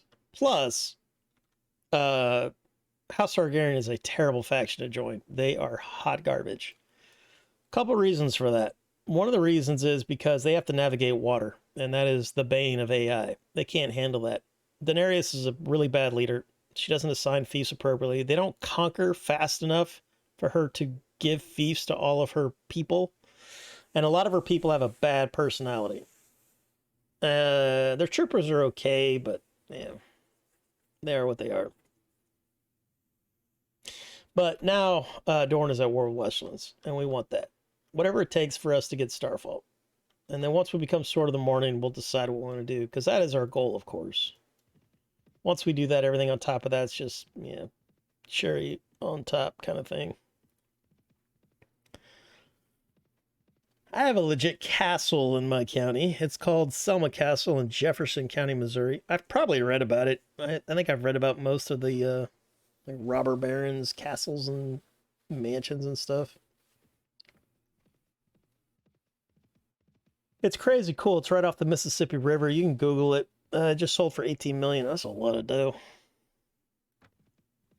A lot of times you can get historical buildings like that cheaper, but that's because there's a lot of rules when you buy something like that. You have to, restore it a certain way.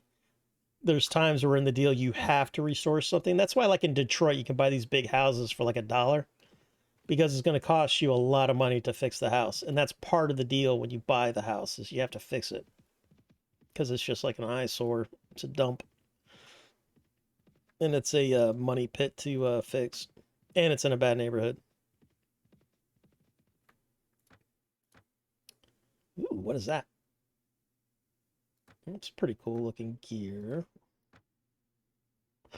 This one's better, though, because it has no weight modifier. A little too big, though. Looks janky. That's also House Ironwood. We are not House Ironwood. I don't think there's any... kind of want to buy that robe. That would be better, because it weighs 2 pounds for a second outfit.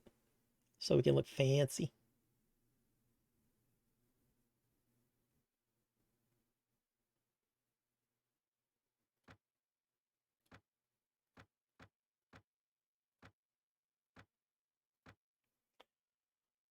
All right, let's go with...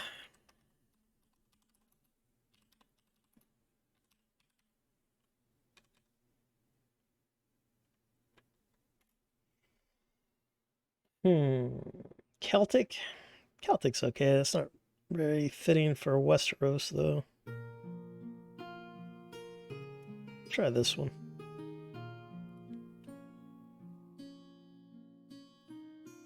Alright, we need to go back to Essos. We need to drop off all this flipping, all these hides. Get some money.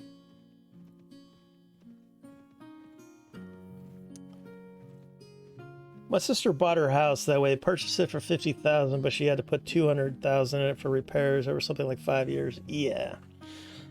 I follow this YouTuber called Angry Cops. He was a drill sergeant in like the national... I think he was in the army, but no, he's a cop in Buffalo, New York. And he's got videos called, crack house videos. So he bought a crack house, and now he's fixing it up. And it's been like 2 years, and he's still working on that damn thing.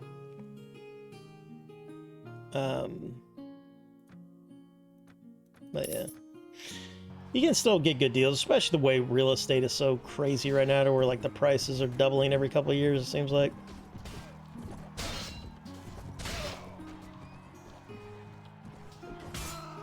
That archer was very dangerous.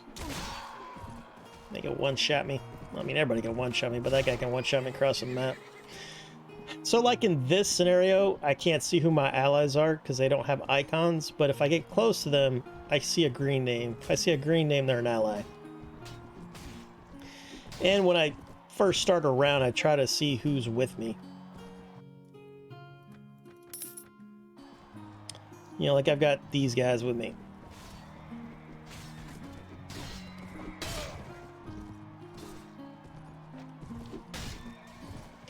Horses are very squishy in this mod, so I always try to take out the horses. Because as an archer, I kind of get the advantage if they don't have a horse. And I can tell these guys are bad guys because they're trying to kill me. Or knock me down, I should say. Oop. Probably need to lower my mouse sensitivity here. I think that guy's my ally. I don't know why he's not killing them. He's got their backs to him.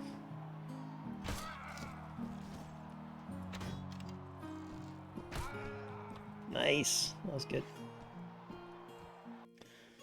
The Union Pacific Railroad owned it, right?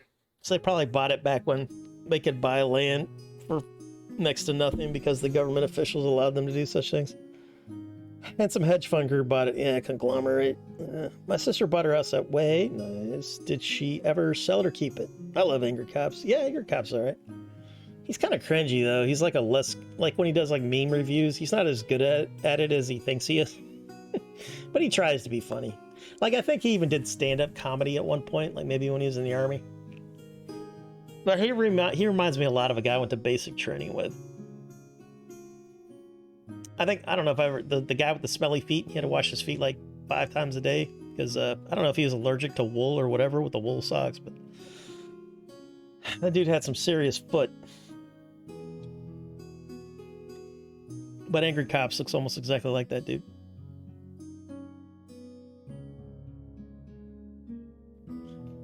She eventually sold her for $400K. Well, that's a pretty good profit. But you have to have a certain amount of money in the bank. Oh, yeah. Basically have to buy it. You have to buy it cash, and then you have to prove that you have the means to do what's in the contract. And then, like, let's say you go and you buy a historical house. Well, there's rules on how you can restore it. You have to use a lot of the old techniques. And then, like in England, there was a tower that somebody put like a modern attachment to it, and everybody hated it. But for whatever reason, that tower didn't fall under the historical protections for some reason, even though it was very old tower. And it's hideous what they did. I think it was like a reality show, like one of them Fixer Upper whatever stupid shows, and they put this fucking... They look like a trailer park attachment to this, like, you know, ancient tower. Fucking idiots. I visited many castles. It's one of the main things to do when traveling. Castles, museums. Yeah, I love all that stuff. Yeah, our oldest one would be... It's the oldest fort in the United States. It's called the Castillo de San Marcos. It's in St. Augustine. The Spanish built it. Like the... I mean, I guess they've been there since 1498 or something. But the Castillo de San Marcos is the oldest continuous, like, fort. Yeah, his drill sergeant bits are good. I also like his private, you know, the con man private. What does he call that? Private sham or something like that. Because it's all about scamming.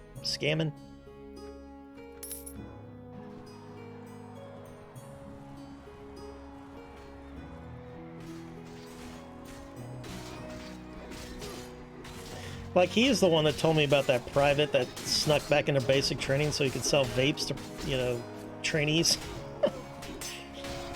Poor kid. He's lucky that all that happened to him is getting kicked out of the army.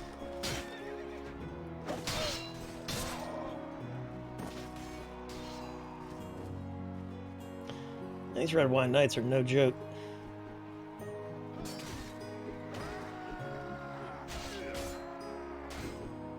I wish there was a way I could recruit them on a regular basis, but I think you can only get them out of taverns, which is fine. As long as the AI doesn't have access to them.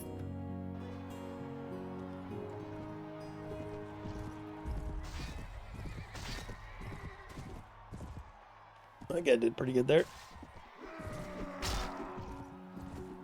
He doesn't have a shield though. Who is that? That's a lord. So lords don't have shields. That's not good. Because lords also have high athletics, so in sieges and stuff, they're like the first ones up the ladders, and they just get hell dunked. That's why there are settings to allow like NPCs to do more damage, take less damage. I think I have it set to hardcore, so that helps with their survivability in sieges, but...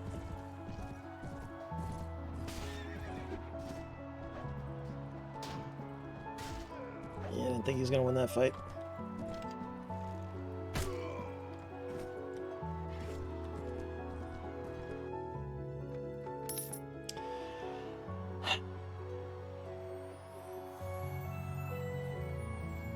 But that's definitely what I'd be doing if I ever visit Europe or the old world castles. I virtually visit them. That's what I love it when museums first started having virtual tours where you could just walk around, kind of like using Google Maps or Street View. That was a good time. All right, how much money did we make there? Not a lot. If you want a lot of tournaments, you start making less money because your betting odds aren't as good.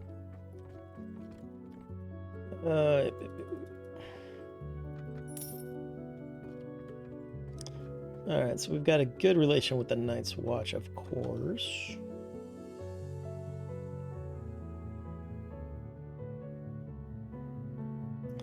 Where are my boats?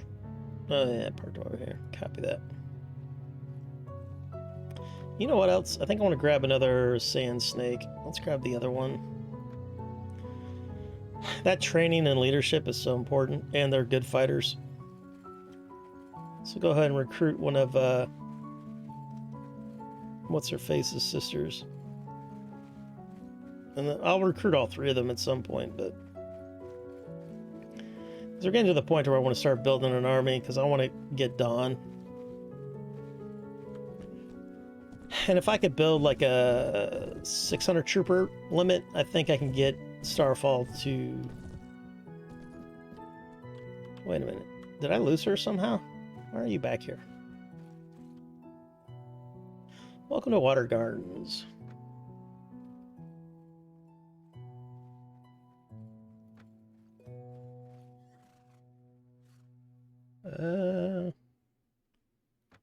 Wait a minute. Don't I already have you?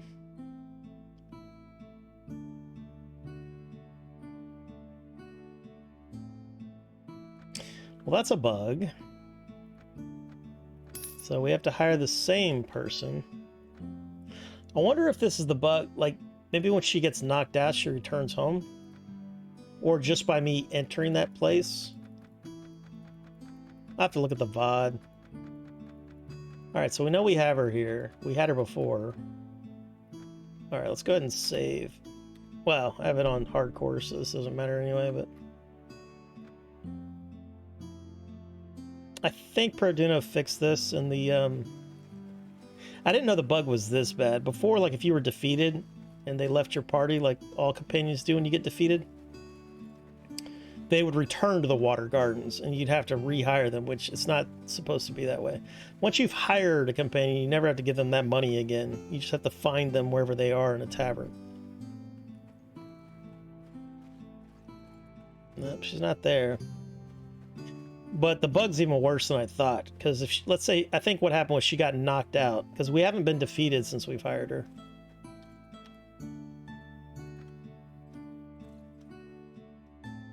How much she cost? I think you're 10 as well. Fine. Alright, we'll grab that and then we'll do further testing. I'm gonna have to go back and... I think I tested it and he fixed it, but we'll have to see. So now we're out of money, of course. That's alright. Alright, let's look at Obera. Alright, so that's not great. She's got throwing weapons, so we'll give her a sidearm. Let's give her this one for now. And then let's make her a captain, of course.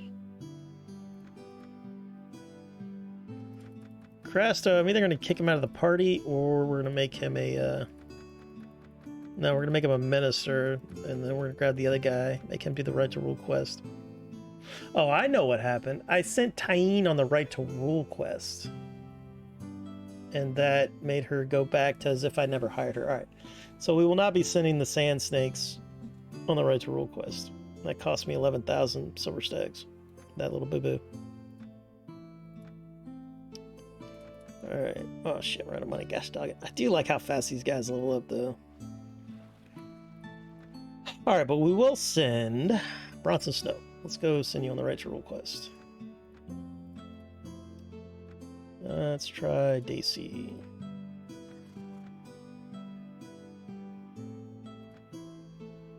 Oh, it's on cooldown, my bad.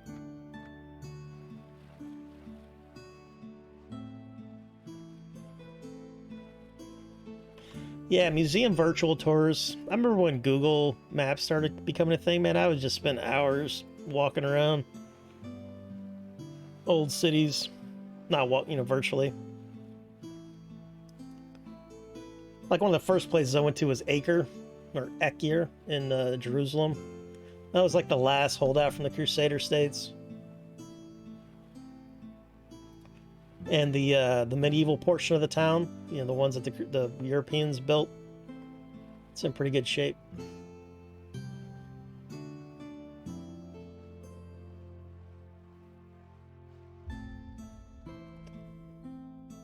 Alright, let's get over here super fast.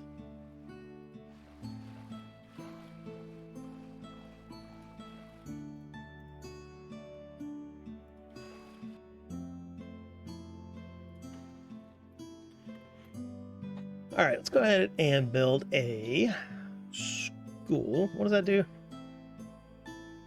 Loyalty. Yeah, sure, why not? What are you guys selling today? Cheese? I'll buy your cheese. And then it's a good price for fur. I think I have rotten chicken, right? 2-day-old chicken. Sell that. Buy the fresh one.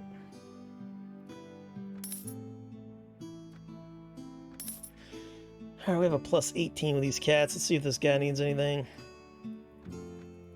No, that's a very long cooldown. It's probably like 60-day cooldown, maybe more.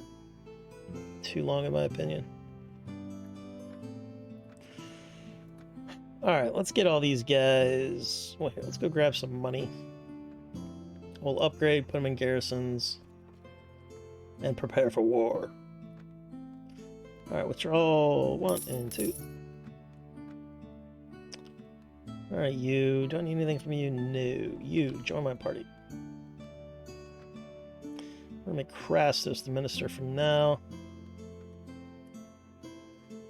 A lot of my people don't like him either.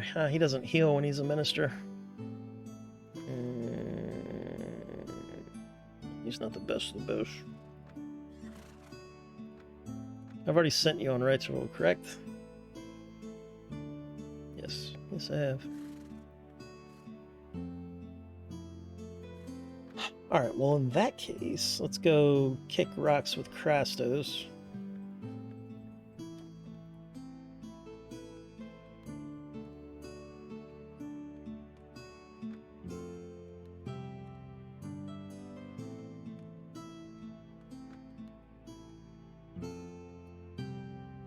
Because a lot of people don't like him.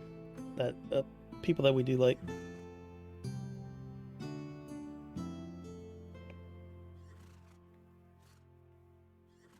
Why can't I kick you out? The hell?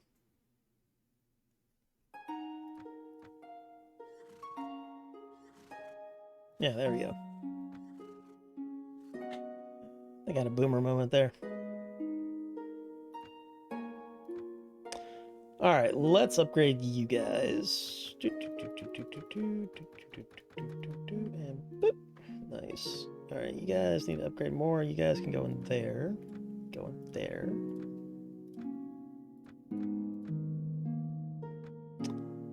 I'm not going to upgrade you. I'm not going to upgrade you.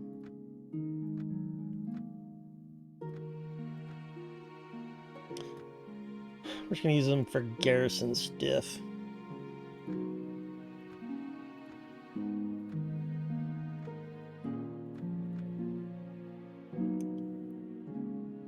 We want to see what a ranger looks like. You guys are good. What does a knight look like? Nice. We're gonna hold off. Wait a minute. How much does it cost to upgrade you? He's still got the vanilla balance, so we're not gonna go with those guys. We're only gonna go with the guys with the cheaper balance when it comes to upgrades.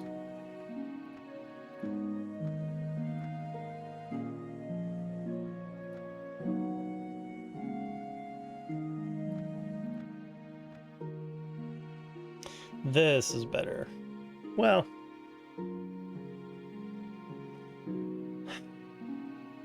yeah, we'll have to see about that guy. We'll hold on to him. Let's hold on to these guys for later. We're not really worried about morale right now.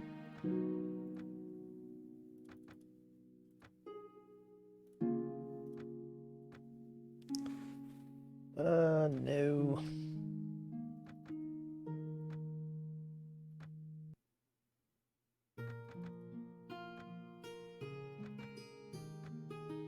Let's just get rid of everybody that's not Dorn. I always like a homogenized army.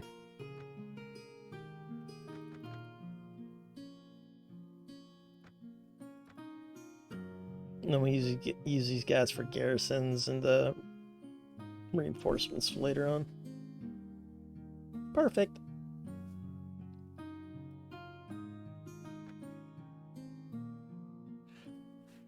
Kung Fu says, as much as you like history, have you listened to Dan Carlin's Hardcore History? Oh yeah, love Dan. Yeah, his like Genghis Khan stuff was great. I haven't listened to all of his stuff recently because he puts out content like, I don't know, twice a year for lucky. Then he started a podcast. I haven't listened to that. Do you like that? But yeah, I listened to him a lot more a couple years ago, like when he was first starting to do it. I used to listen to a lot of history podcasts. I do that less now, because now I get a lot of history from the YouTube guys, you know, the YouTube documentary guys that put out those like half-hour animated ones, which are very good. Because the animated YouTube videos are really, what they do really well is allowing you to picture what was going on, you know? Another podcast you might not have heard of is The History of the Crusades. This Australian, like, single mother did it. She had a very relaxing voice, too. So the only negative is, like, it would put you to sleep sometimes if you're laying down. But yeah, there was some really good ones. There was, like, The History of England, which was a good one. A lot of those have stopped because they kind of ran out of material to talk about, but... I also like the, there was a channel that was doing World War I exactly 100 years. It was called The Great War. And, they would do World War I, you know, the day that things happened, exactly 100 years later. And then I thought they were going to do the same. And then they were going to do it with World War II, but not exactly 100 years because hasn't been that long yet. But that was a good one. But then I think that the creators of The Great War, they split. You know, the guy who hosted it now does something else. And the producers of Great War had to get like a different host or something. That was really good content. I don't think they made as much money as they wanted to make, because you could tell that they spent a lot of money on production of that show. But yeah, I love Dan Carlin.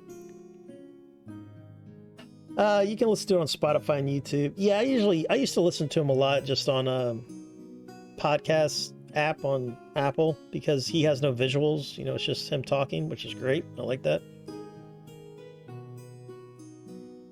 I stopped listening to him.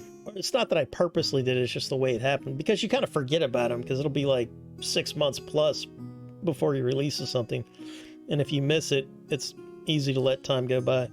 That's why content creators are always trying to put out as much content as they can, you know, at least 10 minutes long. And that's why the quality is not good. So you still have holdouts like Dan Carlin, you know, that still put a lot of effort and stuff into it.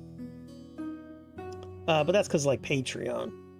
Even a couple of YouTubers that used to do high quality content, they're continuing with the old way of doing things, but it's because their patrons are helping them out. Guys like Red Letter Media and JonTron, you know, they're still putting out really good stuff. They're not doing that like 5 videos a week, 10-minute videos of fluff, you know, to try to please the YouTube algorithm. Supernova Knees. Yeah, I haven't started Supernova. Oh yeah, man, for working out, you can't beat podcasts like that. You don't even think about the fact that your heart rate's like 190 and you're about to die. Oh man, like I guess I got a bad ticker, man. I don't know. But the last time I was working out a lot, I was on one of those machines. My heart rate got up to 190 and I wasn't even paying attention. And one of the trainers walked behind me. He's like, whoa, whoa, whoa. Slow it down. But yeah, I think I've always had a bad ticker, to be honest with you.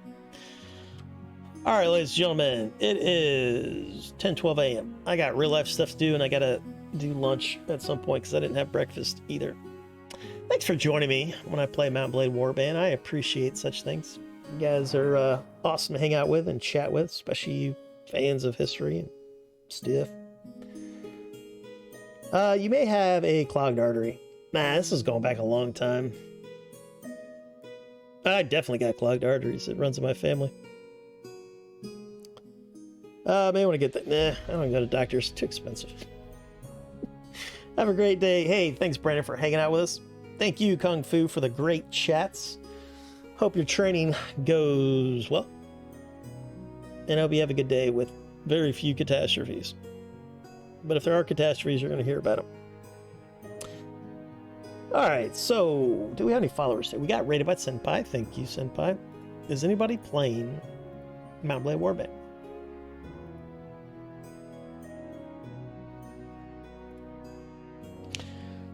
Right on. We're not number one playing Mount Blade Warband? What the fuck? We're always number one when we play Warband. Fine. We're gonna raid number one. What does mute mean? Does that mean they don't talk? Am I being beaten by somebody that doesn't talk? Alright guys, next time I'm just gonna be a muted stream. I'm not gonna talk anymore. It's a cartoon booba streamer that doesn't talk. Thanks, Warband fans, for choosing cartoon booba streamer that doesn't talk over Raw. We're gonna rate them anyway because they're number one in Warband and we respect such things. It's hilarious. Fine. Alright. Enjoy the cartoon booba streamer. We know what you nerds really want. Alright guys, thanks again for joining me. We'll probably see you tonight or tomorrow. Just kind of depends, man. You guys have a wonderful evening, glorious morning, and an adventurous afternoon, depending on where you're at in this world. And old Raw here, we'll see you next time. Enjoy the top streamer in Warband, ladies and gentlemen.